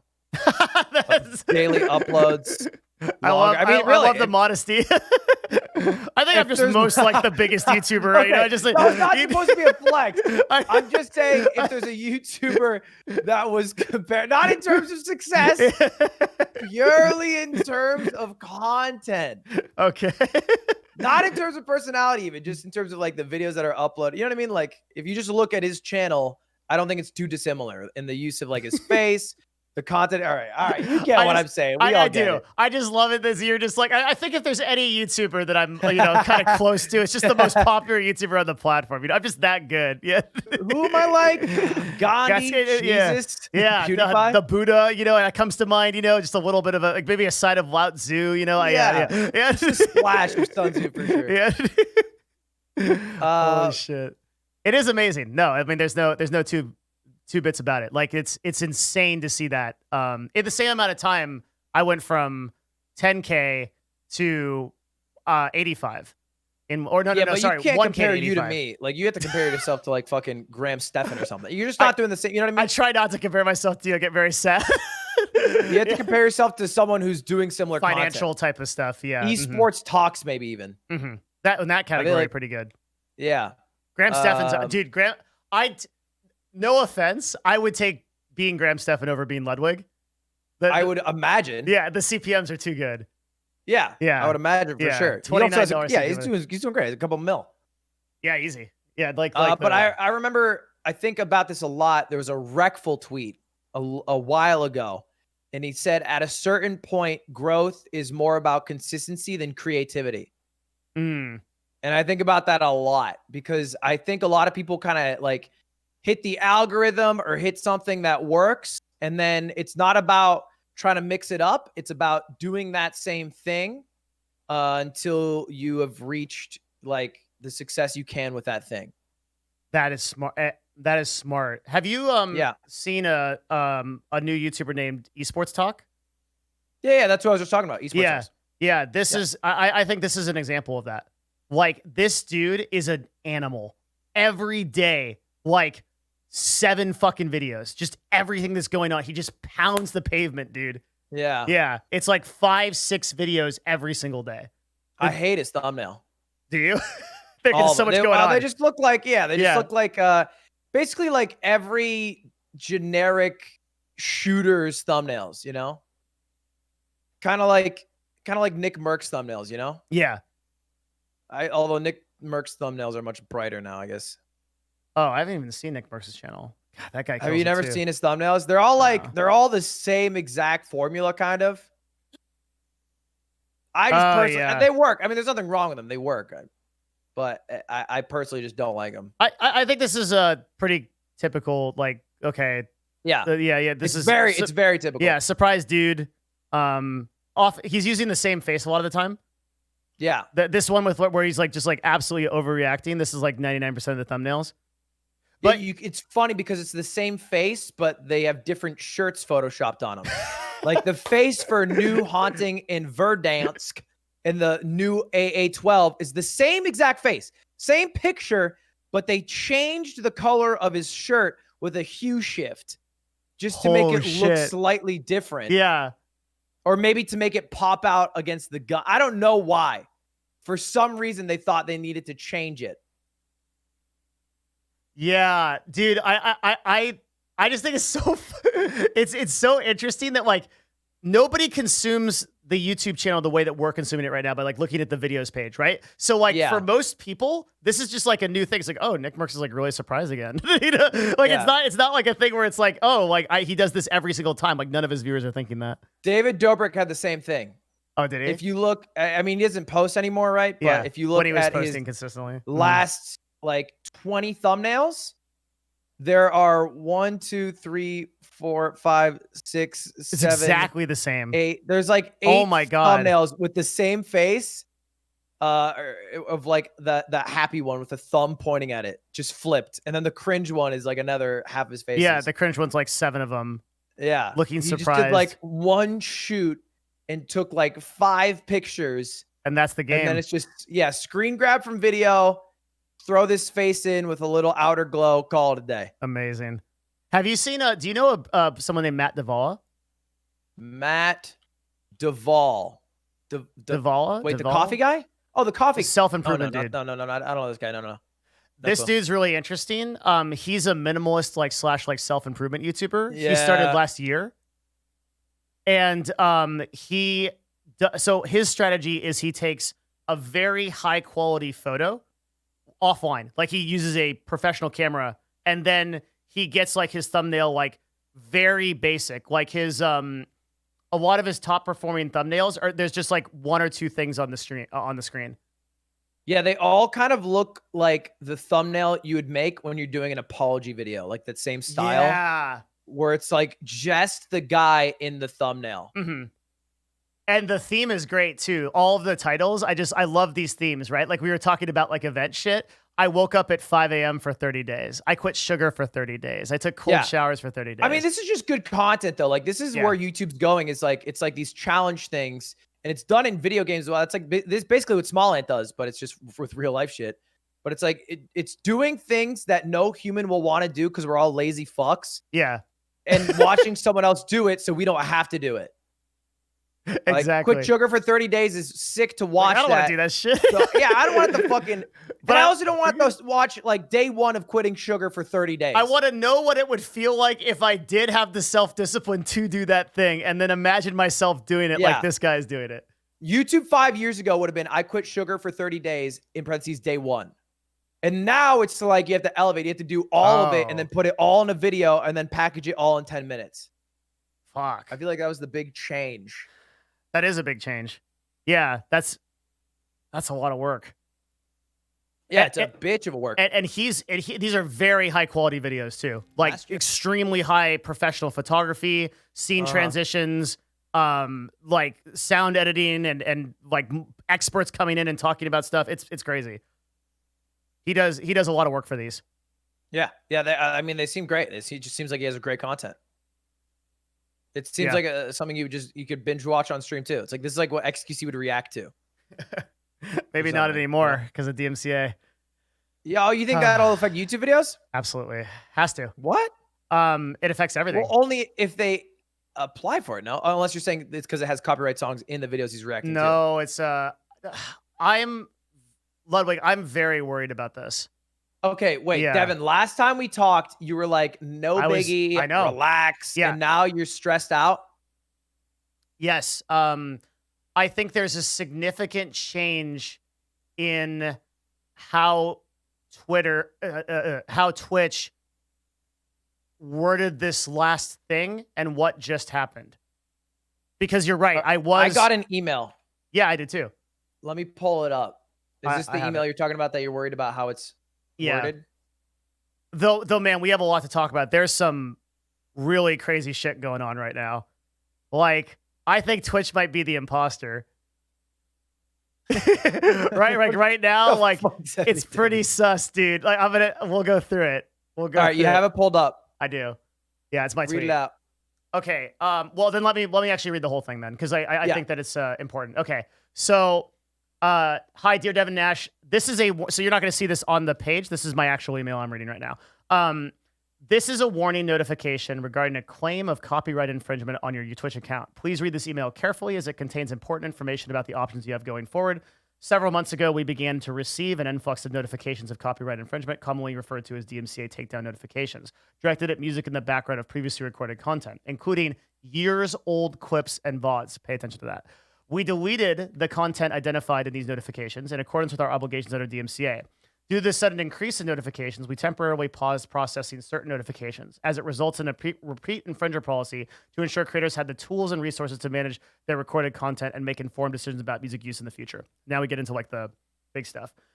We are writing to inform you that your channel was subject to one or more of these DMCA takedown notifications and that the content identified has been deleted. We recognize that by deleting this content, we are not giving you the option to file a counter notification or seek a retraction from the rights holder. In consideration of this, we have processed these notifications and are issuing you a one-time warning to give you the chance to learn about copyright law and the tools available to manage your content. We know that the copyright is confusing, blah, blah, blah. Insert bunch of stuff here. Over the past few months, we have been improving the tools available to help manage music used in your live and recorded content. This includes the ability to delete all of your clips at once and control who creates clips on your channel. Scanning new clips of Audible Magic and launching a free way to stream high-quality music from your channel, soundtrack. We will resume, all bold, the normal process of DMCA takedown notifications after 12 noon PST on Friday, October 23rd.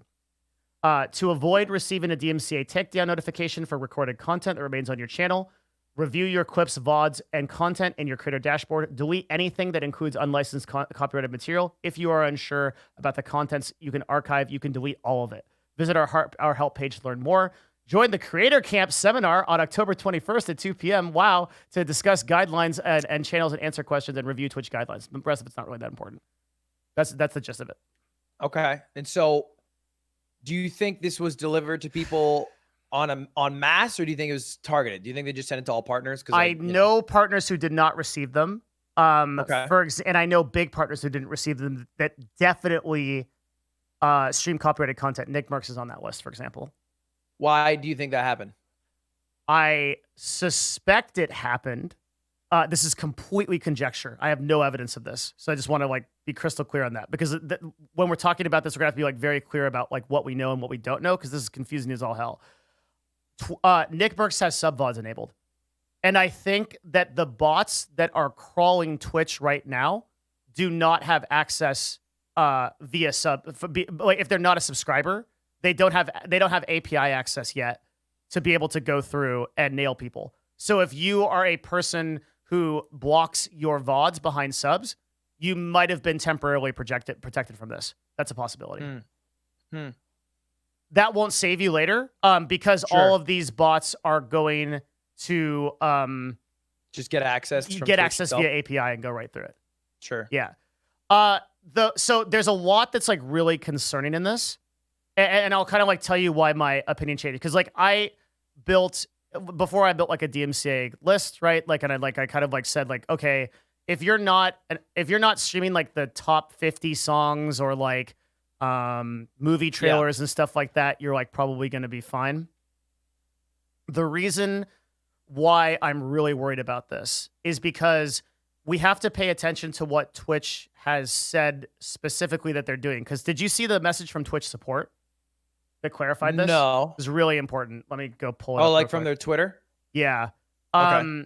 Because I think that answered a lot of things. I'm going to try to find it real quick. If I can't find it, can someone in chat link it real quick, please? I'm going to piss real quick. I'm dying here. It'll take me yeah, go for it. Give me a minute to find it. I found it. It's this guy, right?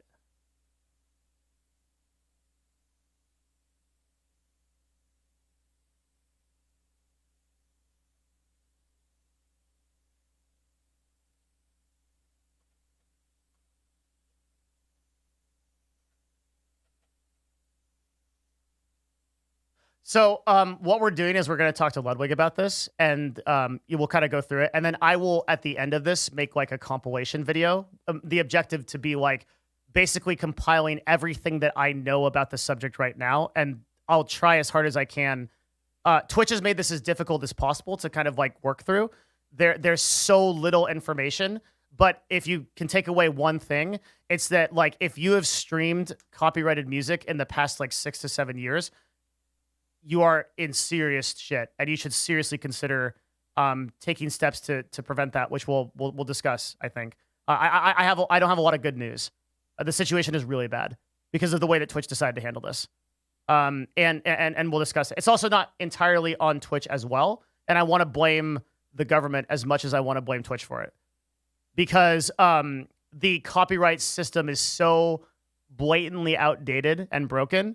That like I'm back for my PP. Okay, hello. Yeah. Why is everyone monka Wing?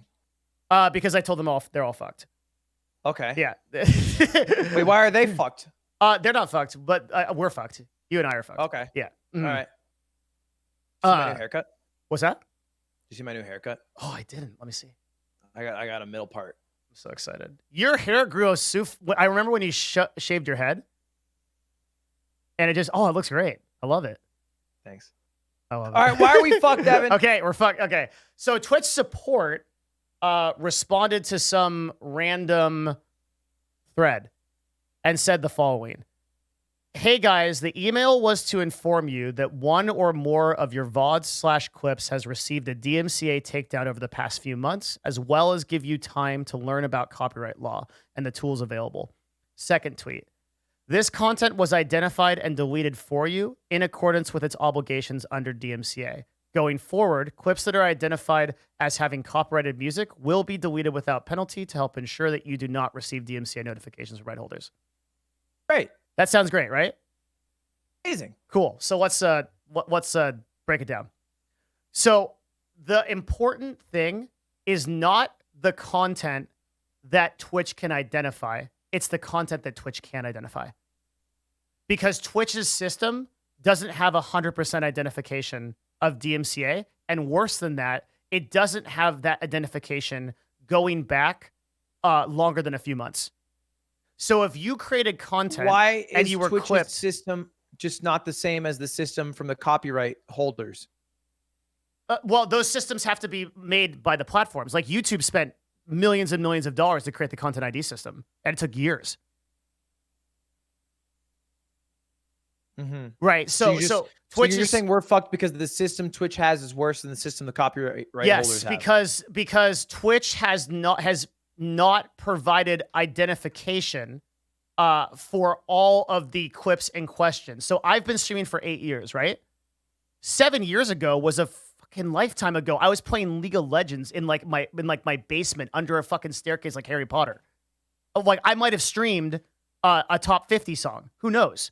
But that clip, which was not flagged by the identification system, will get flagged when the copyright people go through and DMCA it. Then I get a perma-strike on my account, and then I get 3 of those, maybe instantaneously, and I'm off the platform. Okay, so that's where I think that it won't go that way, because if this happens en masse, do you think that Twitch has even the fucking ability to let that many streamers get permanently banned? People were already being DMCA'd for clips years ago. Fusely Yeah. was. Yeah. They were, but they're here still. You said permanently banned, and I think that's the difference. It's like I feel like they will run into problems, and it'll be bans en masse, and they will have to address that. But I think they'll have to like either fix their system or force everyone to delete their clips or something. But if right now the way it's worded, and I see what you're talking about, is basically that you got to delete clips with music in them. We'll try to do it for you, but if we fail and you get caught, then you get a strike, right? That's exactly right. Yeah. Yeah. Mm-hmm. I'm lazy. Yep. Me too. And I know many other streamers are lazier than me. And many of them don't want to delete their clips, and they're not gonna. I don't think Miz would. I doubt XQC will. I doubt like fucking Dream, who might play copyrighted music, gives a shit and thinks about it because he's mainly a YouTuber. You know what I mean? So it's like, are they really gonna have all these people get banned at once and just chill with it and just be like, all right, this is fine? So the problem is, if this were some normal terms of service violation where Twitch could basically dictate what happens to you, if you pulled out your dick on stream, okay, and Yeah. and then the AM says, well, you had no previous history of pulling your dick out, I guess we can unban you. That to me feels different than Twitch having to comply with federal regulation, in which case they operate under a law right now called Safe Harbor, which means that they are doing their due diligence to be able to demonstrate that they're basically making reasonable effort to protect copyright holders from infringement. Okay. Sure. And they are now also in Congress right now, right? With people asking them about why there's illegal music being played on Twitch. So if there is something that basically companies are going to do what makes them the most money. So there's the argument that's like, okay, you can't ban everybody because like it's going to basically destroy the platform. It's totally legitimate until you consider that if Twitch gets removed from Safe Harbor, that is actually far more damaging than banning even the top creators of their platform. So if what I'm saying is, if they are, and that's one of the reasons why I'm so concerned, is that if they are, if their Safe Harbor provision is threatened, and then their website is going to be issued a takedown notice because by the federal government, which is entirely possible, right? This has happened to many different platforms before. Then that issue is the end of Twitch, effectively, if that happens. So if Twitch has to force a lesser evil to prevent that from happening, I believe that they will at this point. Yeah, but I don't think that they're that dumb, and I don't think that they could afford to just have all their creators get banned. This is the same people that allowed this to happen for the past 8 years without creating a content ID system when YouTube started it 9 years ago. I think they're lazy fucks too, but I'm just saying, like, like they would rather delete the clips and VODs of all streamers, right? Just delete them all. Yeah. Delete the entire history of their page. Then have them get banned. Sorry, could you repeat that? I got like a... I think yeah. if the options were for Twitch to delete every clip XQC's ever made and every VOD he's ever had, or lose the XQC platform, get banned off the platform, they would choose the former. Okay, but what they're doing with this email is they're putting that onus on the creator. That's what this onus is saying. This is all for Safe Harbor, right? They're saying, we warned them. We told them that this was going to happen. It's their responsibility to delete all their content. But I think because they're putting it on the creator, it's not going to happen for most creators. And they're going to run into, like, they're hoping that creators will do this so they don't have to take the step. And I think they're going to have to take the step. They're just pussyfooting around it. You think they're going to have to delete all VODs and clips across the platform? I think that's one option. I think another, I feel like they should be able to just straight up, I don't know. I feel like they should be able to use the copyright detection service from the copyright holding companies. That makes more sense to me.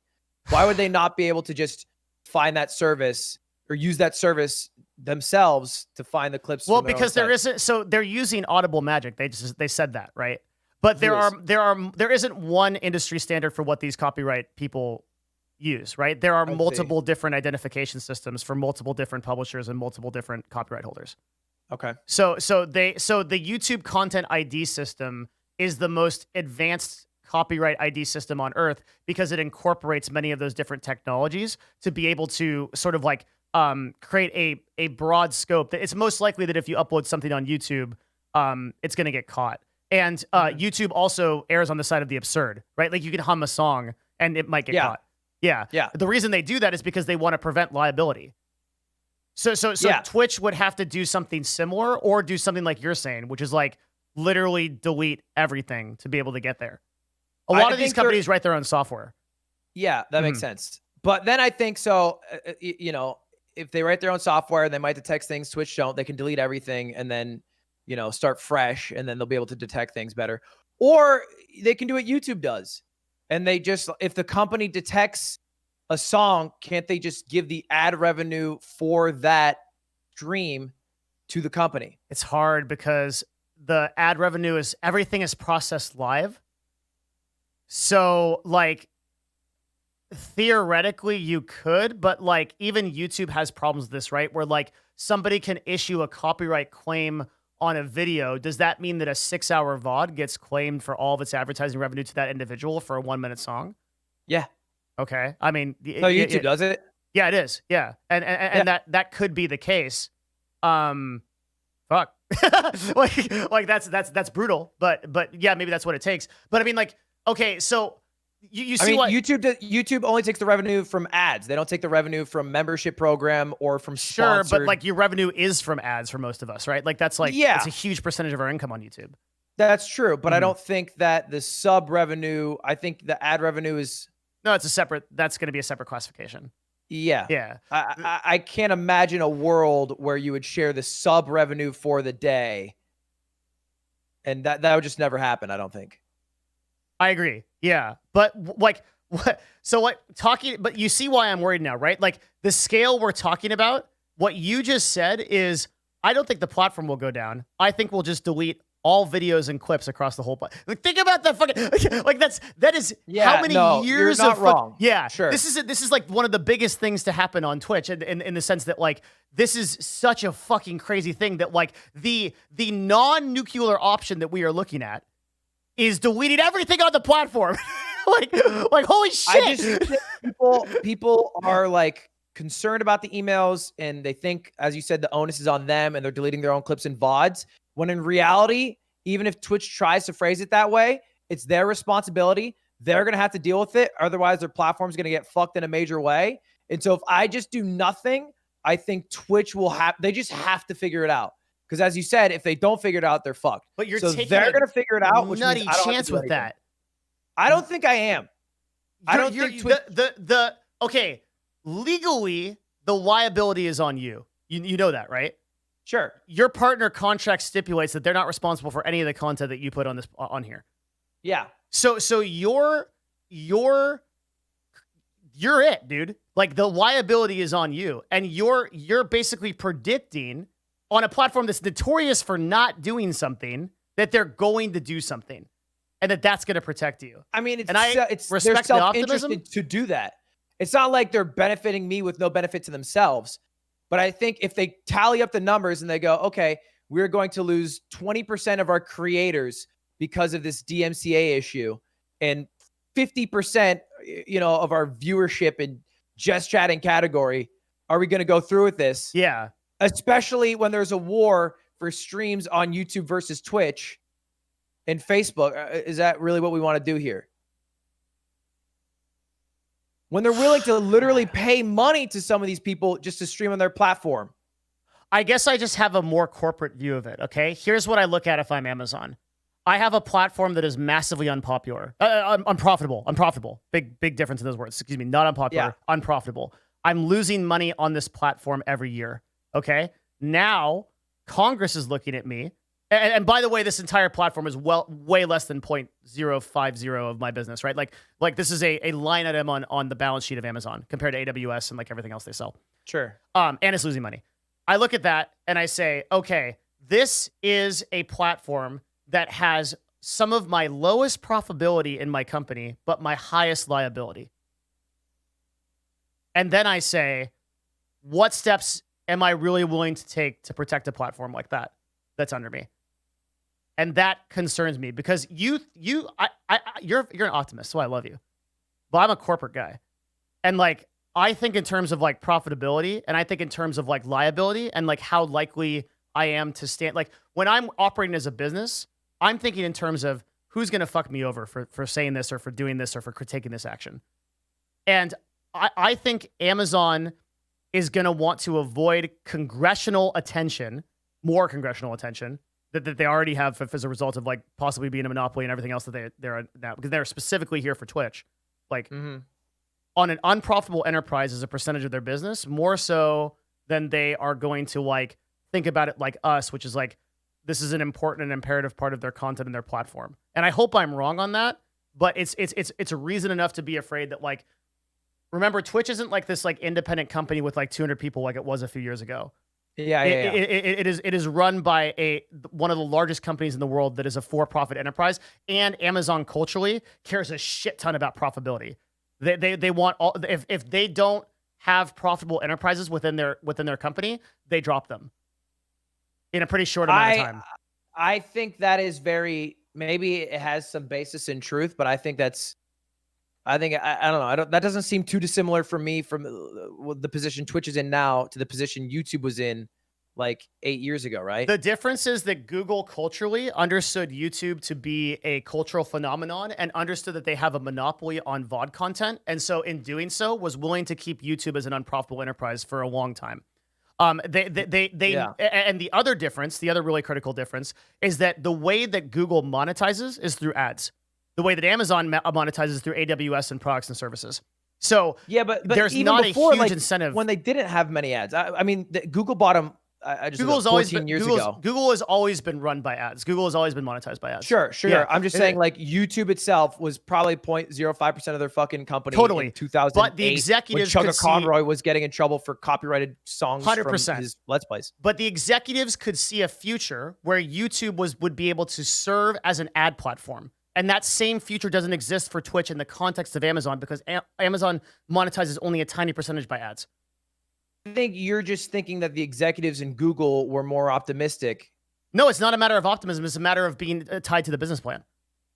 The business plan of Google is ads. The business plan of Facebook is ads, right? They are going to do things. So Google owning a content network like YouTube makes perfect sense for a company like Google. Amazon owning a content network. On hindsight, but in 2007, it might have just been like a chip shot, right? Like 2007 YouTube, 2006 YouTube. I don't know if it was... I feel like you're talking about it.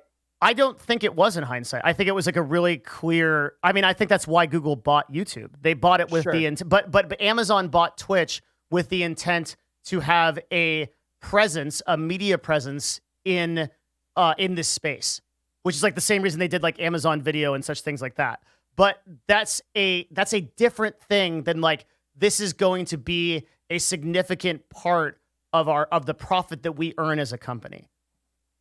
Yeah. Mm-hmm. And you don't see the same potential for Amazon to eventually do that with Twitch. No, I don't think that anything points to that. I don't think that Amazon, and the real reason for that is because Facebook and Google have spent billions of dollars and years building a dynamic ad network, and Amazon doesn't have that. They have an ad network through Amazon affiliate, which they make about like 10 to 15 billion a year off of. It's a tiny percentage of the company compared to like everything else they're doing. Okay. I realize this is like pretty technical, but it is, yeah. Yeah, it's important to understand because this is how high-level executives are thinking about the direction of their company. And when you acquiesce a product or when you buy another company, you're thinking in terms of like sort of the benefit that company has to you in the long term as it relates to your business model. Because Google and Facebook are ad platforms, they're going to index on streaming super hard. And just like VODs and content creation because they know that that's a viable place to leverage their ads. Amazon is not an ad platform.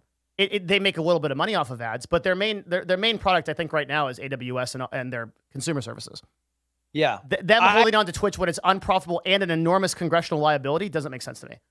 I understand that logic, but I think it all adding up to the idea that Twitch is willing or Amazon's willing to let go of Twitch as a whole, like that's a possibility. I think is less likely than them just figuring their shit out. I don't know. To me, that just seems. I just feel like it would be crazy. And maybe this is because I'm in the machine, but it would seem crazy to me to just be like, "Fuck this, let's just get rid of it." I think you're in the machine. I think the you have to see that the percentage of actual mass that Twitch is compared to Amazon, which runs it, and the potential future of the platform versus the liability that in any business, if you ask any executive, what is the 80% or what's the 20% of things that's causing 80% of your problems? If Twitch becomes that from a liability standpoint, they drop it. Yeah. It's not worth it. In my lifetime, I have never seen legislation that threatens a company or threatens the internet really come to fruition. It feels like it Net always neutrality, just kind of Microsoft, what? Like yeah, but like what? That's exactly what I'm talking about. Net neutrality. I feel like we made the biggest deal in the world, and then I don't know what's come of it. I don't think we've talked about it much. Like, I don't think since like fucking LimeWire or Napster, there's been sites that are just taken down and removed because of legislation. I feel like we always talk about There it. definitely Like it is is. this is literally gonna end the world. Net Okay. neutrality. I understand what And you're then saying. it just goes away. I get it. Okay. So a lot of these things, they manifest as like very small changes, and then before you know it, you're living a different life. So like ISPs being able to charge services is only like really affecting businesses right now, but will affect consumers in the long run. I'll give you just a direct example of how like legislation can change this. Poker sites, gambling sites, okay? This was like an enormous industry. They're like, everyone remembers like these giant poker sites where like everybody was playing. Legislation came in, like Black Ops Fed people freaking shut that shit down overnight.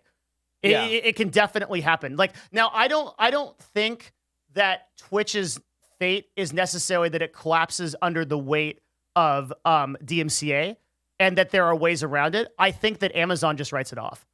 At some point, they just go, holy shit, the liability of this is so high compared to other enterprises. Like, look at Amazon Video, right? Amazon Video is profitable. It sells Prime subscriptions. It's subscription based, and all of the content that they have on it, they own. There's zero liability. That's why they can do Amazon watch parties for us, right? Yeah. With Twitch, you've got this rogue element of tens of thousands of people that are literally streaming. And like, man, the copyright system is so convoluted. How deep do we go on this? Like, are we gonna? So like, if you watch a music video on Twitch on YouTube, or you watch a video on YouTube that is from like a really big like Warner Brothers or a movie trailer, are you liable then? Right? By the law of the letter, you are.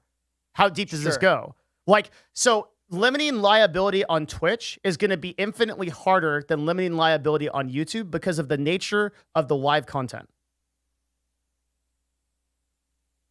Right? Like on YouTube, we have a VOD system. We can upload something and there will be a little pause that we'll be able to do. It's like, hey, stop. Like, this is copyrighted. And then we can make a decision. But live content, as it goes out, it's live. That's it. Yeah. So I really am concerned. I mean, like, look, if the most optimistic thing we have on this phone call is we can delete everything on Twitch, and that's Ludwig being I know you to be an optimist. like, holy fuck, that's insane. Like, I have 8 years of content on this site. Like, I have memories. This is my life's work. I see. Yeah. I guess I am just optimistic because poker is a good example, but it's kind of before my time. I was like a Zoomer. 7 or 8. Yeah. Mm-hmm. But I don't know. People brought up other examples like Mega Upload and things Big like one. that. Yep. Napster. But like yep. that, Yeah. It also makes sense to me that those got taken down. And I don't think Twitch is in the same vein. Just on a very general sense, their takedowns versus the takedown of like Twitch, a site where people are listening to copyrighted shit. Copyright, which is like, I feel like such, I don't know. I feel like it's a bunch of boomers talking about shit they don't super know about yet. Those boomers make the laws, dude. Like, that's the thing is like, as far as those boomers are concerned, there is a weird little website that's doing tens of thousands of federal law infractions every minute, right? Like that's how they look at it. Like the lawyers up on Congressional Hill and shit are looking at this and they're going, holy shit, this website is literally breaking the law every single minute, every single day, all the time. Matching my optimism with your pessimism because you've gone to the absolute worst case scenario. Right? Well, the worst case scenario being that Twitch goes down and everybody with it. Yeah. Yeah, that's pretty bad. That is bad. But I think that is more unrealistic than my optimism, which is Twitch just figures it out and it works out. Either by having to pay a share of ad revenue for every stream with copyrighted things, or deleting all VODs and removing the VOD service, whatever it is. Okay, so let me pick up my bedroll and I'll come into your camp for a minute. So YouTube figured it out. YouTube had the same quandary, right? And they were kind of blindsided by it too. Like they were like, oh shit, and they built the Content ID system from the ground up to address it, and they sort of navigated their way through it in the meantime until they built a system enough that like everybody was cool with. Yeah. Or not that everybody's cool with, but I guess it's just like it's the best of what we've got, and it works. Sure. Yeah. So maybe Twitch does the same thing. They kind of finagled their way through it, and they sort of like, dodge like the spinning traps and everything, and like get to the end of the dungeon. I hope you're right. I just think this right now. I think they're just being pussyfooting. They're being pussies, and they're just leaving it to the creator. And I think that that's not going to work. And I think they're going to have to figure out themselves. And I think they're hoping not to because they're going to get a lot of blowback from creators. Yeah. But they're just going to have to do that. And I think they're just stalling. Okay. I have less faith, but I'm glad that you do. And I think that brings us to two things. One is what creators do as a result of this. And second is I got to give you a tinfoil hat thing. Which one do you want first? Tinfoil hats sound great. Tinfoil hats, big stuff. I have received several messages, and there are some of interesting authority, and I will read you one, okay? Are you sure this is from a person that I consider to be pretty authoritative on this subject. I can't say anything else, but like, are you sure that DMCA claims existed to begin with this time? Did anyone actually get a strike, or was it a heads up? They didn't tell you who the claimant was, which they're legally required to do. They didn't tell you what piece of content had the music in it. They claim they deleted the content, and you can't counterclaim it. This all coming a day after Soundtrack was released. What are the chances that someone made this up just to scare people into using Soundtrack and deleting their clips? What is Soundtrack? That is the official Twitch music platform that they provided that came out yesterday, by the way. I never even heard about that. So if that was the plan, then they kind of fucked up. So I feel like it is really should weird. have dropped a fourth number and been like, use Soundtrack on this email, and then there would have been money. It's in there. It's in Oh, there. is it? Yeah, I think you just stopped reading. Okay. Yeah, they set it. They set it up. I shouldn't see it in your screenshot. It's right below it. Download here. It's in this screenshot. So it's just not in my tweet because my tweet was just there to evoke angry emotions. Sure. Yeah. This one. Stuff you can do. Download the beta version of Soundtrack by Twitch, a tool that gives free access to globally cleared music that will play your VODs and stuff like that. We'll transfer the VODs or clips. So there is a pretty big possibility that maybe nobody got claimed and there isn't actually any stuff like that. And they're just trying to get people to delete stuff because for exactly the reason that you said, because they don't want to have to take the next step. Yeah. Mm-hmm. I think you're right that Twitch does have a real problem. And I remember that A-Truck, who used to work at Twitch, talked about how like this was like a big problem that they had, and that their first solution was just muting VODs, which wasn't even a solution.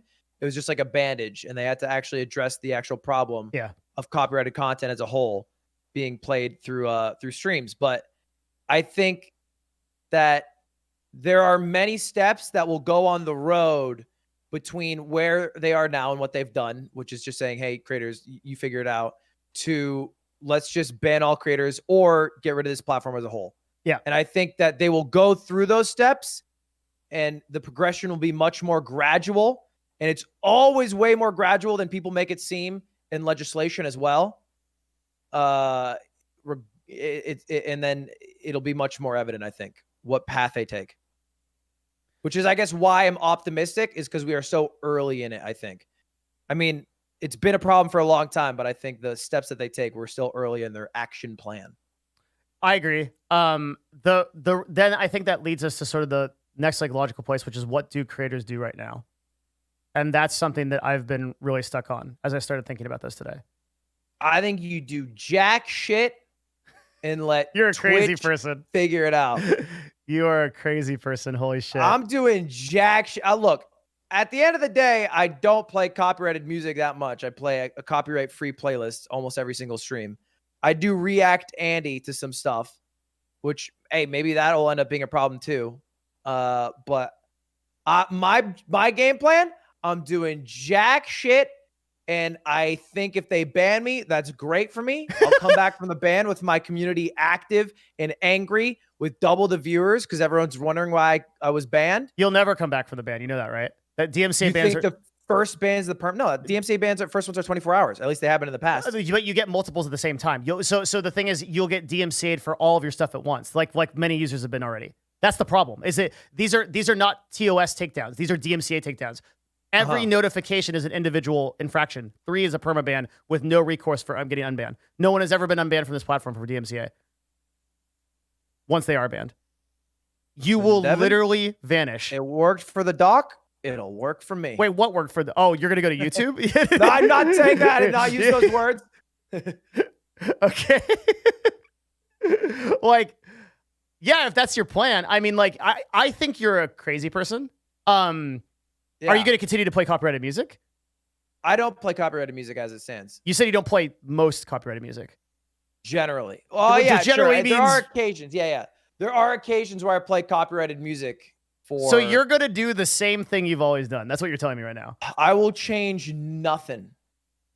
And I will leave all of the onus on Twitch to figure it out. And then if they ban me, I will cause outrage. And I think that is the same exact path that Mizkif's going to take, XQC's going to take. I think fucking every lazy ass streamer I know, which is half this fucking platform, will take that same exact path. And then we'll see. We'll see where the marbles lie. And you don't XQC's gonna be playing copyrighted music every day on stream. Yeah, absolutely. And then really? if he gets, I think He so. I saw don't think this. he's gonna change anything. He saw this and he was like, dude, I gotta delete all my content in a week. Dude. Like, I don't know if he means it. Like, maybe he just forgets about it. Right. I think he will still just react Andy for the beginning portion of his stream, and that will contain a fuck ton of copyrighted shit in it. And he'll just run that. Okay. I just want to get this straight. So you are going to completely trust your fate to Twitch. Yeah. I think the decision that you're making it, which is either they take down the platform or that they ban all the creators, is a false dichotomy, and that Twitch will just have to figure their shit out. And there are many other just very viable platforms to go to if they don't do that. What if they ban some of them? What if they ban you and XQC doesn't get banned? And if you say public outrage, it doesn't matter. No one cares about that. For the same infraction, like the same thing. Yes. We've done the same thing, but they just decided to ban me instead of him. Yes. Then there's other platforms that are viable to go to. Okay. So that are would you be saying... very strange, though. I think it'd be very strange. So Twitch has never banned people and then not banned people for the same infraction. They are I thought you said notorious this for is that the same shit. as the ban. I thought you said DMCA was out of their control, Devin. I did. So then why would they have even the ability to ban someone and not someone else? I don't know, man. I just think a lot of weird shit can happen here. I don't think you're allowed to take both sides. If you think that it's fair. out of their control and that it'll be just stricken based I have off to say of the that they're going to copyright ban everyone companies, or no one. Yeah. I think if that's how you believe it to be, it's based off the copyright creators hold or the copywriters Twitch hold. only. I have a counter argument. Twitch only needs to do as in so much as to prove that they are operating within safe harbor and making a reasonable effort to stop it.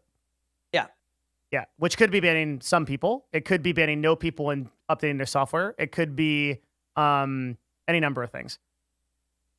I think said at the end of the day, if it's detecting 3 strikes, you're auto banned. That is right. That's Yes. the phrase you use. That is correct. And so if Yes. it detects 3 strikes on XQC and detects 3 will strikes auto-ban on him. me, it'll auto ban both of us. So Yes. why would either of us be saved? And I think the amount of creators, if that happened, that would be removed, would be enough to swing the entire like live stream what is the word I'm looking for? Lead that Twitch has. I think what you're saying to me right now is you're standing in a crowd of 100 people. I'm going to throw I a think it's frag way grenade. more. I think there are 4 million creators, and I think 2 million of them, majority, I think, play copyrighted things. Okay, so They have at least 3 clips somewhere of copyrighted stuff. okay, you're standing in a crowd of 5.9 million people. So how many people streamed in the last 30 days? Okay. Yeah. All right. I think majority. You're standing in a crowd of 5.9 million people. I am going to drop a fuel air bomb on that crowd, and I'm going to get some percentage of them, maybe a lot of them, maybe all of them, right? And you're telling me, rather than move out of the way of that, I'm going to still hang out there because I think that we'll know what to do. They can't get us all, Devin. That is insane. That is a crazy. I can name crazy. 3 Ninja clips, 3 Shroud clips, 3 XQC clips, Obviously, 3 this is an analogy, fucking yeah. Pommianic Not really gonna do clips. All of them. Yes. I think it's because it's not only half the streamers. I think it's half the streamers, but 90% of what the viewers are watching. Are you just saying this because if you do get, like, do you think some of this is just like you're fucking Ludwig with 600K subscribers on YouTube and you don't really give a shit? Do you think some of it's that? If you were a creator that had more of their... I think, yeah. Well, even if I didn't have I think regardless, I'd be able to figure it out. Even if I did get completely banned, I think I think everything works out in the end. I just always hold that philosophy for everything.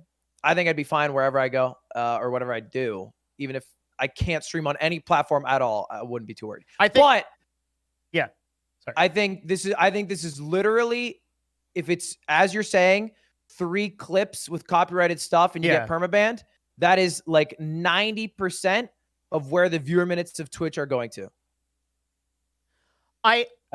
Okay, straight up 90. I guess the one thing I worry about is like you're like basic. I think the feeler bomb was maybe a little bit extreme. Let's go with like, I think you're tempting a tiger, right? And like you're like, well, the fence will protect me. No, it's but every like once in a while a kid falls into the zoo. I'm sitting on the tiger's neck and I'm holding hands with Ninja and Nick Mercs. And if the tiger's willing to eat me, he will have to eat Ninja and Nick Mercs too. And if he does that, then the tiger will die and I will find a new home with my friends Nick Mercs and Ninja. Got it. Okay. And if it eats itself, it eats itself. And that's that's a tiger's problem. Why not delete your former content and not take the chance? Because the nuke would happen regardless. No, if you delete all your content right now, it's saying right now that everyone deletes all their content, yeah, sure. But if everyone wears a mask, Devin, COVID won't go around. But I think most people on Twitch, all right, we're going to go down this analogy, are not going to wear a goddamn mask. They're not going to delete their goddamn Nick clips. And they're just going to be on the neck of the tiger. And they're all going to die. Jesus. Maybe I could move off the neck and be one of the few people remaining on this platform when this nuke goes off. But I will die with the rest of us. Holy shit. All right. I can't disagree with your assessment. Like, can you imagine a world because it's like you said there's no way to appeal it and you get perma-banned, where Twitch this all happens. It's the worst case scenario. They decide to keep the platform but ban all the creators and everyone's gone. Because look, Ninja's done it. All right. He has had many famous clips of him rapping rap songs and then them not going so well. Or Shroud, Nick Mercs, all the top creators are gone and Twitch is still coming out of there, alive, like a good top platform. Yeah. I understand that. I feel like there's 2 types of people, okay? The trigger, Twitch. I'll die with you. I feel like there's people that are like, oh, you're taking this DMCA thing really seriously. I'm like, well, it's not that big of a deal. And then there's people that are like, I know what the music industry can do. I know what they're capable of. I know what they're willing to do and what they have done in the past.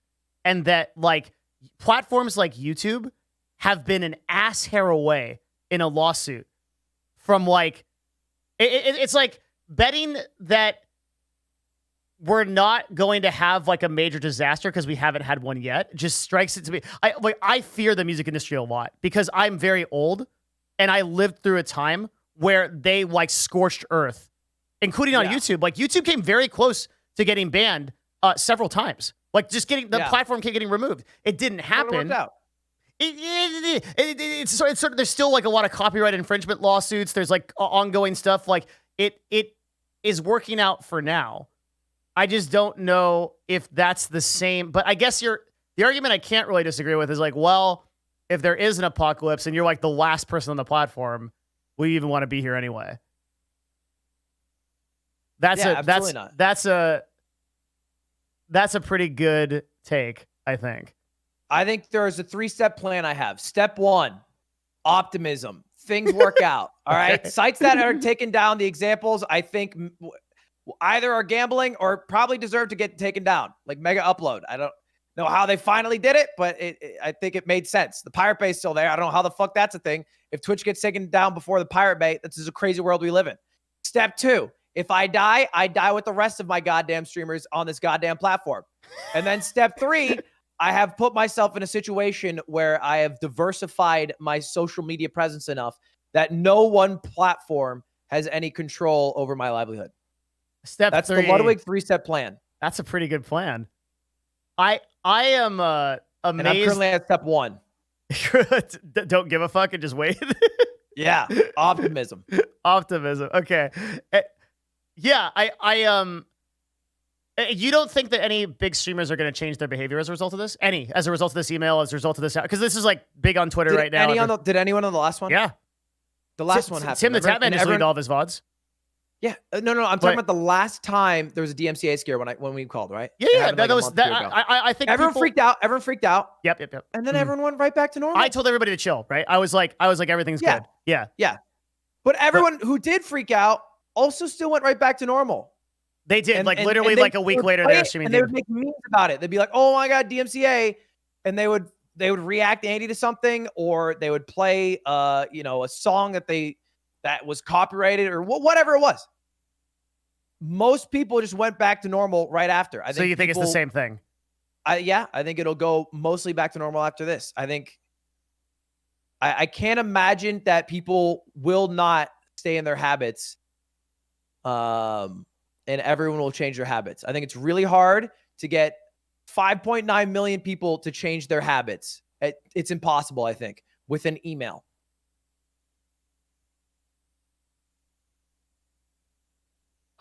Man, I think it's playing with fire, but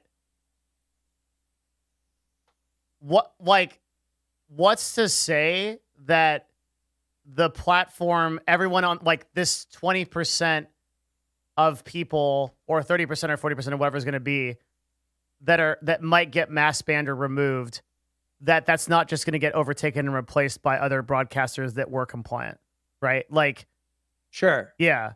So all these people get taken off and then the hole just gets filled by other creators. Yeah. I think there are other viable platforms.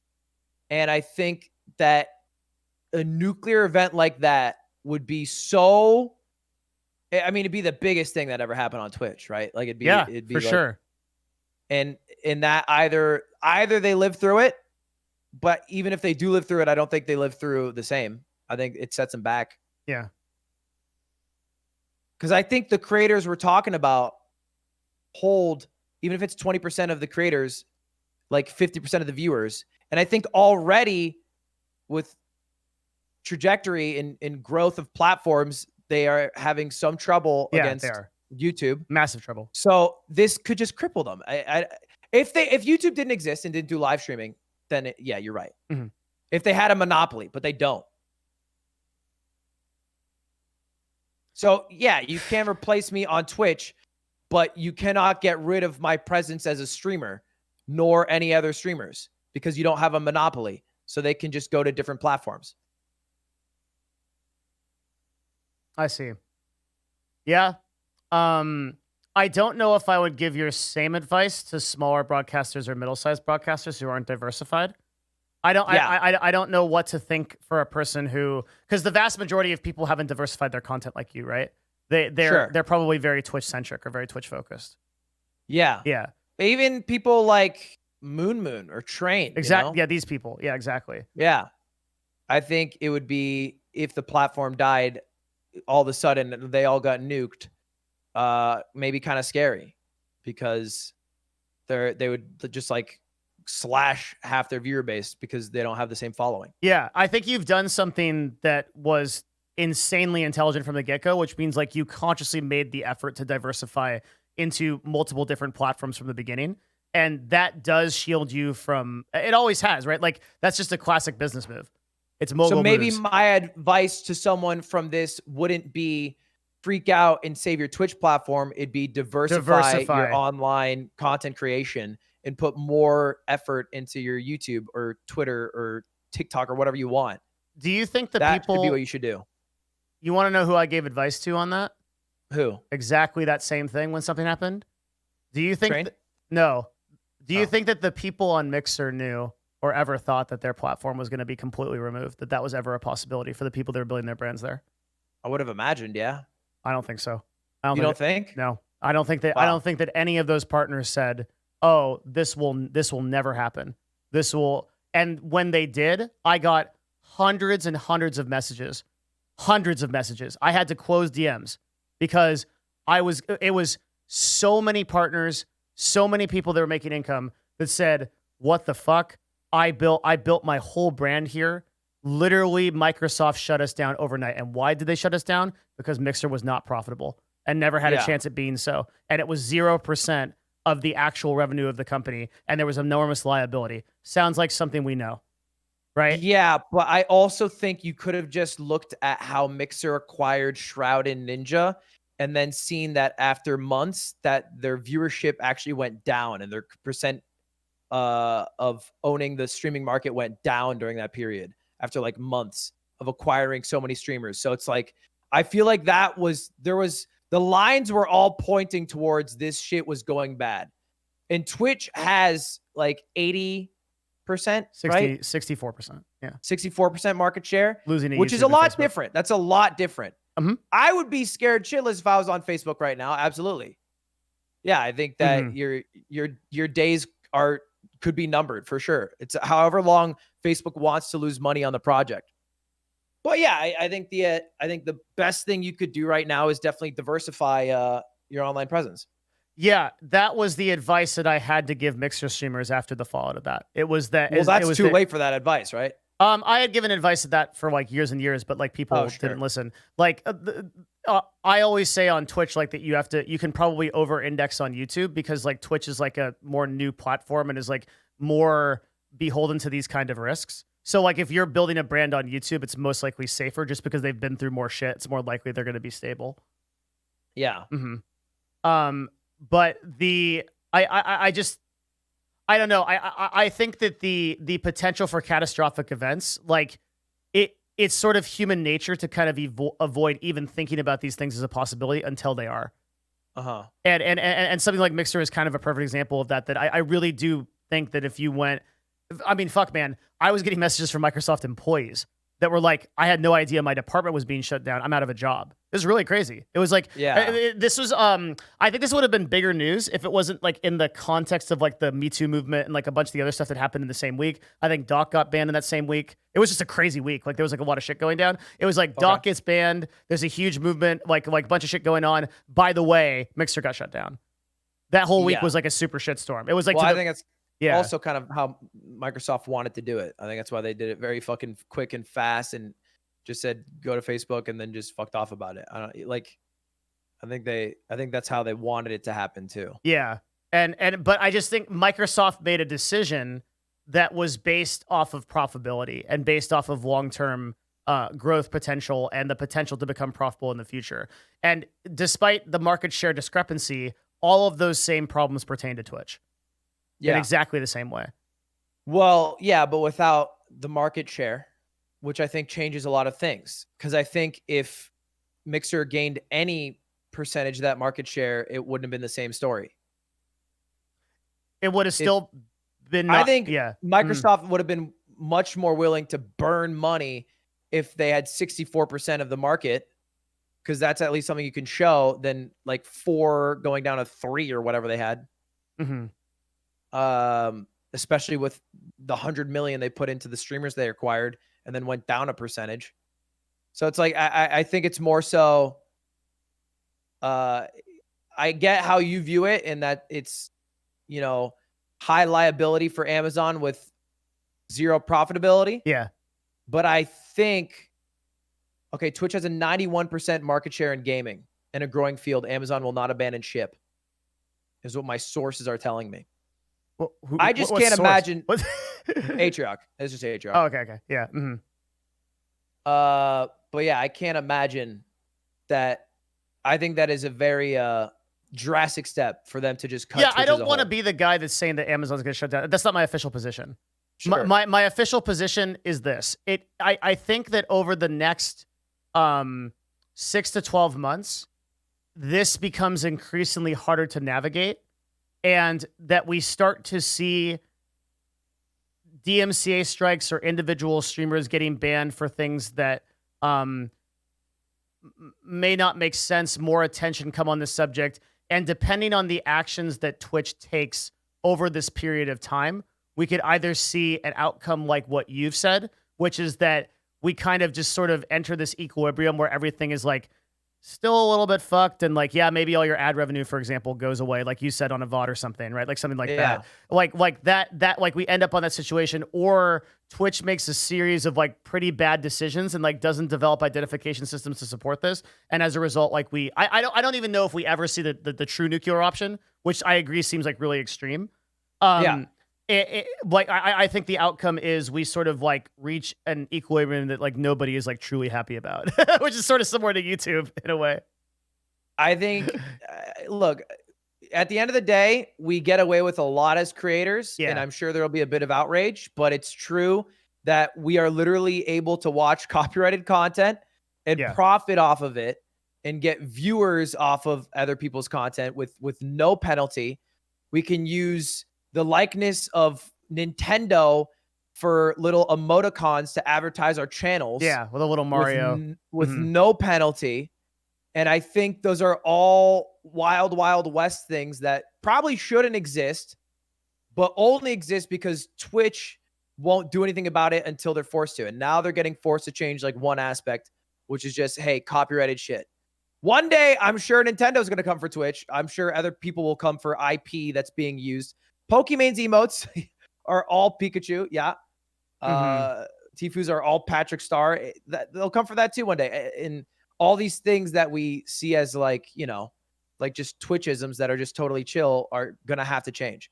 But I think those will be the changes, and the platform will become less, you know, in a way cool and wild, wild west, rather than it just imploding and dying because they can't handle it and figure it out. I think they're better than that. I don't think they're that brain dead that it'll just fucking die and implode because they can't figure out these issues that they've never addressed and we're just lazy about. I don't think that Twitch is, well, actually, if I say I don't think that Twitch is brain dead, I don't know if I'm being totally honest when I say that. So I'm more worried about the federal response to this and just the enormous, like, I don't know how much you've looked into this, but just the hilarity of how absurd copyright law is, just how wide reaching it is, how broken it is, how many like convolutions there are, how easily it is to violate it, that it's like, like like sometimes the federal government, and again, like we showed a couple of examples of this, they'll skip the part where they like go after the big person, and they'll go like that's why like individual people have been arrested by the federal government for like downloading illegal shit and pirating, right? It doesn't happen that often, but it does happen. And I guess what I'm saying is like, I worry about the people that will fall as a result of this. It might not be everybody on the platform, but it might be some high tier partners that don't take the chance with this. There might be one or two that Congress decides to, or some guy that's familiar with it on Congress decides to even out. Usually what we see in situations like this is it's not like an all or nothing thing. It's that a few individuals go down and everyone else gets scared. I mean, I think you get poster childs, you get examples made of you, and then everybody else, because that's how you enact behavioral change. I mean, that happened to Fuslie, right? Like I think that there are people right now that are getting these infractions that are very close to that. And we might see a couple of those people tilt over the edge, get permabanned. Sure, maybe XQC is still on the platform or whatever, but those people just took the hit for everybody else. And I guess I'm worried about like that going forward. I think unless there's like, for that to happen, I think there needs to be a media source that someone's consuming that's copyrighted, that is consumed by such few people, that's so popular. You know what I mean? Like it would have to be, we found people who are streaming Ariana's 7 Rings and exclusively that, right? Like, I don't think they would just pick out, hey, it's going to be Ninja today because of this song. Right. We're saying the same thing. Yeah. But that's happened, I think, right? But I think that whatever it is, I can't imagine a world where that doesn't impact a lot of creators, you know what I mean? Like the thing that they pick, whatever it is. I don't think it'll be a small number of poster childs. I think it'll be a very large one. Historically, it's hard to say. But what you're betting is that number is great enough that it basically incapacitates the platform unless they do something different. And it's not just like 3 to 5 streamers that just go down and then Twitch just forgets about them. Yeah. Yeah. Well, And I think even- that's a gamble.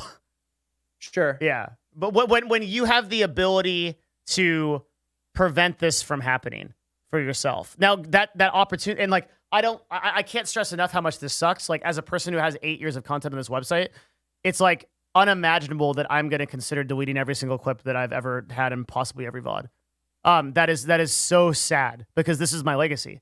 And I have so many memories and everything from this. But if it comes between that and seriously limiting potential liability as a broadcaster, I think I might have to take that option. Sure. Yeah. I still believe there's a step in between that, though.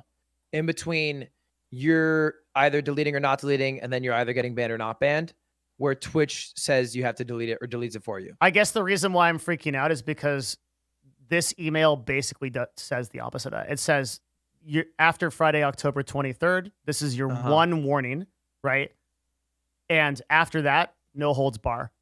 We're good. Yeah, but no holds bar is not individual creators, right? No holds bar is every creator who has any infractions, which I think is the large number. Yeah. Yep. So if we're going by the email, then I think we're talking about 85, 90% of Twitch's viewer base is streamer is going to get fucked. And if that's what's going to happen. I agree. If that's the outcome, then what you said is true. Then they need to take that extra step of either deleting it for creators or figuring out a solution to get money into the copyright holders' pockets or something like that. Right. Yeah. So I don't think that as much as Twitch wants the onus to be on us, it actually is, because I think they have to, for their own livelihood, take responsibility. I mean, that's how I view it. So the other thing too. Okay, so let's say that's true for bot takedowns. So for the vast majority of automated takedowns, what about the people that are taking people down just by virtue of like individual songs or things like that?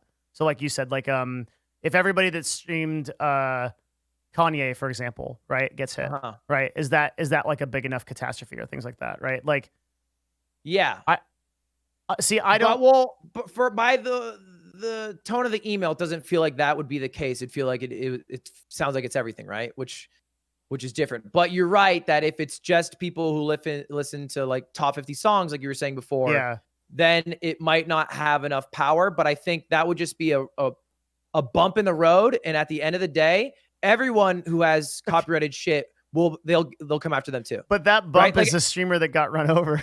That's I know. A streamer got run over, but the truck is still coming for the rest of us. Right? Mm-hmm. Like, it's not like that's the bump in the road and then they forget about it. And then the rest of us who did copyrighted shit that's not Kanye are fine. We're still fucked. It just hasn't hit us yet. Right? And so when that truck finally hits us all, I think that's when Twitch has to go back. So yeah, maybe there's a period in between them banning the people who listen to Kanye and then banning everyone else who had other copyrighted shit. But when it comes for everyone else, that's when Twitch will have to go back and address everyone's concerns and problems. That makes sense? It does. Yeah. There's no way they just do Kanye and they're like, the rest of you are fine. Twitch has to legally respond to the DMCA notifications that they get, right? So yeah, I don't think that there's just going to be a situation where like all of a sudden in 1 week everybody gets DMCA'd for everything. That's not usually how this works, right? Usually what happens is like Warner Bros. Is like, you know what? Let's do a pass through on Twitch, see what's there, and they go, oh, these guys all streamed Aquaman. Okay, like they're done. That's usually how it goes, right? Yeah, it's not, I think that it would keep happening, right? It would be like, you know, from every company, it would keep happening with every song that they have to scale or look over until it hits enough creators where I think there's like a threshold where it's gone too far, you know, like where it's, because you're right, if it just hits 5 creators, even if they're large creators, everyone will be like, well, thank God it's not me. Exactly. But there's a point where it's enough creators where it's an unignorable problem. Okay, and you so then how does that justify? I'm just trying to understand your position. Like, so then, if you are one of those creators that goes down early, your confidence is that what, like, you realize that future solutions for this may not apply to you. That you may never come back, despite the fact that like because that's what happens to people that like take those hits, right? Like a person that gets DMCA'd now and gets off the platform, I don't think they'll necessarily benefit from a content ID system that comes up years later. Right, that's what I I worry about. Is that like a Well, person I don't that think so. I think if they come for me because I listen to Ecstasy of Gold, which is like the most copyrighted song I listen to, uh-huh. because for whatever reason they were really worried about the good, the bad, and the ugly. I think after they come for everyone who listened to any top 100 pop song in the past 10 years, Yeah. and then anyone who That'll looked be at a enough trailer people that of a it triggers movie, the mhm. yeah, and Okay, I see what and you're they're saying. not just going to be like, we're only saving these people. They'll just be like, all right, partners, this is the situation we're dealing with. So what is your advice for people that are not you? Or do you even want to issue it? Because like My firm stance is to, one, I would create a copyright free playlist. I've always done that. mhm. And I play that every stream, because even if it's not for DMCA, even your VODs getting muted is Sucks. just a worse experience. How did you real quick just to like how did you create a copyright free playlist? I just have viewers send in songs and then we vote, and if it gets 65% of the votes or more, we add it. If it gets 35% or less, I ban them.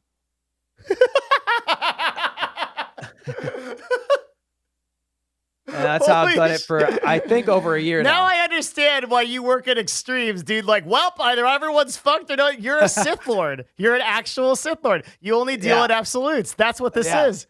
Holy shit. This is it all makes sense. Either you have a good song or we just ban you. Yeah, that's it. Like, do they ever come back? Well, I'll let the mods take care of that. I don't deal with unbanning. Holy shit.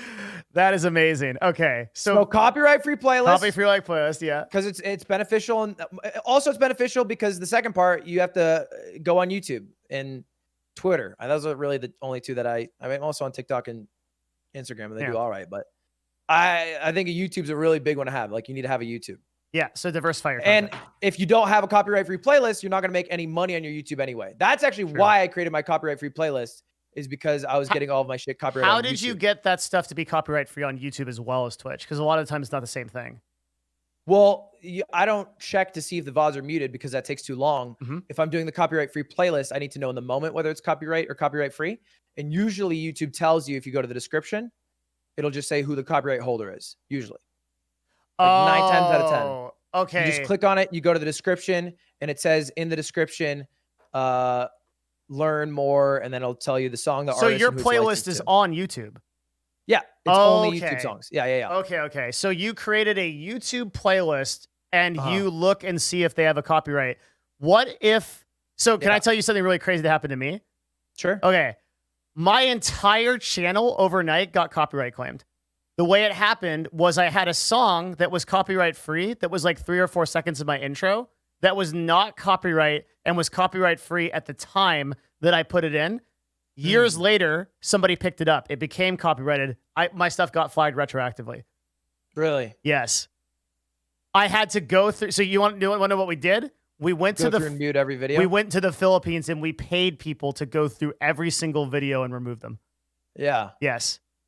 Yeah, that's annoying. It was true terror. They claimed all the revenue on my entire YouTube channel overnight. Yeah, that's insane. Yes, it is.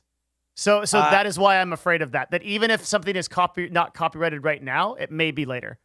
Sure. But I also think I have a diversified enough playlist where I don't think that it's not like there's necessarily one song every stream. How big is your playlist? And I change the playlist. It's 40 songs, and I change the playlist every few months. So you're a crazy person. I think you're gonna get fucked. So what if one of those songs gets copyrighted and you make 23-minute videos? Yeah. How many of those videos are going down? And that you'll have to go through and retroactively mute that. Yeah. If Popcorn Castle, it's probably my most played on stream song, doomed. gets copyrighted. It's the end of Ludwig, dude. I do lose probably like maybe 40 videos. Oh my God. Yeah. But I also post daily. And I also recently had my cousin make me a song. That's big. So that's like my new intro and outro song. And it's just my song. I see. Okay. I have the rights to that song. Yeah. That's good. I've also been copyrighted on songs made for me too, but you can refeed all those. But if they're done on like 200 videos, it's just annoying. It's a time sink. Yeah, it'll be a pain in the ass. Yeah, but it is also my song. Yeah. What I do when I do YouTube videos is I don't play music. So when I am going to give a talk, I will just shut off music and I'll talk. And then I'll go back to playing music. But now I got to make like a super copyright free playlists. Like I got to subscribe to a bunch of services. I don't Choose even. Yeah. video game music. Video game music's good. Video game music's always copyright free. Yeah, or kinda. I more so that because it's platform endemic, it's very hard to tell the difference between what's being used in a video game and what's being used by you. Yeah. There is an example of like this, GTA streamers. Yeah. That's a really good example of how you get insta fucked. Yeah, that's like. But I think that spooky. also proves that it is true because you're bringing up the one example of when it's not true. But then I can name 1,000 video games in return for every one video game you can name that does have copyrighted songs in it. Yeah, that's super true. So yeah, sure, there are like a few you can drop, but I think in general, video game music is generally you can play like the entire soundtrack of Ori, and like it's never gonna be a problem. Or or fucking Undertale or Animal Crossing's really great. Pokemon has a bunch of great songs. They're all great. Oh, that's I don't know if I'd fuck with Nintendo. Yeah, Just Dance is totally fucked. Yeah, GTA and Just Dance streamers are like some of the most. Yeah, that's really really tough for them. That makes sense. But that also that's like a weird. It's like a weird rabbit hole. But that's also another good point where then if this email holds true, everyone who's ever played GTA on stream is all of a sudden fucked, right? Yeah, I just don't think that's everyone that's played GTA on stream and played a particular song on the radio. Yeah, for the last 8 years. Yeah, if you listen to the radio in the past 8 years in GTA 3 or more times it's been clipped, then you're fucked. Yeah.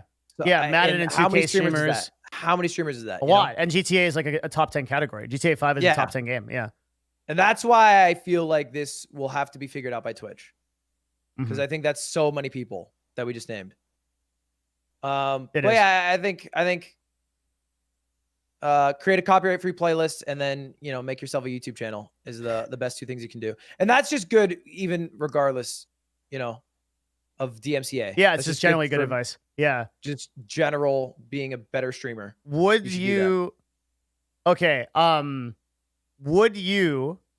delete your content if you were the average Twitch streamer right now? If you don't care about it, sure. I mean, if you don't care about it, then why not? I guess there's no point in holding it. If you have 200 views a video and 12 people are watching your VODs, who gives a shit? You can just delete it if you don't care about it. Yeah, you could download all of it. I record all my streams. What do you mean? So I literally have a recording of every stream I've ever done. What do you do that? You do that separately off of OBS? Yeah. You're recording the same time? I'm recording right now, and I've been doing it for 2 years. Why do you do that? So, just in case I need the footage and it gets muted, or I have to delete the VOD for whatever reason, and I want to make a YouTube video out of it. Everyone we represent, look back on it. Everyone we represent gets a feed syndicated to Google Drive in real time. We automatically do it for people. So I have everything recorded. I do kind of care about my clips. I think clips are like a really cool feature, and I think they're really. I want to talk about. I got to take a leak real quick. Can I? Yeah, go for it. Go for it. Right back. We'll go leak for leak. I'll look at AOC for now. Hold up.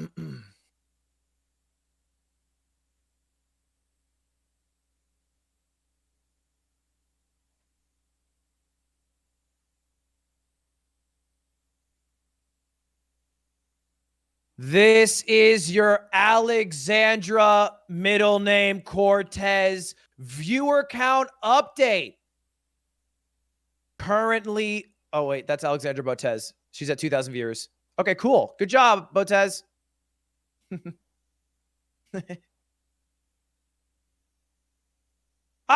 Live on Twitch with a whopping 124,000 viewers and follow notifications. That's so cringe. What do you have follow notifications on, bro? That is going to go for literally the rest of the stream, and it will not get through this first 15-minute window.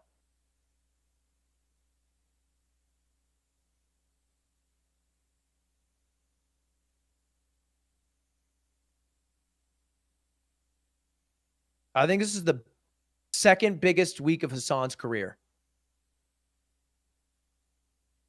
Playing with AOC and doing a debate on Thursday.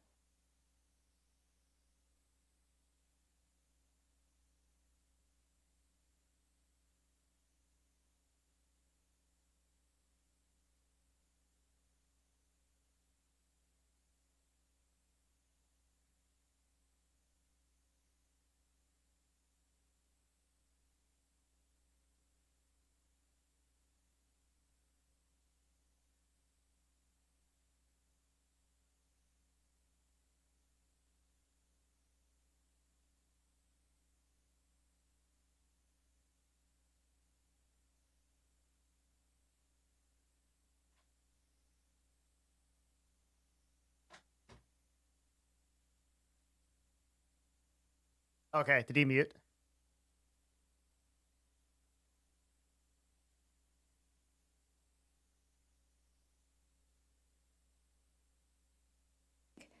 Okay. All right. I'm just going to deal with it here. Oh, she's like Oh my goodness. Thank you all so much incredibly for joining my first ever Twitch stream. I guess endemic. I hope it's not the last. I'm still kind of getting my bearings up here. But we'll there's see. But this is like pretty 3 wild. service people off to the Excited. side Thank that you all are so much. This is like pretty insane. 163,000 of you guys are hopping on. This is nuts. Thank this you is gonna all actually enable so much, many for joining us. senators and like And politicians listen, and celebrities and shit we're just that are make gonna do this. happen. First things first, if you are able You're to gonna vote, see we a are lot here of on iwillvote.com. celebrities. Make sure that you make your voting plan, and if you can't vote, if you're under the age of 18, if you I mean, this is a if you nobody don't live in is the fooled by United this, right? States or Like any this other is reason for not being able to vote, make this sure is you talk to getting someone that can vote and try to people get to them, vote for direct them Biden. to Not to say that that's iwillvote.com. you can judge that for yourself. I'm just Make saying that sure that's why that this is you a get your politician voting doing a plan in marketing place. campaign, And right? We so know this, right? Yeah. you Okay. know, if you're able to either make your voting plan today or get someone you know to follow through with your the voting plan at iwillvote.com, you know, drop a little something in the chat and let them know that and let us know that you've either made a voting plan yourself or that you've registered someone to vote or that you've walked them through a voting plan. Super so that's calculated. Really what tonight's all about. And of course, we are here to vote blue. So that's It looks like that's she's what I'm reading here to let a you all script. know. Sorry, and I'm just kind of getting this all together. Kind Make of. But she also sure, might just talk like that. we're here. All right, I got to open Among Us to get this in the background. Among Us. This is crazy. She says that like my mom says. Like my mom will ask, like, you know, Burning Man, like in Nevada. Taking a look Like at my some mom will of be you like, guys in the Devin, chat are you going to here. the Burning Man? And I'm like, it's just Burning Man. You don't have to say the Burning Man. On It's just Twitch, Burning Man. so there's like 8 million different windows here that we're dealing with. It's Let's just- see. All right, we got the background on. This is wild. Okay. I'm gonna put a little bit. Oh, I was Look at muted. how Yo, what's up, spooky Devin? this Hey, music I was is. looking at AOC. Yeah, me too. Yeah. What do you think?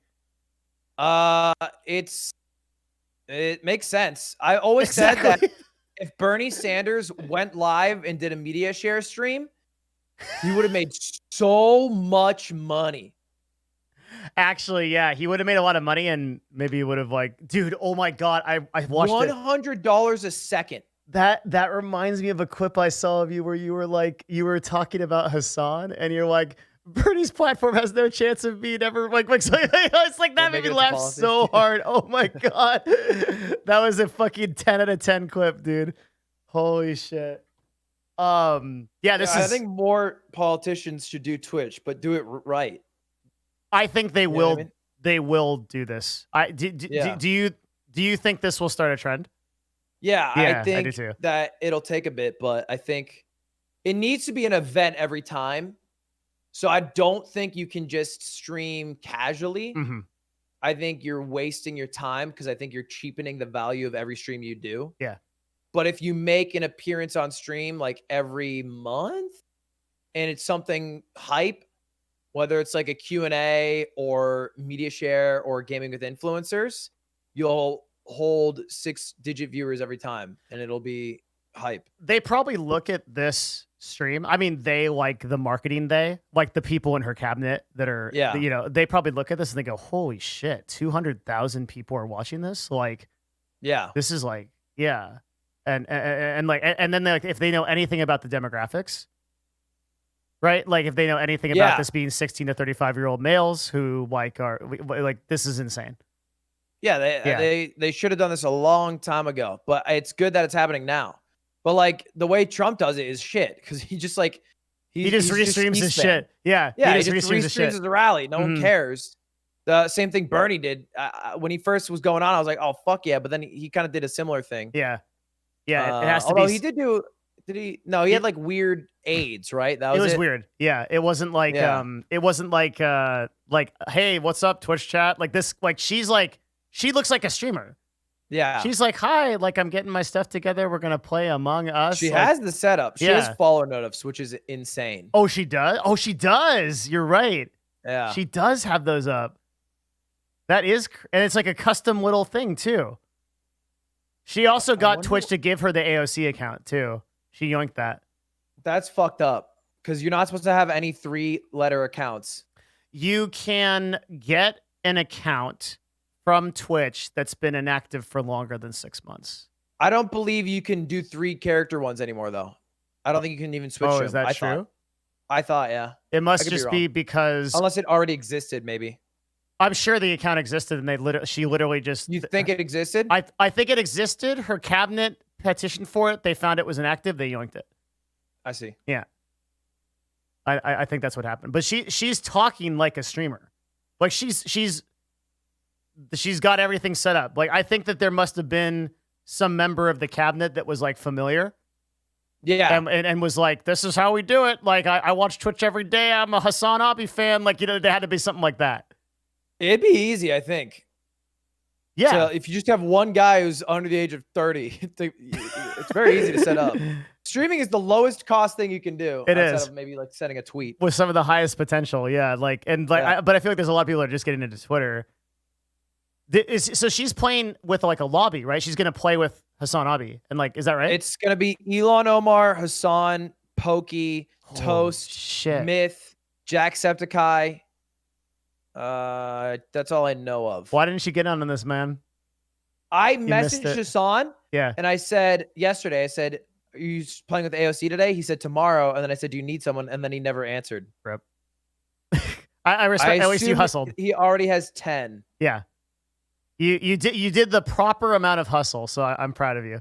Yeah, I Yeah. asked. But, you know, Mhm. Dr. Lupo's there as well. Yeah. Yeah, I'm surprised that like Train and you especially like. I think Train getting on would be a mistake.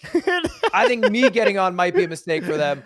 I think XQC is a death sentence. that XQC big. They must have. I'm sure they can. I think Train talks a lot about politics and might actually surprise people. XQC would have been no good. Like, imagine XQC raging at AOC. Like, Yeah. she's reading chat. She's fucking reading chat. She's cheating. It's been a nightmare. Holy shit. Like, Yeah. Yeah. I don't think it would have turned out well for him. I don't either. So, but I'm pretty sure that most of that group sounds pretty calculated to me. Like, I see. Yeah. Jacksepticeye sounds pretty calculated. Pokimane is like the classic brand pick, right? Apparently, Hassan told his viewers that he didn't pick, that it was Exactly. all kind of given to him, which makes Uh-huh. sense. Okay, that makes sense. Yeah, and I think that was all very intentional. Everything is very scripted, but people will see this. Celebrities will see this, and they'll be like, "Oh shit, it works." Yeah. Yeah. Again, though, it needs to be done not frequently. I think that we're gonna see a lot more people. Do you remember? Were you old enough to see the Snoop Dogg activations? No. Man, so Snoop Dogg does this thing. He's playing this. This is amazing. Okay. Like he's playing this game and he's talking about the game. He's going, oh shit. He's like reacting to it. Right. And at one point he lifts both of his hands to light a doobie, but the gameplay keeps going. Oh, He so was wasn't- fake reacting. He wasn't playing the game. He was sitting there just reacting to it while his staff played the game. And everybody was like, what the fuck? That's the rice gum. Yeah. The rice gum Fortnite. It is. Yeah. It was so bad. Like there are so many celebrities and people that like do it wrong, right? Like when they Yeah. come in, yeah, they do the whole thing wrong. Yeah, I think streaming can be incredibly boring. And I think most people, no matter how big of celebrities they are in their day-to-day life, are just very boring people. Mm. You know? Mhm. And I think that is representative when you go live. And I think your value is that how much you do with how little you're seen. Yeah. You know what I mean? And how little you give yourself. And like streaming, you give so much of yourself. So there's no hiding. You know what I mean? Like, yeah, I think David Dobrik is a great example of someone who like people love David Dobrik and every bit you see him in is great. But then when he's streaming, he's just like playing Call of Duty for 3 hours straight. And it's like it's not why you like David Dobrik. Yeah. And so I think it makes him lose value. And it's not worth the money he would receive from doing that. Another really good example of that was Logan. Like Logan Paul tried to do Twitch, man, and like it just didn't happen. Just throw plates on the floor. Yeah, he's breaking plates. He's like doing fuck off, dude. like a YouTube video. Yeah, he Well, would like- try to be high energy, but then you do that break plate thing and like great, nice 15 seconds. Now you have to go play Fortnite for 30 minutes. And Yeah. what are you gonna do during that? Or 3 hours. Yeah, Yeah. you're gonna end up being shit for that fucking game and then lose and then break another plate and then do that for 2-3 hours and then call it a day. That's not a stream. So I think people don't recognize like how long streams are and like how hard it is to keep people invested in that amount of content. 100%. Yeah. And So, yeah. I'm surprised at how hard AOC pre-pinged for this. Like she had a tweet 4 hours ago and then it did another tweet now. So this is probably contributing to that viewership a lot because this got some fucking crazy. Oh, for sure. Yeah. I couldn't find her thing without going to her Twitter actually. Oh, Like if you look up interesting. AOC, it didn't pop up. Now it does, but it Yeah. didn't originally. 9 million followers this goes to. So Yeah, on Twitter? That's Yeah. a big. Oh, okay. She's still like 22 hours ago. She said. Wow. Yeah, she tweeted about it yesterday. Okay. About wanting to do Among Us, and then got a bunch of replies, and then quote tweeted it saying she was going to run it. Oh, it's even so far back as yeah. Okay, so yesterday, like getting set up. This was the first tweet. Anyone want to play Among Us with me on Twitch to get out the vote? Yeah, That was the one that like did it, I guess. After so that I was will say that like just if you know the I voted thing in Among Us, just make that the voting sticker this year, bro, and then you're fucking Oh, it's such a good idea. you're just money, dude. The content Among Us brain, is such dude. a normie game. Is it? It's 'Cause so normie. Because is this why it does so well on YouTube? yeah, Oh. Well, it had 3.8 million concurrent viewers over the past weekend. That you can't not be normie. I remember that's true. one of my roommates' girlfriends. They work at a company with a bunch of old people, right? Bunch of boomers. Yeah. And then they literally took a Friday to play Among Us together, like 40-year-old people. No. And that's like happening everywhere. It's just like a super normie thing. Who am I listening to? What? I have her stream unmuted. Oh.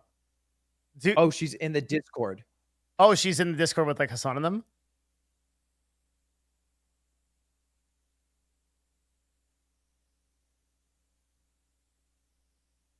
Mics are all hot. Hey, everybody. Oh, she is.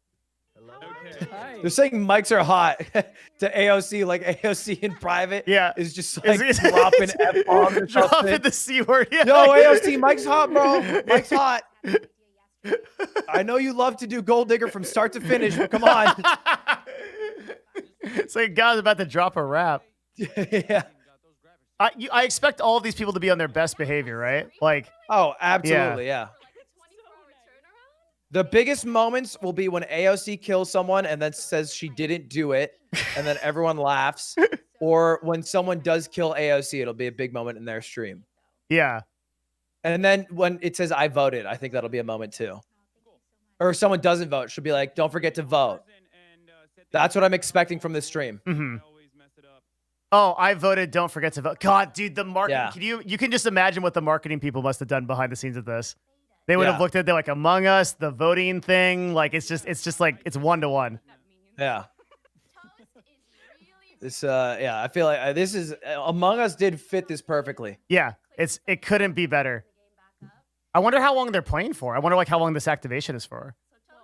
Got to be like an hour, 2 hours. I assume her stream won't go longer than 2 hours. I and couldn't change. watch. She's like 24-hour streamer. Yeah, Like, she just train she does a exit. train stream. Yeah, 30 hours. 25 hours. AOC's like, all right, guys, don't forget those primes. Yeah. You know, we've been live 20 hours. I haven't shouted out yet today. Guys, we are 6 subs away from 13,000 right now.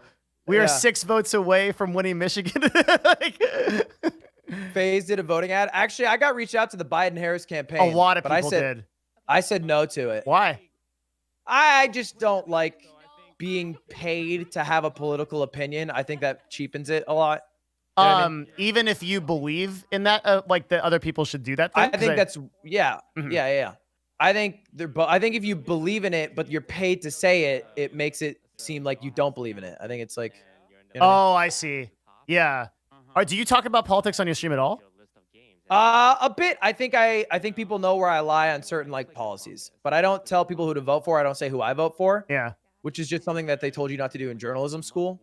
I forget that yeah, you have that. That's smart. Yeah, so I just never say that, but I think I know who my audience is, and I think if I just say to go vote, that's enough. Yeah. And I think they can just make their own decisions. infer And I from know that. I know generally where I think my audience is mostly left, but I do have for sure some conservatives. I see. But I think it's Mhm. mostly left. I think and I that think- most of people that watch Twitch are probably mostly left. Yeah, I Yeah. agree. Mhm. I agree. Yeah, because like a lot of more of the rights like Well, because just like younger people are generally yeah, left. generally left. Yeah. And mhm. Younger people Watch are on Twitch. Twitch and YouTube. So if you just say to everybody on Twitch to vote, because most people are young, it'll mostly be left-leaning votes. Yeah, that's smart. Yeah, I think that this runs like 2 hours max. 2 hours is a long stream for like a celebrity person. I would love her to just fucking pedal to the Yeah. metal, dude. Just fucking 8-hour stream, like fucking shouting people out and shit like that. That'd be amazing. Only thing that kills this is if there's any tech problems. I hope there's no tech Well, problems. do you see how well like organized this is though? Like she has like a game capture stream. Like it's no, I crazy, mean, right dude. now it's good. Right now it's money. Yeah. I hope she has someone producing it. But if there's any tech problems, that's like just what makes it go to shit. Yeah. Because tech problems are just the bane of any streamer's existence. Damn. Wait, Charlie's on this? Yeah, it looks like. Oh shit. That is funny. Charlie's the probably the most controversial. yeah, right? Yeah, for sure. Like, I mean, he's a great guy, but he also could be like, so AOC, did you see my condom flavored tier list? yeah. Or like, did you see like my entire closet of dildos? Like, yeah, like he's like the most, I think. He's just a sweetheart on stream, though. I don't think. Exactly. He's also a And type he's of dude that very knows how to socially turn that aware. off. Yeah. Incredibly Mhm. socially aware, yeah. Yeah, he can turn the dial down and he'll just appear as a normal person and not like a super degenerate where it's like, I don't think XQC, like that dial broke off like long ago. Yeah. There's all he's like just permanently in one mode. Oh my god. This is crazy for this viewership though. Holy shit.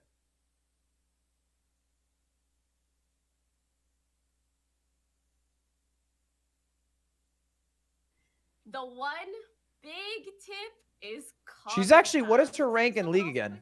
Who's? AOC. She's like pretty good at League, no? Really? She's gold, I think. Yeah, I'm pretty sure she's pretty good at League and she's gold. How old is she? Silver 2? Shoot her out, frag her easy.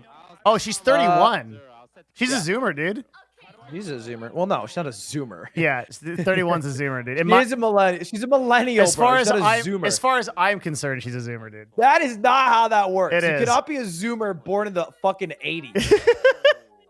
Relative to my age, she's Yeah, a fair zoomer. enough. I gotta pee real quick. All right. Yeah, I know. These newcomers, they come to the platform, they take up all the views, dude. Partnered immediately. Come on. Yeah. Yeah, I got it. I think this is the beginning. I think we're gonna see way more of this. Yeah, like becoming a congresswoman. Are you not gonna join AOC and Among Us? harder than, Twitter, I'm not. but- I mean, listen, we're all What do I know? we're all in our own industries, right? It's just Devin Nash. YouTube.com/Devin Nash. It's the same. Your vote can matter after one person causes a dejection. Do you think that they have it that planned? Who's hosting? Who wants to host it? Do you think that they have it? Do you think that they have it that planned? That like, okay, like this is the talking point. Like, Yeah, you're gonna post the code in the. just say So it's in the Discord general chat. they probably do. Everyone's hiding Yeah. their Screens, right? And just remember, your vote matters. I think It's covering the code, yeah. yeah. Because they clearly instructed her on Twitch lingo. What's up, boy? Well, she's also 31. Like, dude, like 31, like she can talk about stuff and sound like one of the tribe, dude. like you know how like you listen to somebody and they just don't sound like they're a part of it, like they're trying to be on it, but they What's don't. happening? I'm just like talking about how like they set like we're trying to figure out if AOC is gonna like has like one-liners prepared, like one vote is the difference between ejecting someone or not, and she's like, just remember, one vote Oh. could have been the yeah, you know, like Yeah. we're trying to Well, figure out I how think- integrated she is. I think she's just probably just Like you're at 200% off young enough and consumed enough media to just be. That's what I generally said. Witty, you know what I mean? Like she doesn't Just need to generally prepare aware. them. Yeah. Yeah, she's not like an 80-year-old man who doesn't know what the fuck's going on. She's like a 31-year-old person, so it's like Does she have a skin? Is that what that flower is? she does have the flower hat, yeah. Dude, this is so prepared. But yeah, she even like look. You don't come in with can a even flower say, hat. Like Hassan being orange here, you just say vote orange. He's sus. Like you know what I mean? Like Yeah. Yeah. she can say the word sus in PogChamp, and that's enough. Yeah. And then everybody will be like, this person speaks to me. Yeah, This person Yeah. is me. Yeah. that's like how low the bar is for a politician. I think you come in with a flower hat, dude. Like you're prepared. Oh, Elon's Yeah. got tech problems. Uh-oh. I knew it would happen. You did. You called it. Her mic's shit. She's got a shit mic. Who's Elon? If it's a shit mic for Elon Omar, it's part of Oh. the squad. Oh, wow. Okay. If she's just like another congresswoman. But if her mic's shit, it's curtains, baby. It's curtains. You think so? Yeah, that's what will ruin this experience is bad quality content. It doesn't matter how cool the idea is if there's an echo the whole entire time. I think AOC can carry this. Am I saying it wrong? Is it not Elon? What is it? Elon? Elon? It's Elon? ILHAN, Yeah, it's a weird right? name. Yeah. Elon. Elon. Somebody will Oh, Twitch chat. Everyone's will- saying Ilion? Ilhan. Ilion? Ilhan. They're saying Ilhan. Ilhan. Yeah. Ilhan Omar. Ilhan Musk. Got it. Oh, somebody set up the flower skin for her because they changed her in-game name for her. I see. There's like a developer here. That makes Bro, sense. Ilhan's using desktop audio and like a Blue Yeti. Is she streaming right now? I don't think she's live. That's brutal. Desktop audio to Blue That's Yeti. It's like brutal, dude. echoing through the yeah. That'll Oh ruin my it. God. Yeah. Ilhan, come on. Step it up. I still think even if that's shit, that AOC carries this, dude. This is so well done on AOC's part, and she's the one streaming live. Yeah, Like I it mean, might be I a little guess. scuffed, but And I think Ezra just joined the channel. which one is Ilhan? What's her name in here? I don't think she's in the. Oh, she might just be player. She's probably player. Yeah, that's my bad. Ilhan's a boomer. I'm saying it. Yeah. She entered the lobby with the name player with desktop audio and like a blue fucking Yeti mic.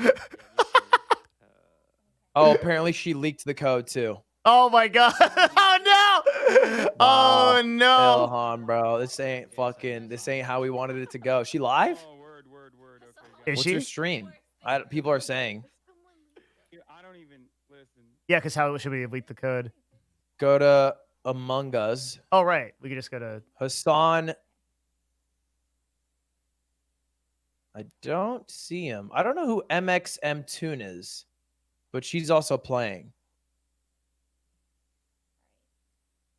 I've never seen her before. Maya, Well, Skull 69. she was You wanna sound off? just a different streamer. She's a musical artist apparently. Okay, they're not talking. I actually don't think Ilhan's live then. Someone else. What did you do to them? has anyone found her Twitch stream? We would have been linked it again. Yeah. She's in just no, you guys are trolling. I don't think so.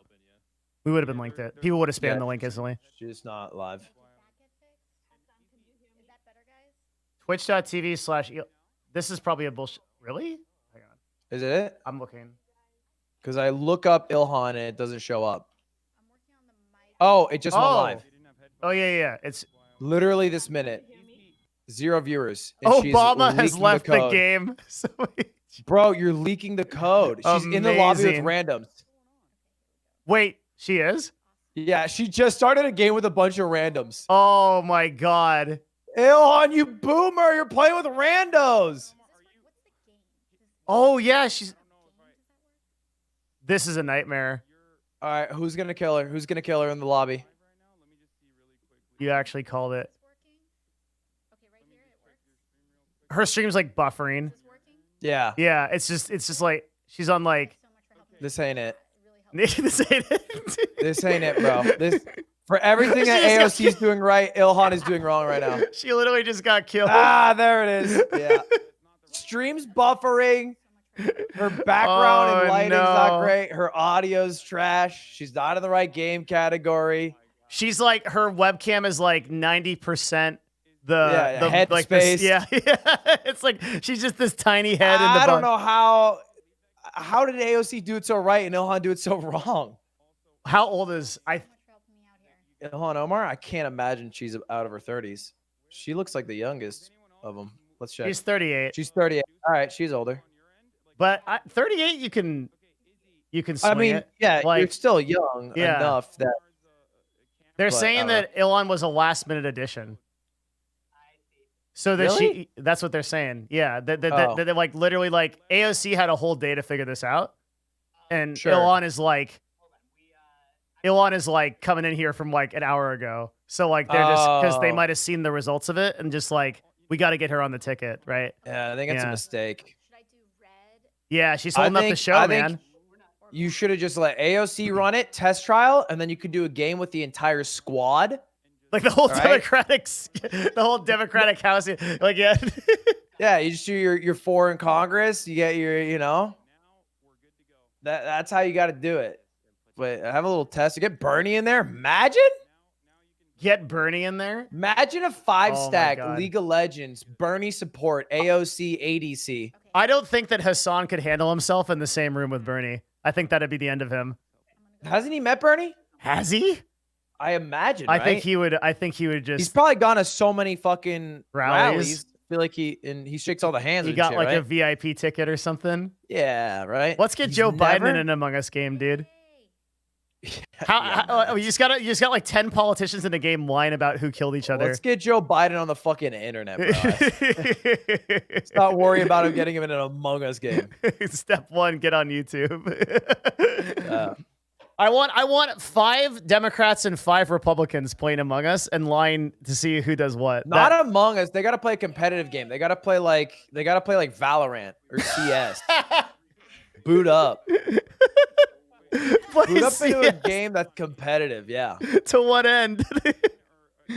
Whoever wins, Do you know how much of a shit show it would be to call them like terrorists versus like terrorists win, but it's like the Democrats on that time, and then it's like terrorists when it's the Republicans. yeah. Yeah, it would Yeah, be such yeah, a shit show. Ilhan? Damn. CS wouldn't work for that reason. Within 40 minutes, she had 344,000. I'm looking at a chart of her and of her active It's chatters. gonna start going down. Think so? If the game doesn't get started in the next 10 minutes, it's going down. Yeah, that's true. She's at 357 right now and climbing. Or if she doesn't like full screen and talk about something. But Ilhan is oh, they're going over the rules. Is Ilhan just player? I imagine, right? Yeah, she's in. Yeah, it's Toast, Maya the singer, Dr. Lupo, Charlie, Myth, Pokey. Yeah, it's a good group. I Ver- do think very it's deliberate. missing Saikuno. Wait, where's Saikuno? I just think it's missing it. It needs Saikuno. Oh, I see. I thought you said there is No, gonna be. no. Yeah. Who's Sped Icy? Is that Jack? Jack, Yeah. Septiceye, yeah. This is so cool that Charlie's there, dude. He's actually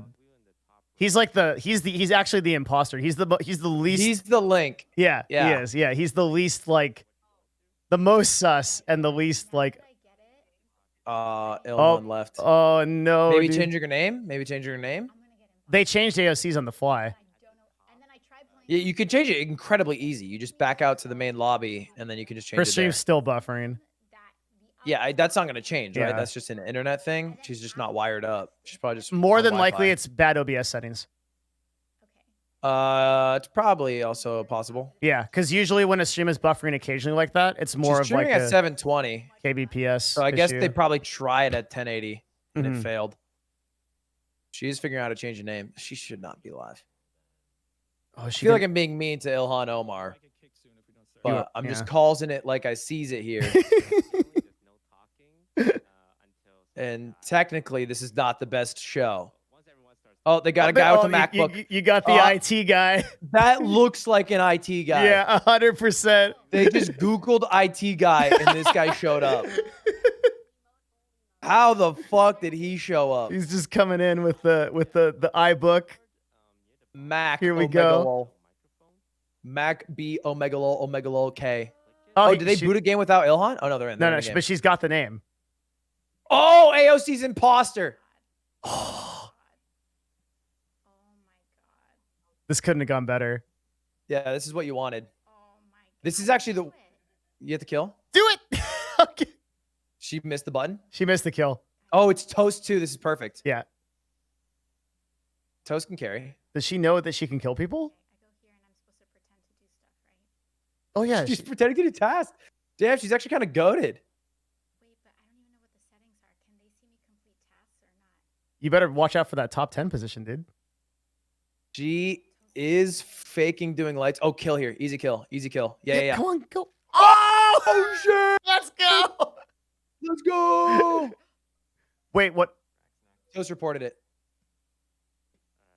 Oh, Toast is gonna do some 8-head shit. Down the He body. reported it. He was in electrical, I think that's where I was. Yep. Okay. So it's most likely a venter. Do you think they'll be nice to her? Yeah. Yeah. I don't think Yeah. this kill could be Hassan, by the way. There's no way they vote around one. I didn't Yeah. even know I reported myself. Myth and myself were on the right. I didn't even know I reported. Does she know how to mute? I didn't see Pokey. I think she is muting, but since you can't see the Discord overlay, it's she needs the Discord overlay. That's the Mhm. one piece of tech she's missing here. Who's not counted? Where was Spadici? AOC is reading chat. She's imposter. It doesn't matter. Is that true? How many people were with Hassan? All I see, listen, all I'm accounting for is Hassan, dude. All I'm Wait, accounting for is Hassan. you and can't then I see left- more and than I left 2 Hassan people. alone. Oh, 2 people died. So I left Hassan Toast must have killed Oh, someone. yeah. Some other people. I did see some other people. And then I think AOC accidentally self-reported. I can't believe I reported myself. Yeah, she's saying. Yeah, she self-reported. Probably Pokey and Green then. I think it was. the case. It might have been. It might have been Moist actually. Greaseball might have been one of them, Oh. but I don't know. I've mostly been following AOC around. So AOC, usually would- if someone is with you, that means you should clear them for a kill. Yeah, 'cause Toast is you're the cyan one, right? Yeah. Yeah, he's been following me around. Okay, we're Where seeing. It was she it came was up like on the- right above the vent. She knows her shit. Do you think they know, or do you think they literally don't know? Oh, I think they don't know yet for sure. Do you think they know that she's the imposter? Just like no, they don't. Okay, The odds yeah. of her imposter round one and killing Are and self-reporting, super. like, Yeah, yeah. you're right? You just wouldn't think that would happen. hmm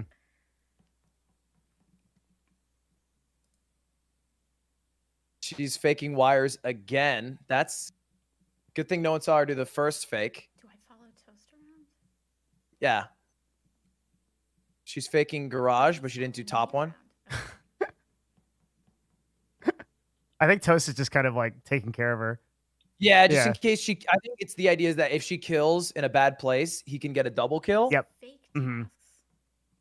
How sick would this be if AOC won round one as imposter? This would be amazing. Oh, it'd be great. Yeah. Uh-oh. Uh-oh. Where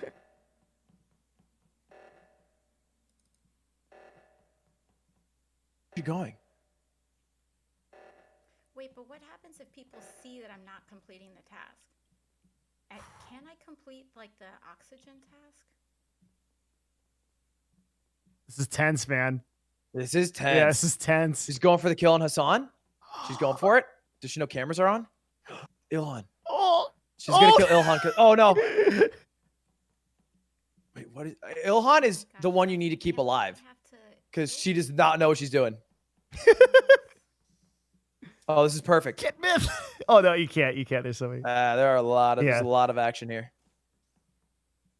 I can't kill Pokey. She's so nice. Oh, there's your clip, Pokey. There's your clip. Oh, run! Sorry, Pokey. Oh no, They're gonna she's report gonna it. get Yeah, caught. yeah, yeah. I think so too. Well. What you see? Wait, how? Listen, man. Lupo? No. Let me break it down, right? I'm running around cams with Pokey, with AOC. We chilling. We having a great time. Pokey and AOC going to cams. AOC creeps up behind Pokey, slits her throat. and Whoa, then- whoa, AOC. whoa. It's Toast and AOC, 100%. Here's why. If you actually saw AOC kill someone, Toast and Lupo left Electric literally right before you saw them. Oh no. Oh, with you. I want to admin. Yeah, So no, AOC, what happened to Both of them Pokemon? came into It's cams Toast on and me, Cameras. Lupo and I mean, Toast. no, it's Oh AOC. no. Mm-hmm. No. The jig is up. Voting for someone, I suggest we know- vote for Toast first because AOC is a Hassan? good Wait. Who No, was no, the no. who was the third person there? Myth. And Myth, what task were you doing? I Oh, good was call. doing the alignment and engine. I don't know where that is. Do you believe him? But you were you not in cameras with Pokemon? Which room is the cameras room? That was Ilhan not saying the much. Side of the map, with like the cross. Miss, how can she be there if she doesn't even know what the room is? No, It but sounds like she you're the was liar close. here, Miss. No. No. but she was. I'm backing Myth. I'm backing AOC Especially here. My man. I'm I'm pretty gonna sure. back Hassan and Myth were on the AOC. right. The with good me thing is because that they were on the right Ilhan's kill. not gonna All vote, three so of if us. Jack doesn't vote, Myth and I they're were fine. right Oh, now. it's true. Toast You don't think she can vote? You gotta go. Toast. You gotta Toast. vote Myth Wait, here. you vote Toast? You gotta vote What Myth are you here. Oh my You gotta gosh. vote Myth. AOC, vote yourself. Skipping. Always vote Toast first. We said this. Oh, That worked out anyways. Does Toast I die? can't believe Toast didn't do it. Nobody. Toast should have known to vote AOC there. Oh no, I cannot carry this game by myself. That's all right. I can't believe Hassan outed her. I expected Hassan to simp hard enough that he would just Well, he like. did, right? He said, "I think it's Toast and AOC. Let's vote Toast Oh my first." god, this is gonna be the fastest game ever. She's actually done pretty well. Yeah, this is pretty good, but it would have been actually epic Oh, if she won. she could have voted Myth. Yeah, she Mhm. mistaked not voting Myth. She could have. She should have voted Myth for sure. Yeah. Because I knew Ilhan wouldn't vote. You have to kill Hassan here. Get him! You gotta kill him. You gotta kill Hassan here. Wait, she doesn't even have her hand on the mouse. Is she venting? Sabotage something. Okay, where am I? I'm here. Can I sabotage the med bay? Oh no. If this is her perspective, she closed the door on herself. She closed the door on literally herself I locked myself. and locked herself in medbay. What do I do? They're not gonna hit the button on her. I don't think. Sabotage? I can't. No. That'd be so sweaty. what does that mean? How can I do that? Okay. Just to like to on someone's first game. You just say button. call Oh, the they button. did. Oh, so sweaty, Hassan. Brutal. That was a What tactical. now? That was a tactical button, because I was worried that we might have gotten a kill. I still think it's AOC. If Myth is certain that AOC was the one who, if Myth is certain that he saw AOC kill someone, then we got to vote her off too, right? And Well, it- You sweaty goody two shoes. Oh, we you did. definitely know I it was see Toast somebody though, run because away from the Toast is kill. no, Toast is just. You closing give her the doors like W here, crazy right? now. Like, He said No, that you don't give her the dub, but you don't vote her out. You let her kill, hoping she kills Ilhan. Double kill. I am not. Ilhan would have been an amazing imposter. She literally doesn't say anything. First round of Just the- walks Yeah. around. Yeah. I'm doing it. Fuck Any it, I'm last doing it. words? AOC Alright, VOD Pete. review. Hey, I like that. They're voting Been her. playing this game for R.I.P. years me. already. Oh, that's so Guys, I'm currently brutal. Playing with my favorite like congresspersons. Let's not be over the top. And then I literally am the one who's sweating right now. Dude, call an emergency It's button all right. to He vote even for said he her. was sweaty, dude. Yeah. I mean, he literally told them beforehand to not be sweaty, and then he went sweaty. And then he went sweaty. Yep. You need to vote. Oh, I'm sad. I wanted AOC to carry that first game. So I She thought could've. Toast Are could. you really Yeah. gonna do this to me? So Ilhan? right there, it was actually really easy for her. She could have just tied the vote because they switched the vote. Yeah. And Thank Ilhan, as you. long as you keep her Thank you alive, will very always be much. third imposter because she'll Thank never you. vote. That's my ride or die right there. That's my ride or die right Ilhan there. won't vote her this great. Doesn't matter, but Oh wait, you guys messed it up anyway. Okay, so in that circumstance, I don't think you could have done anything because all three of us voted. But like, you could attack. see, the game's on, so the viewership keeps climbing. Damn. Hey, thanks for mansplaining, Hassan. Yeah, we got 4 of them. You guys got it. I was Thanks for trying. mansplaining us on. Sorry, didn't realize, buddy. Christ. It is surprising Pokey has more viewers. More viewers But it's than on Hassan? Yeah. Wow, felt that's so actually bad. insane. I wonder I'm very why. surprised by that. I love what Luke. Maybe I think because AOC's quote tweet was of Pokey's. I think because Pokemon's base is so much higher. Maybe, yeah. Like on Among Us, she'll normally hit like 40 or 50K, whereas like Yeah, Hassan, yeah. But like Hassan's just like if there's a debate and Pokey's Hassan watching did it, Hassan's watching it, insane. Hassan will just crush. Yeah, Hassan did insane on like those presidential debates. Like he owns that. Not today, Toad. Oh, Hassan told his viewers to watch AOC's channel. Okay. Oh, that makes sense. 430K is crazy. Yeah, it might keep. We might hit half a I'm million. assuming Miz is restreaming it too. Oh no, what are you doing? Yeah, Toast, how much did you Okay, want never mind. What's It's just Miskip Maya. doing?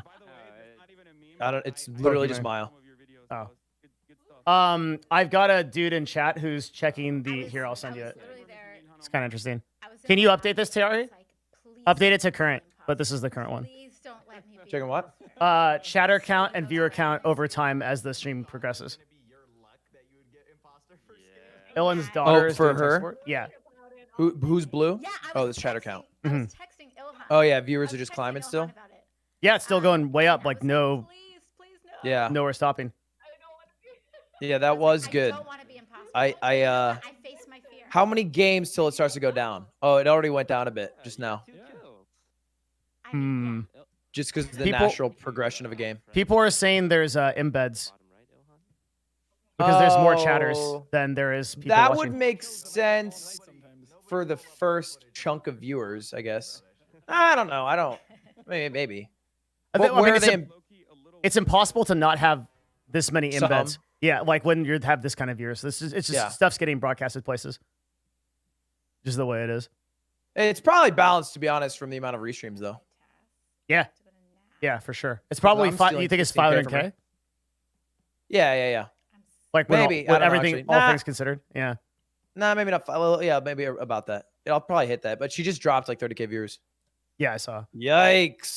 So losing viewers. Oh, Rough first day. Oh, she's crushing that task. dying streamer, dude.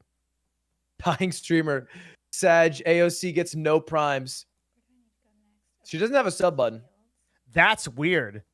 Why wouldn't I they think do it's this? purposeful. Why? Well, I don't know. I feel like a sub is not a political donation, right? So just be personal income. Why not just take all of your sub income and put it towards your campaign? There's probably a law on that. People are saying illegal. Why? Yeah.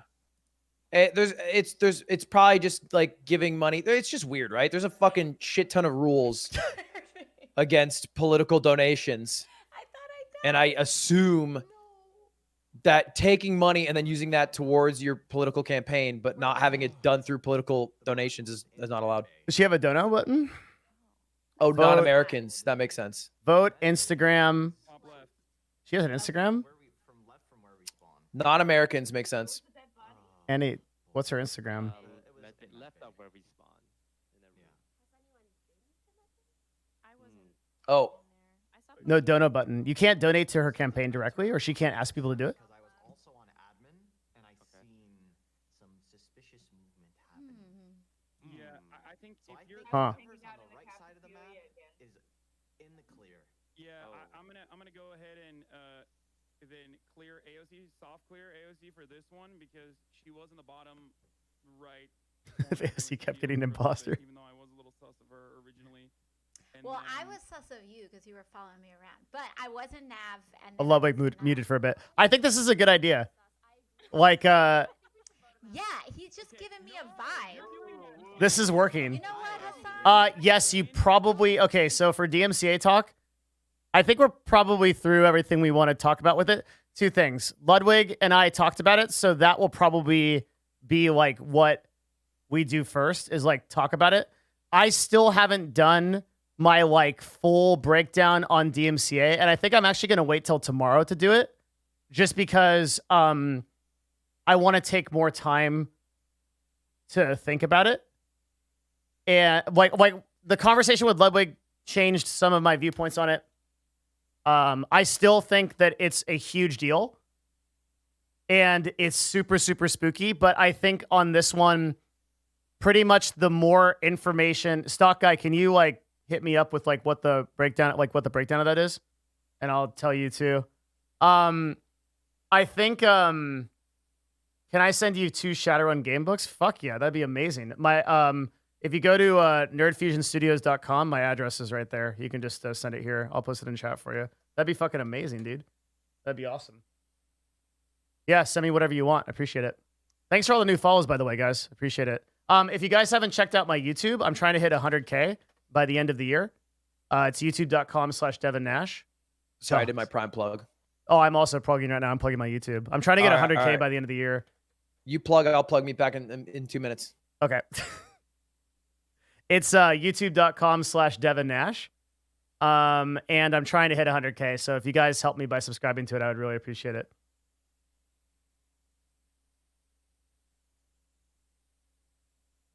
Sub. Thank you, brother. Appreciate that. Yeah, we are going to try to, yeah, the YouTube is basically the stuff that I do every day, which is like I try to cover a lot of like the stuff that's happening in the industry, talking about things that are going on. It's honestly a lot of value. It's a good channel. That's why I recommend it. And so for people that are already subbed, I really appreciate it. That's super awesome of you guys to do. I'm hoping we can hit 100K. We started this year at 1,000 subs. So for us to get to 100K is like pretty incredible. It's 100. It's a factor of 10. Or maybe more. I don't know. A lot. Be really good. And I have no goals for Twitch, so that's whatever. But yeah, 100K would be really neat. So the way that I think that this is gonna go is like, I don't know if Ludwig and I have more to talk about when it comes to DMCA. I think we've kind of covered a lot of what we both think. I think there's some pretty important disagreements among both of us.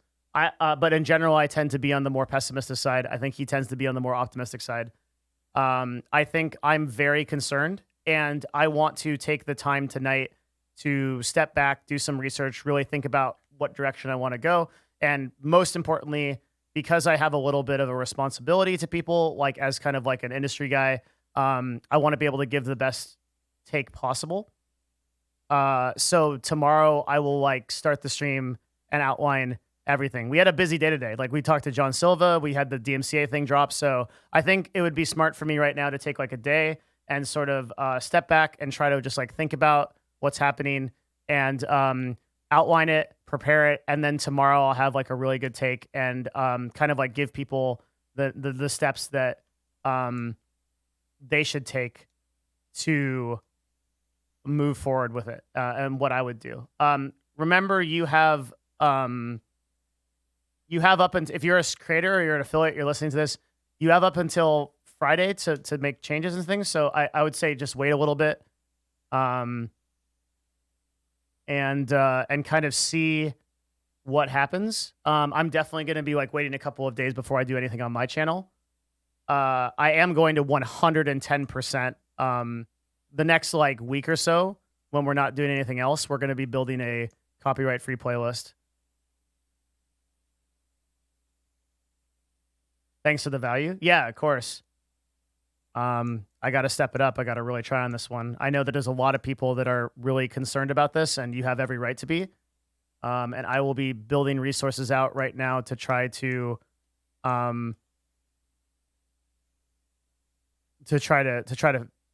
provide the best amount of information I can.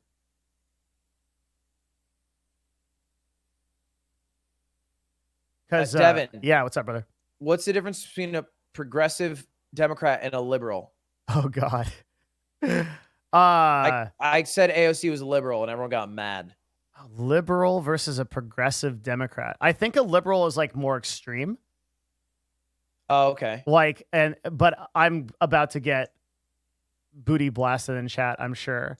Like a liberal is like, other way. Oh, progressive is more extreme? Okay. So what's talk politics? Think about it. That's the fucking point, is that your vote means nothing because 99% of us, like me and Devin, are the people who will actually make the vote happen. Yep. You 0.01% of political nerds mean nothing. You are fucking voiceless. My voice is way stronger, and I know jack shit. And that's most voters. That's most people. I am probably above average in voting knowledge, and this is where I'm at.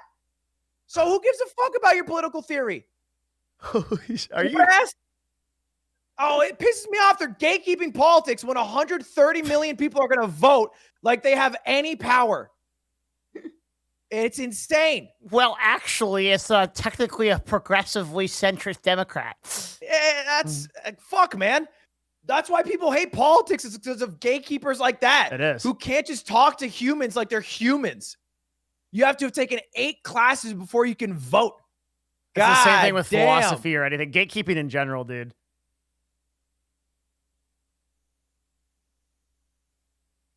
Yeah, like we're people with general knowledge, and like we're telling people to vote. Like that's the most important thing, right? Is that you get out there. Yeah. They're saying, God, what did I see? I saw something. Myth tweeted out that he voted, and someone was like, "You probably voted. Who was it? You probably voted Biden because of what you've seen on the news and people around you." And I was like, "What the fuck else do you expect people to make informed decisions on, except for their peers who they trust, and then the information they gain? Where else do you get it from? That's literally the 2 main things that should have factors on your vote." Is information you gain, and then the respect you have for your peers and their opinions. That's like what every average human will make their votes off of. It blew my mind that was a critique of a vote.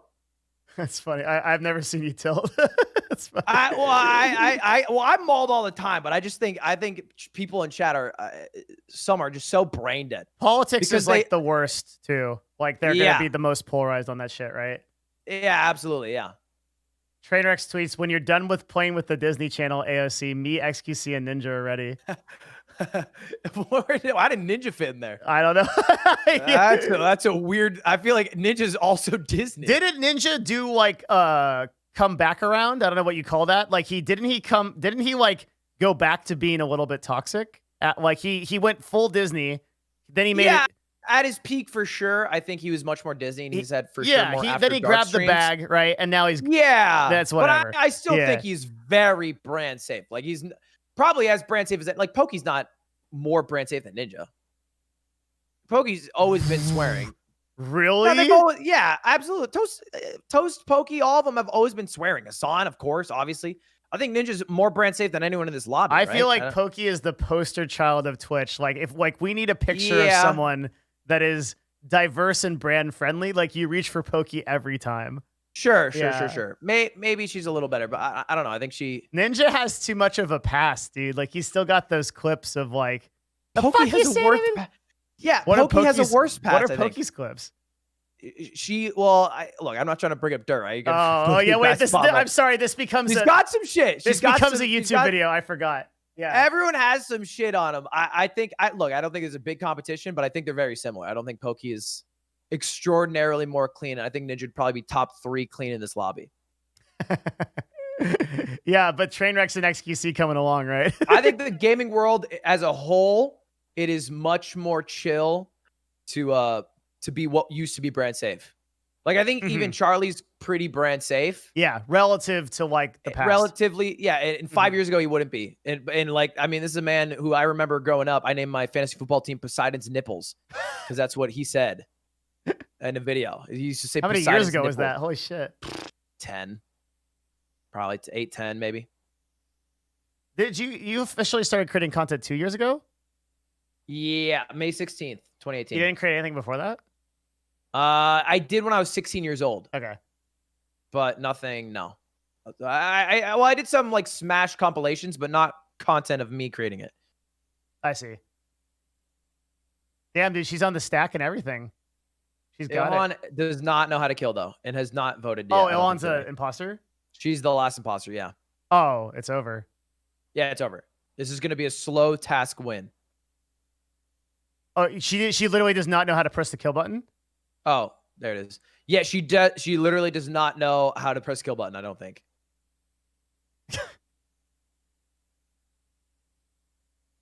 Everyone in her chat's like, you can do it. I think. She's like lagging. You see, she's lagging around the screen. Yeah, I don't Yeah. watch your stream. It was frustrating to watch. Mhm. Tech problems are miserable. I think. for 7.6 viewers. So I think K AOC viewers. viewers, I think, are going to stagnate here. What's AOC at now? So she's been handling. 400 flat. Oh yeah, so it's declining. So we got to 450, right? That was the max around there. Yeah, What's I the, can't imagine it goes up past this. What's the Twitch record? Like, what's Probably some league game, right? Some worlds game. No, like individual. Is she beat it? No. Ninja hit 550 with Drake for sure, and I think that got beaten. Who got 600? Chat. 667 Ninja is what people are saying. Shroud 600, 630 Ninja Drake. Okay. Yeah. What is 660 Ninja Drake? Was it? Yeah, maybe you're right. I just told my AM. I guess I have to move nuke my She's channel. in and move top to 10. YouTube. She's definitely not second. I think she's like, I think Tyler 1 and Doc hit these numbers too, right? Tyler 1 got a massive amount on that one tourney he ran. Mm-hmm. And Shroud even did when he came back. Tim also actually got it recently, no? Yeah, for Fall Guys. Tim's true. Fall Guys was insane, wasn't it? Mhm. Slasher says second highest. Yeah, Mr. Beast did just pull 1 million last week.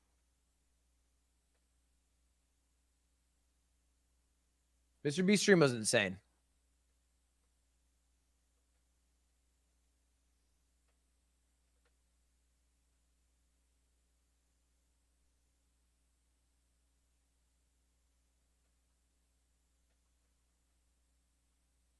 Do you think Twitch helped her pick these people?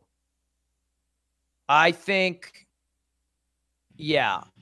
I think for sure. Oh, that you just saw a kill. Oh, she just walked past the kill. AOC just. AOC, you missed yellow. Uh-oh. You missed yellow. Dude, she's just doing her tasks, man. She's just... Hey, yo, there was a murder. Go down. Yo, AOC. Oh, Someone's gonna. Is this on the imposter? AOC said that Hassan and Pokimane helped? I think they definitely did. I think Hassan. I remember Hassan saying when he first wanted to do it that he'd invite Myth.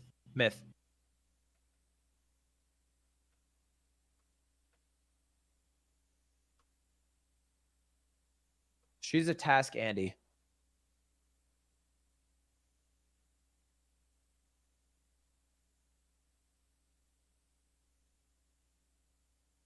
Oh, that's interesting. So it was...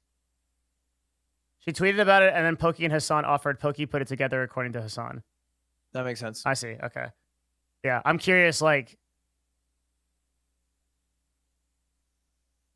I wonder if this... man, I wonder if this, like, happens again, or, like, if this... Like, I wonder how regular this is. Like, how long we've been going now? This has, like, been about an hour? They've been live an hour 15. I think she went live at 15 minutes exactly, so an hour of her cam on. I think another good hour. Doesn't he... Wow. Yeah, it's hard to say if there's, like, a preset amount of games that they're going to play or something, or... That was me. Probably like to a certain time, right? Hassan, yeah.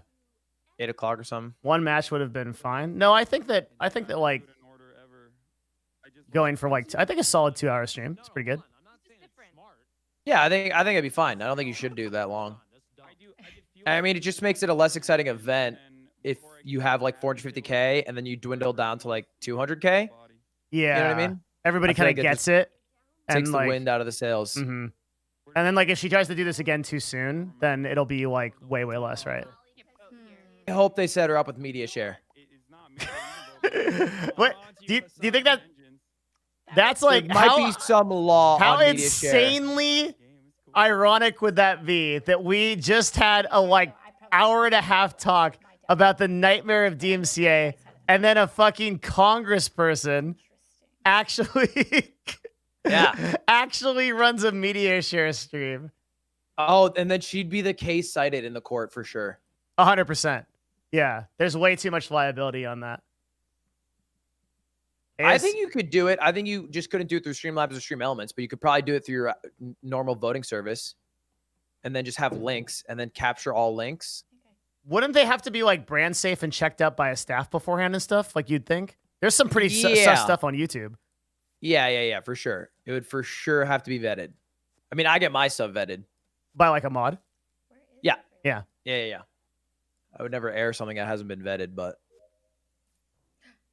If she wants to get votes, she should be on the top of this DMCA issue right now. No, dude, she's just doing her thing. This is just like Where? it's more it's important. Ilhan and Greet. Wait, Ilhan's the imposter? Again? Oh my god. A win as imposter for her would be big. Jacksepticeye as well. Who's the other one? The It's, only person I Critical. saw was Ooh. the Charlie. near, the oxygen before I went into medbay to get a medbay scan. I saw someone on cams, and then the Man, guy I hope was Charlie gonna wins. go over Yeah, there that'd be amazing. to see if, like, Apparently, I just- Ilhan did a double kill. What? anyone else go near cams. I was in security for a task, but that was it.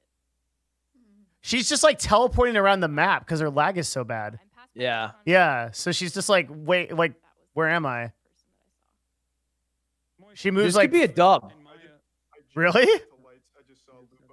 Oh, I'm behind, I guess, because If they vote off Lupo, then you win the game. I heard what you said, but it didn't make sense. Where was the body found again? It was in power. In power? See- Is that like Yeah, electrical? Electrical, Oh, yes. Oh, okay. I'm right behind you, Lupo. I feel like I would feel you breathing down the nape of my neck if that were true, sir. I'm right.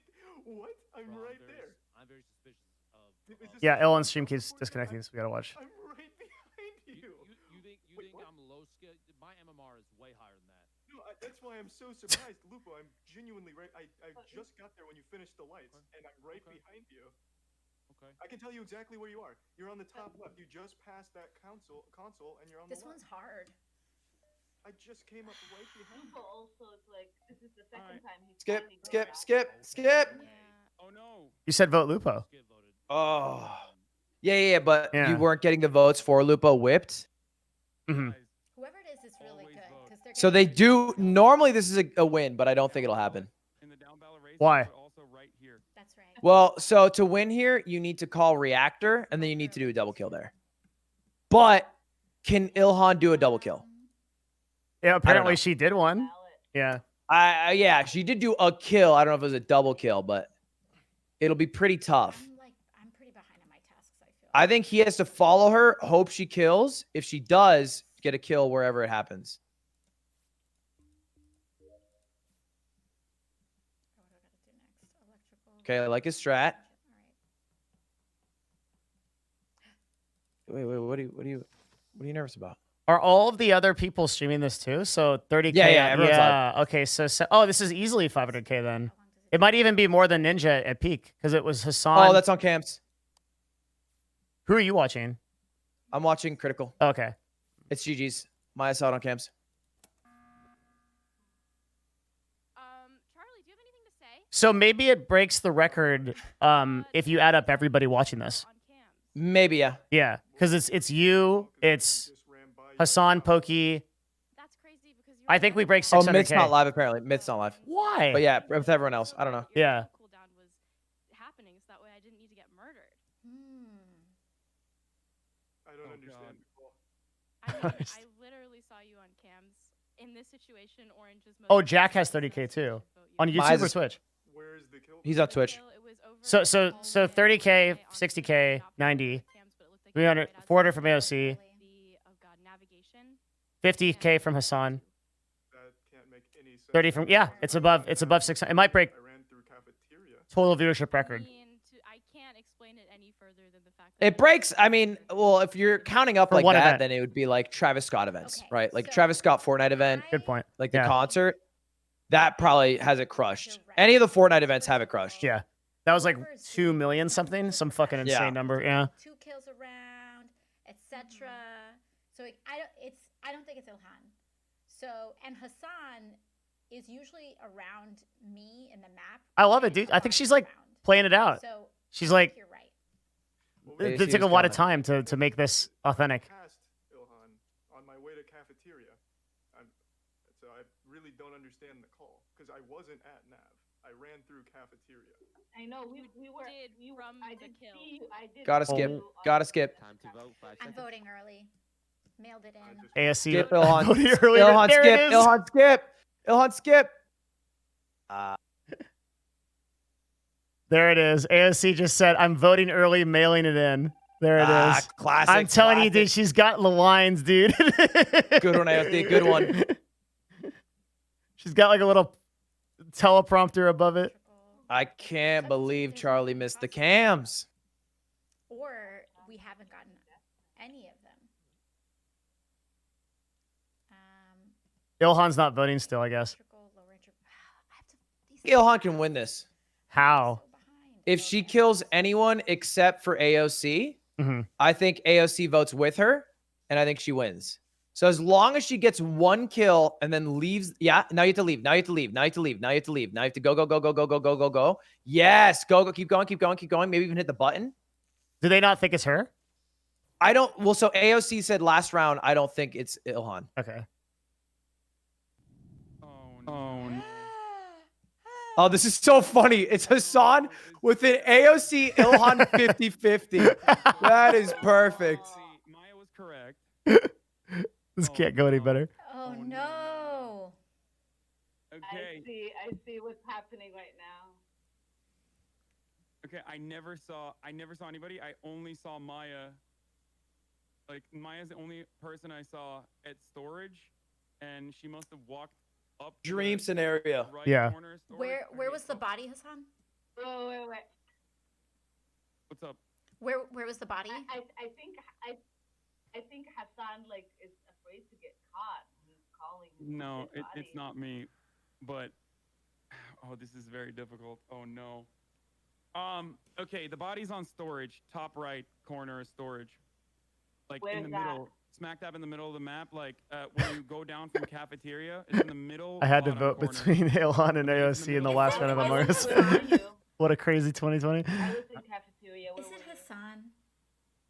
I was not in cafeteria. I was. No, where the not storage. you, I was in Alex. storage. Can't they just both vote Hassan? Oh, I was in the Yeah. I was on the left side of the map in one of the engines.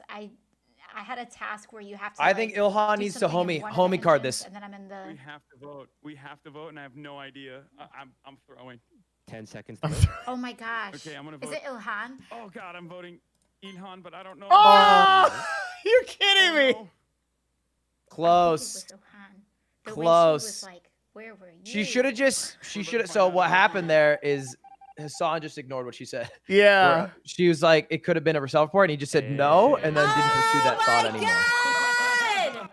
But if she just forces that down, I think she can maybe get AOC's vote. I think that was an easy Ilhan win, dude. That was an easy Ilhan win. I think Charlie could have done a little better, but he did pretty well. He got a lot of fucking kills. He messed up on cams. Yeah. Yeah. Shame. Unfortunate. So far, good start. Yep. They need one win. They need one imposter win. So far, I think it's only been the congresswomen who have been the fucking the imposters every time. Yeah, every time. He's so good at this game. I knew it.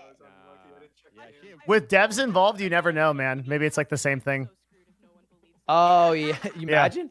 Yeah, There sure. is a Why not? glitch, I think, where if you change your hat, you're more likely to get imposter. I was like, honestly, I have no idea where you were running from, but I Wait, what? Is that true? Yeah, I think if you constantly change your hat right as the round starts, Wow. you like have a higher chance of That getting can't. imposter. That sounds like one of those memes. That's like. No, that's legit. That's legit. It sounds fake, but it's legit. I didn't. People do it sometimes to farm imposter. I think it's placebo. Watch No, it's real. It's real. It's real. in like hours and hours in this game. She has 3 kids. I've maybe it's urban legend, but I've heard it, and it was described to me as real. Yeah, I think that's some And it Bigfoot was shit. described to me as like literally cheating and getting kicked out of the lobby real. Nah, dude, that is Bigfoot shit. That's Bigfoot. I'm just saying what I think- heard. That's that aliens built the pyramids type shit. I mean, that's facts though. Yeah, that's true. We're just facts. That part's actually true. Alex Jones led them. They were taught hieroglyphics by a 5th dimensional being. We're missing someone. Who are we missing? Can you imagine being the Among Us devs? No, I mean, what's so crazy about that shit is like we looked back at the amount of users that were on Among Us Yeah. in like 2000 when they released. It was like 2018ish, and they Yeah. had like 10 users on the game for like a year. It was just because like Among Us has been around for a while, It's really and they just had 10 people playing it, you know, just chilling, and now it's like the sensation of the century. Yeah. Yeah. Yeah, this is a pretty old. It's not like a brand new game. A lot of people don't know that. Like this is like this game came out in No, 2018. this game's old. Yeah. Yeah. And it just got insanely popular after I think it was Soda. I think he's the guy that deserves the No, credit. no, on no. It Twitch. was a German guy first, but Soda also was there. This is what the dev said. I played in the lobby with them, Yeah. and they said it was. I think it was German.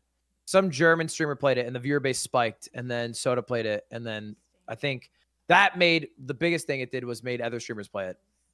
I think Soda popularized it. Like he brought it up to like It might have been yeah. admirable. Well, there's a giant spike in the player count when the other people did it. Yeah. Yeah. Oh fuck, this is bad for him. Who's imposter now? All right. It was dark. I couldn't see anything, but I came across a body on the bottom right near Shield. It's not Charlie and Jacksepticeye. okay. Okay, so That's random. we're in Admiral Bulldog. That might be it. Yeah. navigation. He played it. Seen people run right side of the map. Yeah. I don't think it wasn't. Soda stopped playing it because it became too popular, so he was done. A lot. Some of the like Moon also is in that camp. Ludwig's shameless, dude. He'll do anything. Yeah, I think Yeah. Soda just plays what he wants. I think that's always been his MO. Yeah. Is just doing whatever he wants and he doesn't want to do it, even if he gets more viewers for it. I actually think one of the things he says is that he doesn't like getting more viewers from games because he likes the way his chat is. Yeah. Try weapons. He doesn't particularly want to follow like every, and he doesn't need to. Like he's good. Yeah. Guy doesn't even think about it. Probably. I just made it through storage. I think you like make more intentional decisions around content, right? Like you'll actually play something. Yeah, I'm because you know very the viewership. concerned about growth. I don't think Hassan or Soda is. Why is that? Like haven't you reached it? Because you don't strike me as a person who like wants a ton of money or resources in your life or anything like that. Is it because you're planning to do this temporarily? I think it's competitive, right? I think it just it's the right? hunt.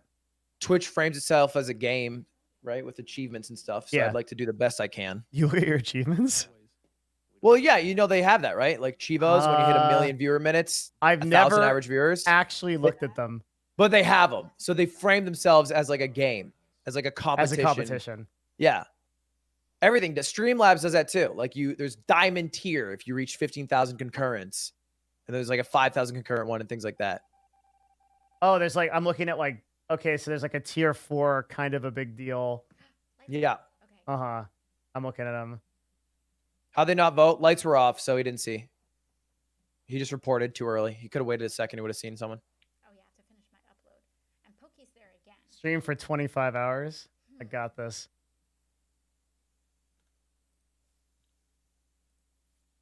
Oh, did I? Oh, I canceled it. This is so Xbox, dude. You can't kill Ilhan. I think Ilhan is your key to victory. Now what do I need to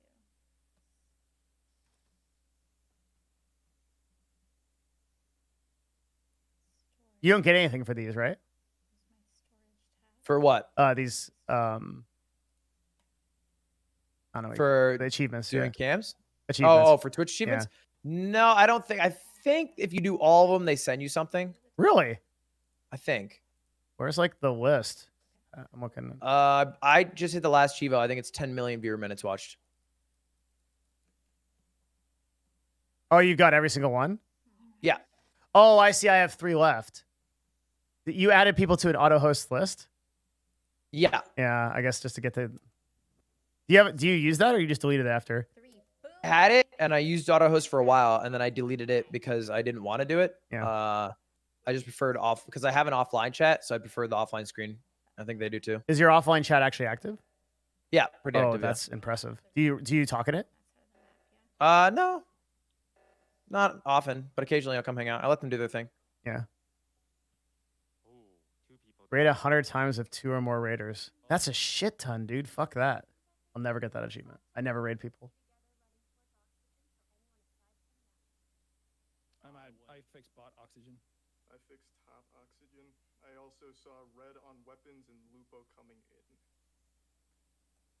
I went from power That- around is that- all the way to the top left engine. Damn, Charlie's gonna win this. across top Think medical so? to cafeteria to go get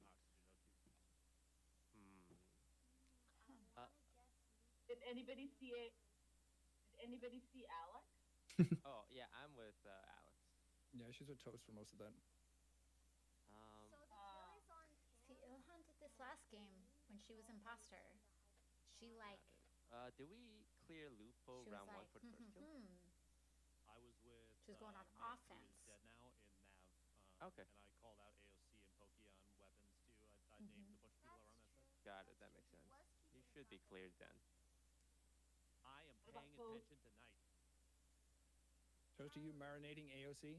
I'm not marinating AOC. What does that mean? It means I'm a bad guy trying to The gain first your round got trust. ruined. Oh. You lost your YouTube title. I'm not trying to gain her trust. No, AOC would be able to see through such deception. Moist, where were you? I don't know who to vote for. Do I vote for Ilhan? No, we can skip here. Viewership's holding steady, declining a little bit, but not too much. But I got my Who? eye. AOC? I got my Yeah. eye. She a little under 400. 368. Are you keeping track of this, Terry? Steady. Oh, Pesto, what's up? That's steady. Where was the body found? Storage? They don't give you anything. Oh, Camera. yeah, I'm not surprised. Cameras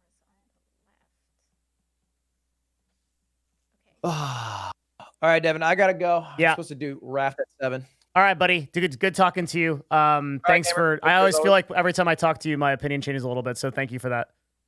Fog. Cool. All right, we'll talk soon, man. All right, buddy. Peace. Later. So, when this door is closed, does this mean that someone just locked it recently? Hang on one sec. I need to switch screens real quick just to make sure that I'm doing something. I gotta check something. See anyone?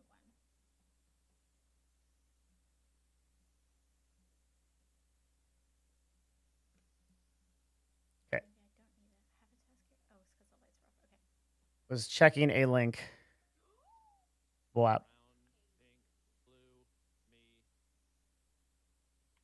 That was fun. This is like a big day. What's up, Pestily? Good to see you, man. How you doing? It had to have been. I was just in there. We were like locked in that area just before that. I double back to look. You good, man? Filled up the bottom engine. Do the top one first for some reason. I don't know. Sorry, one more time. Order, but it does. So when we were running around, the only two people I didn't see that round were Jack and Ilhan. Yeah, I'm babysitting Ilhan on the right. That's weird. I think Ilhan, I think you might be imposter again.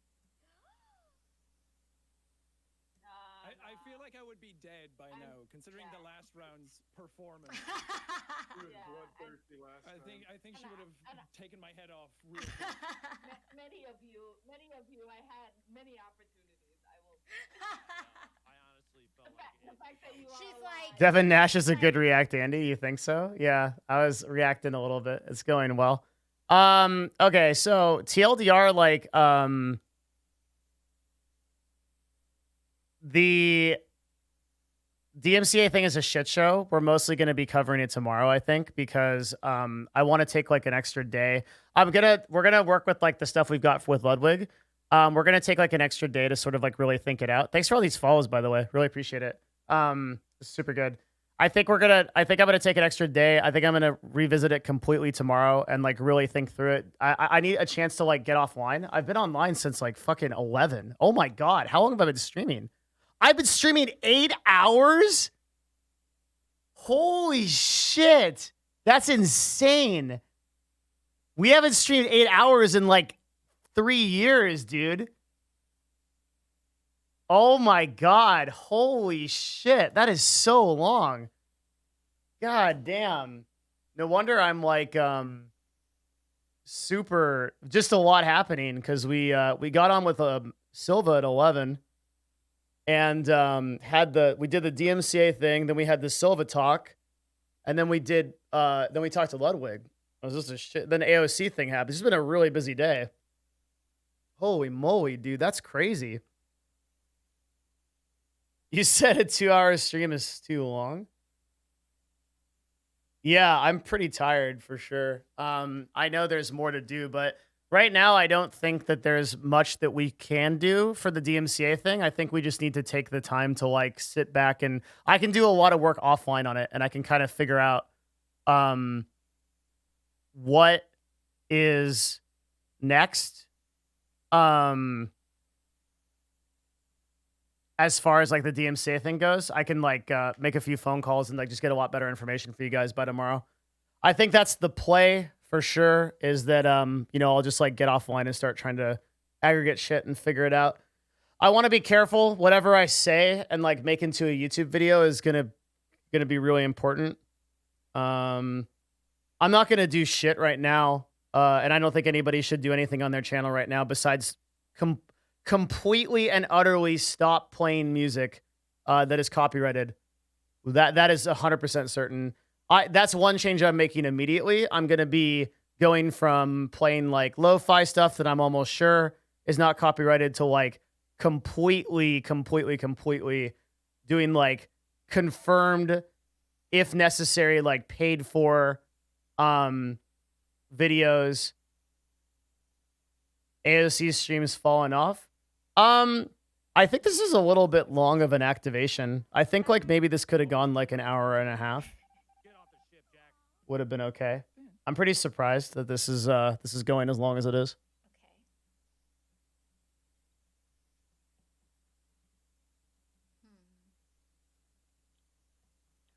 So who should we keep an eye on? Lupo?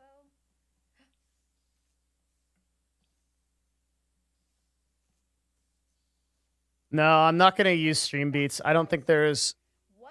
I don't want to use service. I'm probably going to use like a paid service like Pretzel Rocks or something like that. I also think that we're going to try to... We're probably just going to build copyright. So here's what we're going to do. Let me tell you right now what we're going to do, actually. We're going to do this the Devin Nash way. We are going to build a list of resources as we ourselves discover them. So we will make an Excel sheet that is a total list of resources for all affiliates and partners and streamers and content creators. We will build a list ourselves, and then we will give that list to the people. That is the take. That is the play, I think. That's definitely the play. So we have a little bit of one right here, which is under resources. So we've provided, but what we're going to do is we're just going to make an Omega list of this. We're going to do like 2 streams worth of it. And we're going to make an Omega DMCA resources list. And then we're going to test it ourselves and like do some commentary. But I think I don't like, it would kind of suck if I was just playing like the same like 30 songs that everybody plays on stream. So I don't like want to do it. I want to play something that's like a little bit more diverse and get the good feel for it, you know? I feel like Twitch is gearing up to tell people they just can only play Twitch approved music. Nah. The copyrighted music that has a license to be streamed on Twitch has a license to stream on Twitch. So there will always be resources for that. For now, I mean, we can use !DMCA. This list needs to be updated a little bit. After what happened, I think we need to be a little careful. Fuck, is AOC? I forgot I had this on. Okay. I think everybody gets it. But yeah, I think that's the play. I don't think I would take back anything I said in this tweet.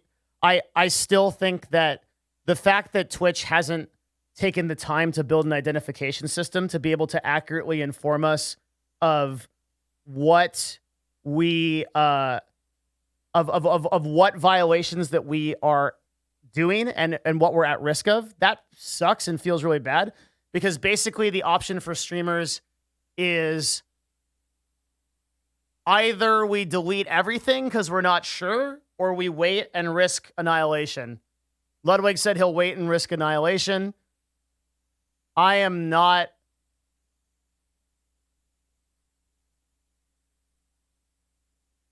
I'm not big on that. I canceled my Monster Cat Gold sub after using them because they claimed all my vids. They can claim anything if you sub them for less than 18 months. Really?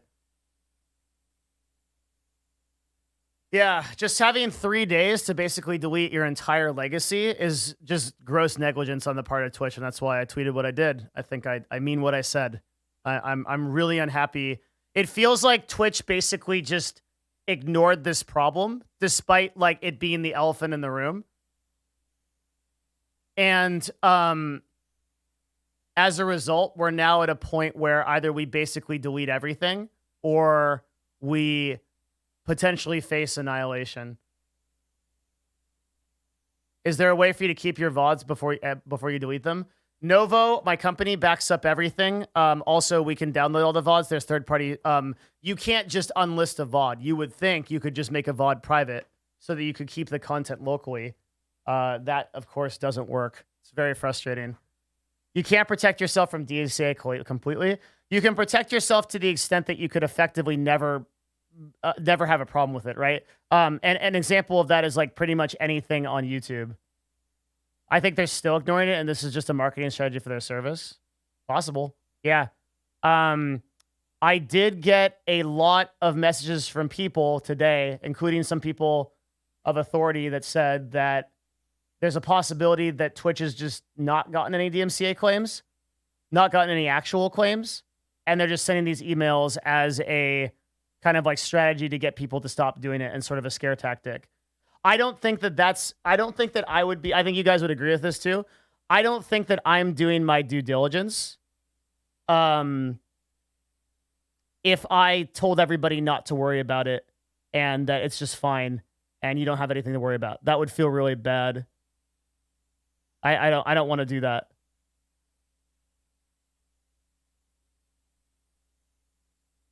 I think it's what's responsible for us to do is like aggregate all the information we have, lay it out, and then give our best suggestions on it. That's what we're going to do tomorrow. I'm almost positive I'm going to delete all my clips. I'm 99% sure of that. Which really fucking sucks because I have clips from years and years ago. But I can't risk clips that are like 5 or 6 years old being hit. I hate that I have to do that. I can't express to you how much I hate that I have to do that. It's like part of my legacy. It's a huge part of my marketing. Sucks. It's just awful. 8 years of streaming, dude. I can download them. I'll have them, but they won't be listed on the website for new people to discover. They'll just be gone. Download all the clips and re-upload them to a Clips Archive channel on YouTube. Yeah. Yeah, we could do that. It would take someone an enormous amount of work to do that, though. They'd have to title everything.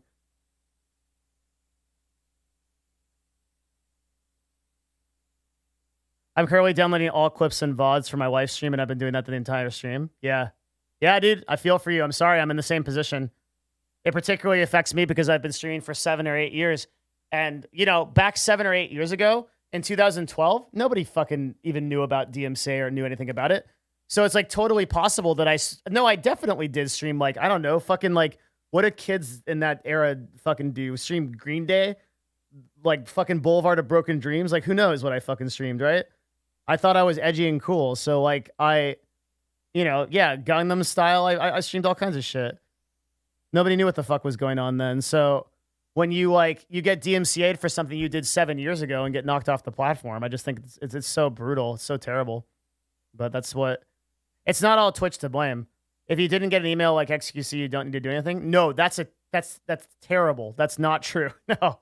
This affects every single person on the platform.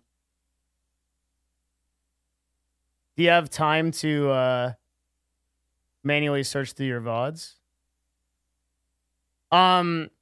So let's say Twitch is basically saying you have till Friday, October 23rd, to go find all of your content and delete it. If I was to do that manually, it would be physically impossible. I wouldn't have enough time. It would be physically impossible. I would not have enough time to actually go through all my VODs, even at 2x speed. I wouldn't get even close. I could have 50 people. Actually, we'd have everybody in this chat do it. We wouldn't even get there.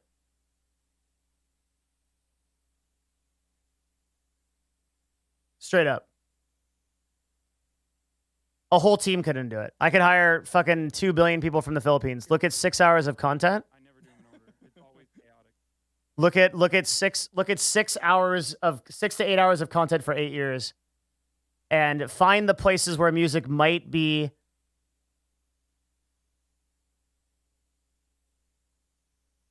like pertinent.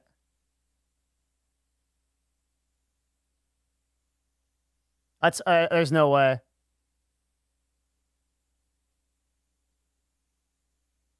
Pokewall's on 2 strikes. He knows someone that's developed a tool to scan clips for DMCA content. There's so many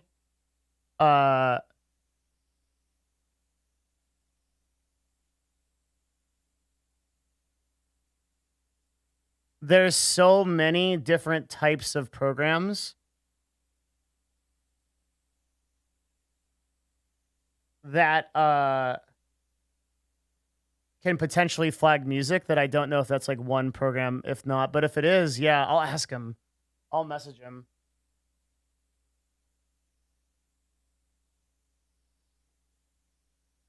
Wait, how the fuck do I message him? Is he not on my Discord? Streaming?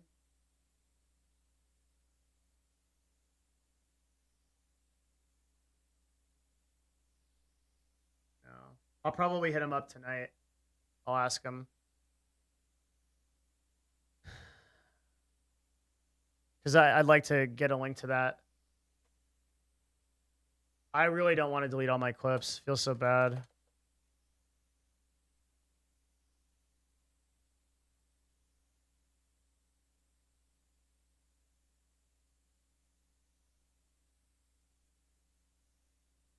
It's a huge marketing tool too. Stale, do you know how to get in? Do you know about the tool, or do you know how to get in contact with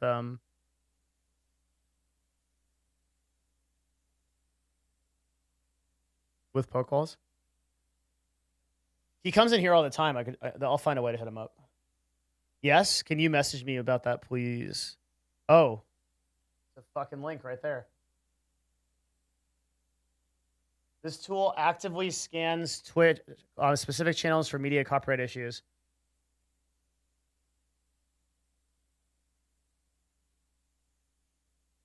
To view the dashboard for a specific channel, you need to have a unique... Oh, so I have to, like, contact the people? Is that how this works? The dude that made the thing follows me.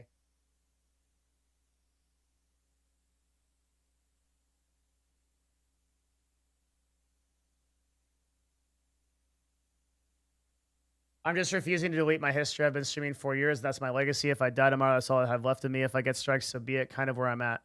I respect that. Yeah. That's a very real stance to take. I think that that's the stance that Ludwig is taking. He even answered your tweet. Oh, shit. You're right. Wow. We're working on rolling out our copyright monitoring and cleaning tools ASAP after these recent changes. We'll be able to diverge your content from offenders and scale them 1 to 10 on severity. Wow. Okay. Let's hit this guy up. This sounds good. I want to know what he's got because I can potentially get it out there. He literally just responded to our tweet. Fuck yeah. He looks like he's going to turn it into a service, like Stale says. That's huge. Huge. Good. Good. People are doing good work. That makes me happy.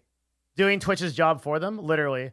It means that so in English, what he's doing is he is developing a tool that will scan all clips and VODs. I mean, when somebody said he's doing Twitch's job for him, he literally is. Yeah. It will scan them. It will tell us what is copyrighted, and then we can delete those manually.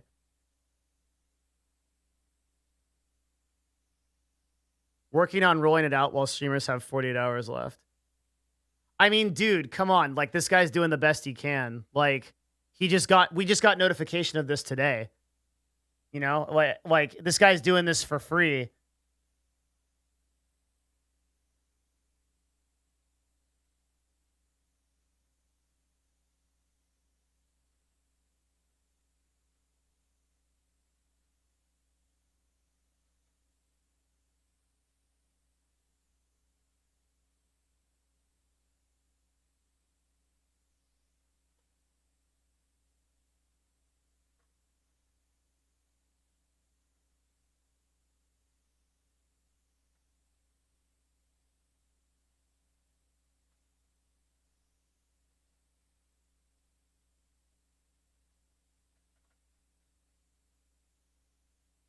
Do you think the issue will end up with YouTube having more market share? 100%. Yeah. How entitled of a take? I don't think he necessarily meant it that way. I think he just said that it's going to be really hard for this to make a difference because of the time frame. I also don't think that it means that like it's not like there's a clock ticking down and in 48 hours everyone gets banned. I don't like my opinion right now. This dude, like this Copilot GG guy, this dude's a fucking hero of the people and should be treated as such. And I fucking mean that, dude. Like this dude is actually building a fucking service that Twitch should have done years ago. And he's reaching out and trying to help streamers. Like we need to champion that. I'm gonna get in contact with him, and if possible, I'll hype the shit out of that whatever he's doing. Even if he sells it, I don't care. Like that's something that we absolutely should have in this world. That's a really big deal. That's a big deal, man.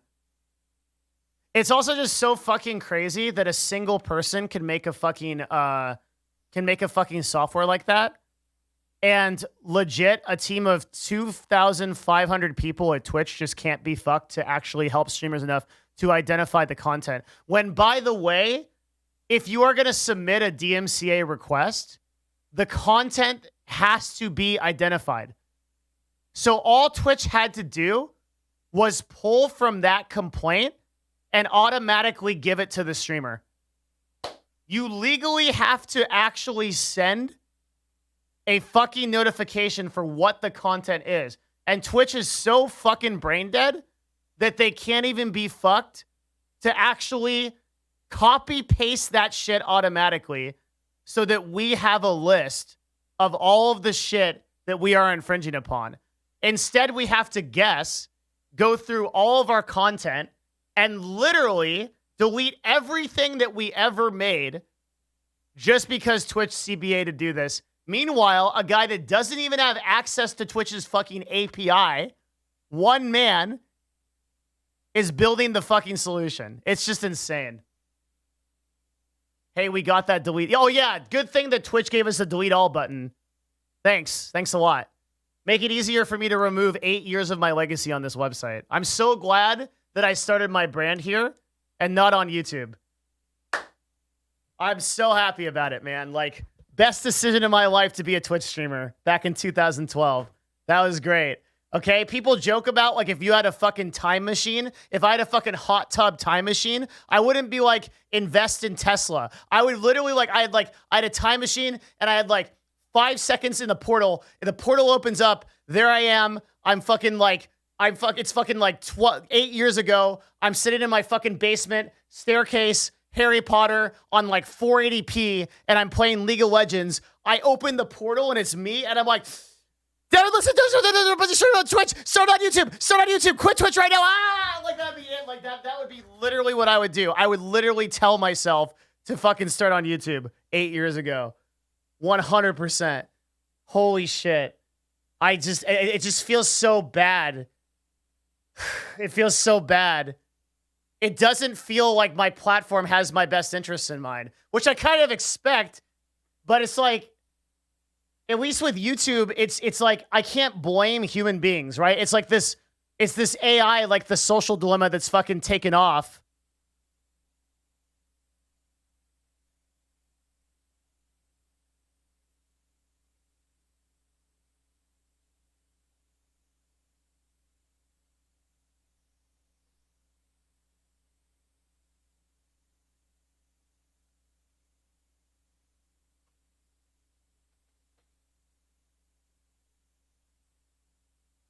God damn, dude. Like, it just feels like this like YouTube, when I make a mistake on YouTube, it feels like there's some giant mother AI that just hates humanity and is like gradually evolving to the point of the singularity where it literally just picks itself up out of the server room and kills us all. And that's just a little bit more forgiving than I know what Twitch is, which is some lazy software engineer that just doesn't give a fuck, or a group of them. You know what I mean? Like it's just a different feel. I feel like Twitch can do something, you know, whereas like with YouTube, it's less than that.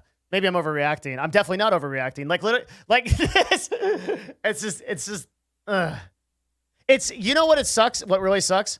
what really sucks is like this is all from love, man. At the end of the day, like I make these tweets and like I do these things where like I blow up on Twitch and stuff like that. It's because I fucking care. I love this platform. I always have. Like I love the idea of live streaming. I love the idea of like creating. I love the idea of doing this stuff. And like I fucking love the idea of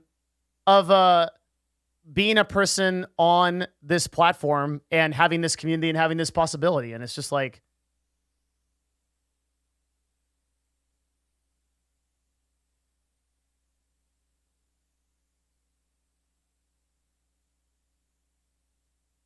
I know it's got to change. It's got to be something that the law does, but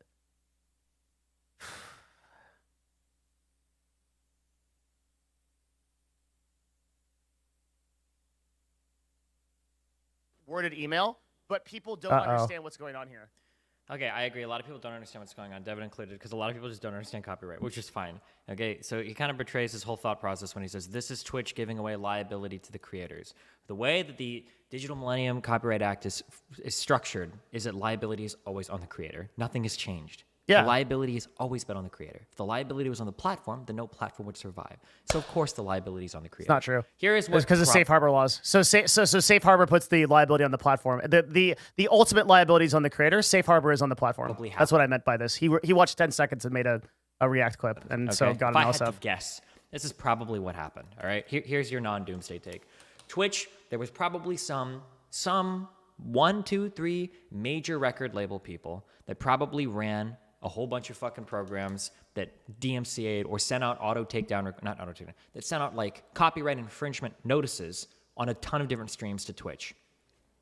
What Twitch probably did, instead of banning them all, was Twitch probably just went through and they automatically deleted every single flagged video, and instead of issuing a ban to every Yeah, I don't disagree with anything he said. But what he did was he clip chimped me, which makes me a little bit upset. Because if he had actually watched the content, then he would know that I totally understand. I totally understand that the liability is ultimately on the creator. However, the Twitch is required to stay within safe harbor, which is relevant to stay literally existent as a platform. And there's like 2 zillion things that we talked about today that has to do with that. I think, if anything, dude, I should disable my clips simply so I don't get on LSF anymore. If for any other reason than that. Literally, the only thing that's like, the only toxicity and like obvious trolling and shit that I get is left on LSF. It's just like, any time that I ever get, I don't care about LSF publicity. I literally do not care. I literally do not care. I'm dead serious. I don't chase clout. I don't give a fuck. If that means that I have to cut my viewership in half and I don't get on LSF, those are not viewers I wanted anyway. The shit that sucks about it is that clips are always taken out of context, even by other streamers. You just saw it happen. An issue like DMCA is not something that you can nuance. It is an extremely complex issue that needs to be thought about from the ground up. And I would hope that a friend of mine understands that I might have more context in this than I was letting on, but holy shit, I guess not. I don't know. Because if you look at DMCA as a whole spectrum, you realize that it's that we're not really talking about DMCA as an individual law, right? We're talking about it in the whole spectrum of how it's enforced. So DMCA is 2 parts. The liability is on the creator, and thus we have always been responsible and always will be responsible for all the content and the that we do. However, it is also so that we are that Twitch itself as a platform has to stay within the reasonable expectation that it is doing what it can to prevent DMCA requests. If it does not do that, then the platform gets removed by the federal government.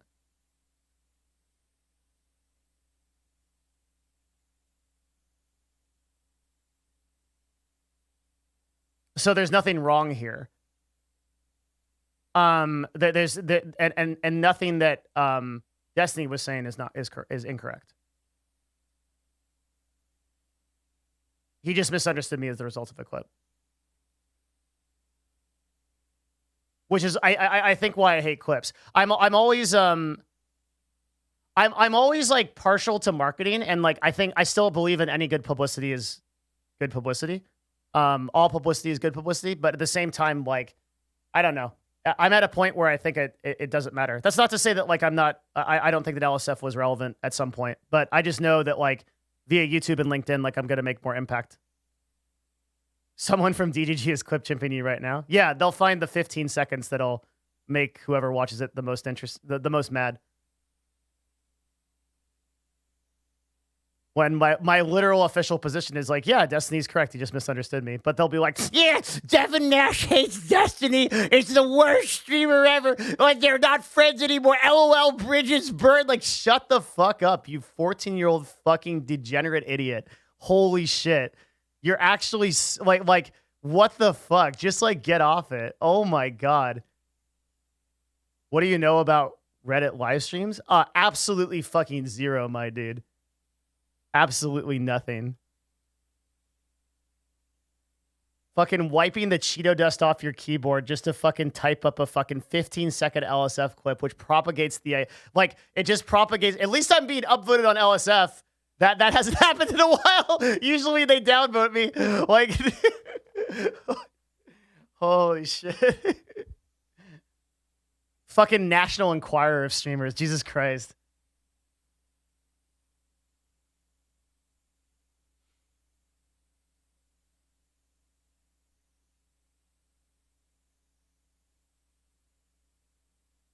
Destiny kind of slammed you hard here. That's just his brand. I'm not gonna take it personal. I'm not gonna watch the clip on stream or whatever. If he said something more harsh than what I just posted, I just posted the one off of LSF. I don't care if he said something more harsh. It's based on a 15-second assumption of like, dude, like these are the same people that are like, oh, like you're the person that said like FaZe or whatever did this or things like that. When like if you look at my actual content around the subject, I will by the end of this, okay, within the next 2 days, we had an hour and a half talk with Ludwig about it. We'll have a heavily researched, empirically supported talk about it by tomorrow, which will be on YouTube. And then we'll have a resource list for what streamers can do as a result of DMCA on the third day. Okay, so in 3 days, watch the clip, KEKW. Yeah, so okay, so I just want to show you what LSF looks like. In case you ever wondered, we're going to click this guy's name. Should see the LSF comments Pepe laugh. Bridge burning Pepe laugh. That's what Destiny says. Watch the clip. Okay? This is what LSF looks like. All right. Back to where you come from, please. That's what Drama Frogs look like, if you've ever wondered. 100%.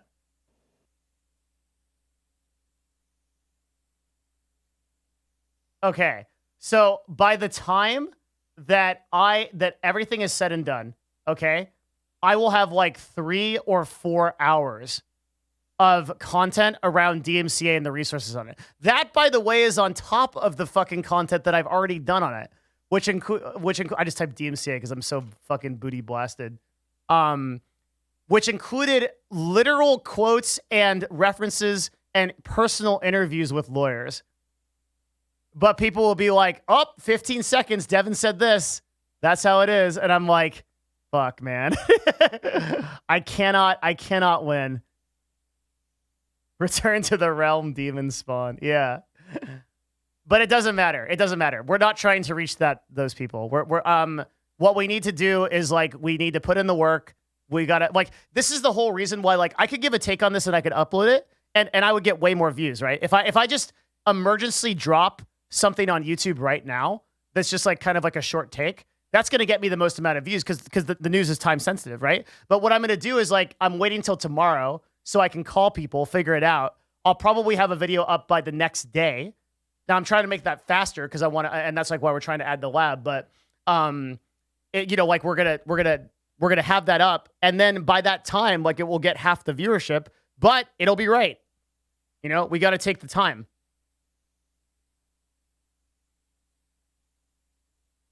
We just got to take the time. What do you think of streamers AOC possibly violating federal election laws due to participation in these campaign donations? Sub buttons off. No way to dono. No link. It's probably fine. I'm sure that was considered.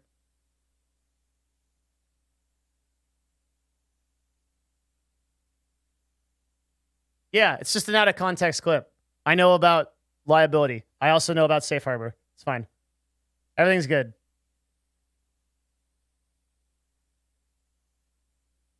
How do the agencies that rep larger streamers come into play with DMCA matters? There's very little we can do. This is federal shit.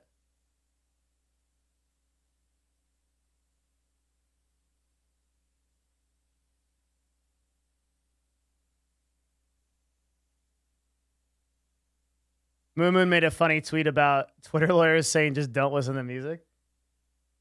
Does Moon not listen to Moon listens to music at the beginning of his stream, right? I think. LOL, just don't listen. I love Moon, dude, with his stupid VR avatar. With the Moon with his stupid VR avatar, dude, I fucking love it. That's so funny. Holy shit. Just don't. Holy Holy fuck.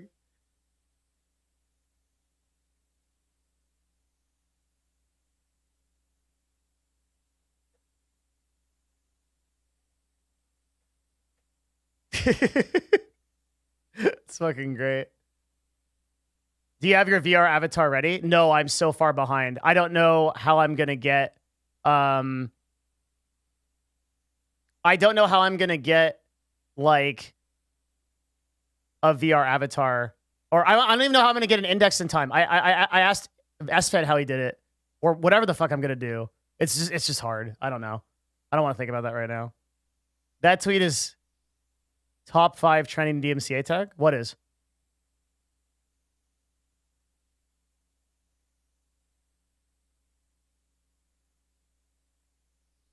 Oh, mine is? Hell yeah. Yeah, I'm over Slasher. That's probably got him mad. No, I'm not. Okay, Slasher's got it. Slasher deserves it. That's his jam. I'm close though. You know what's really crazy is, you know, like a lot of people know that I usually think about my tweets a lot, and like I was so butt mad that I just typed this and released it. I was really upset. Literally just like catch and release, man. I was fucking mad. I just like maybe wrote this in like maybe 15 seconds. I was pissed. You know I'm pissed when I'm typing in caps. It is insane. like when I'm typing in caps, I'm legit pissed if I'm typing in caps. When cruise control's off, that's it. I'm mad. All right, fuck this. I'm out of here. I'm gonna go get dinner or something. Holy shit. It's been a really long stream. I can't believe we've been streaming for 8 hours. Oh my God. Longest stream ever. I hope it was worth it. I hope you guys enjoyed it. Talking to John Silva was big pog. Also, talking Ludwig was good. So really good stream. Lots of follows. Lots of new people on YouTube too. Appreciate it. Some subs along the way. It was quite a journey. Last thing I'll ask you guys to do, join the Discord. Discord.gg/Devin. If you guys got a lot out of this and you thought that this was worth it, and you really like the stream and you like the community, our Discord is actually awesome. It's like 24/7. A lot of people chatting there. Guys, spam that link to that Discord. It's right there. Discord.gg/Devin. And you have to click the egg in order to join. Apparently, that's really difficult. You might get into the Discord and you'll be like, wow, this shit fucking sucks. Devin literally said that this was a great Discord, and I'm fucking stuck in this stupid room and nobody ever talks in here. Okay? You just have to you have to read the instructions in order to join the Discord. That's to prevent like CSGO gambling bots from coming in there and stuff. Okay? All right, I'm out. Guys, hearts in chat, thank you for being here. I would play music on my outro, but I can't because the world is ending and 2020 just keeps one up in itself. Thank you guys very much for being here, though. The hearts aren't DMCA-able. They are commissioned from an artist. Speaking of artists, check out our talk with John Silva on YouTube soon. Goodbye. Stream's over. Thank you. I'm exhausted. I'll see you guys later. I'm going to put in a lot of work tonight so that we can talk about this shit tomorrow. You guys have been great, and it's been a really fun stream. Thanks for being here. Bye.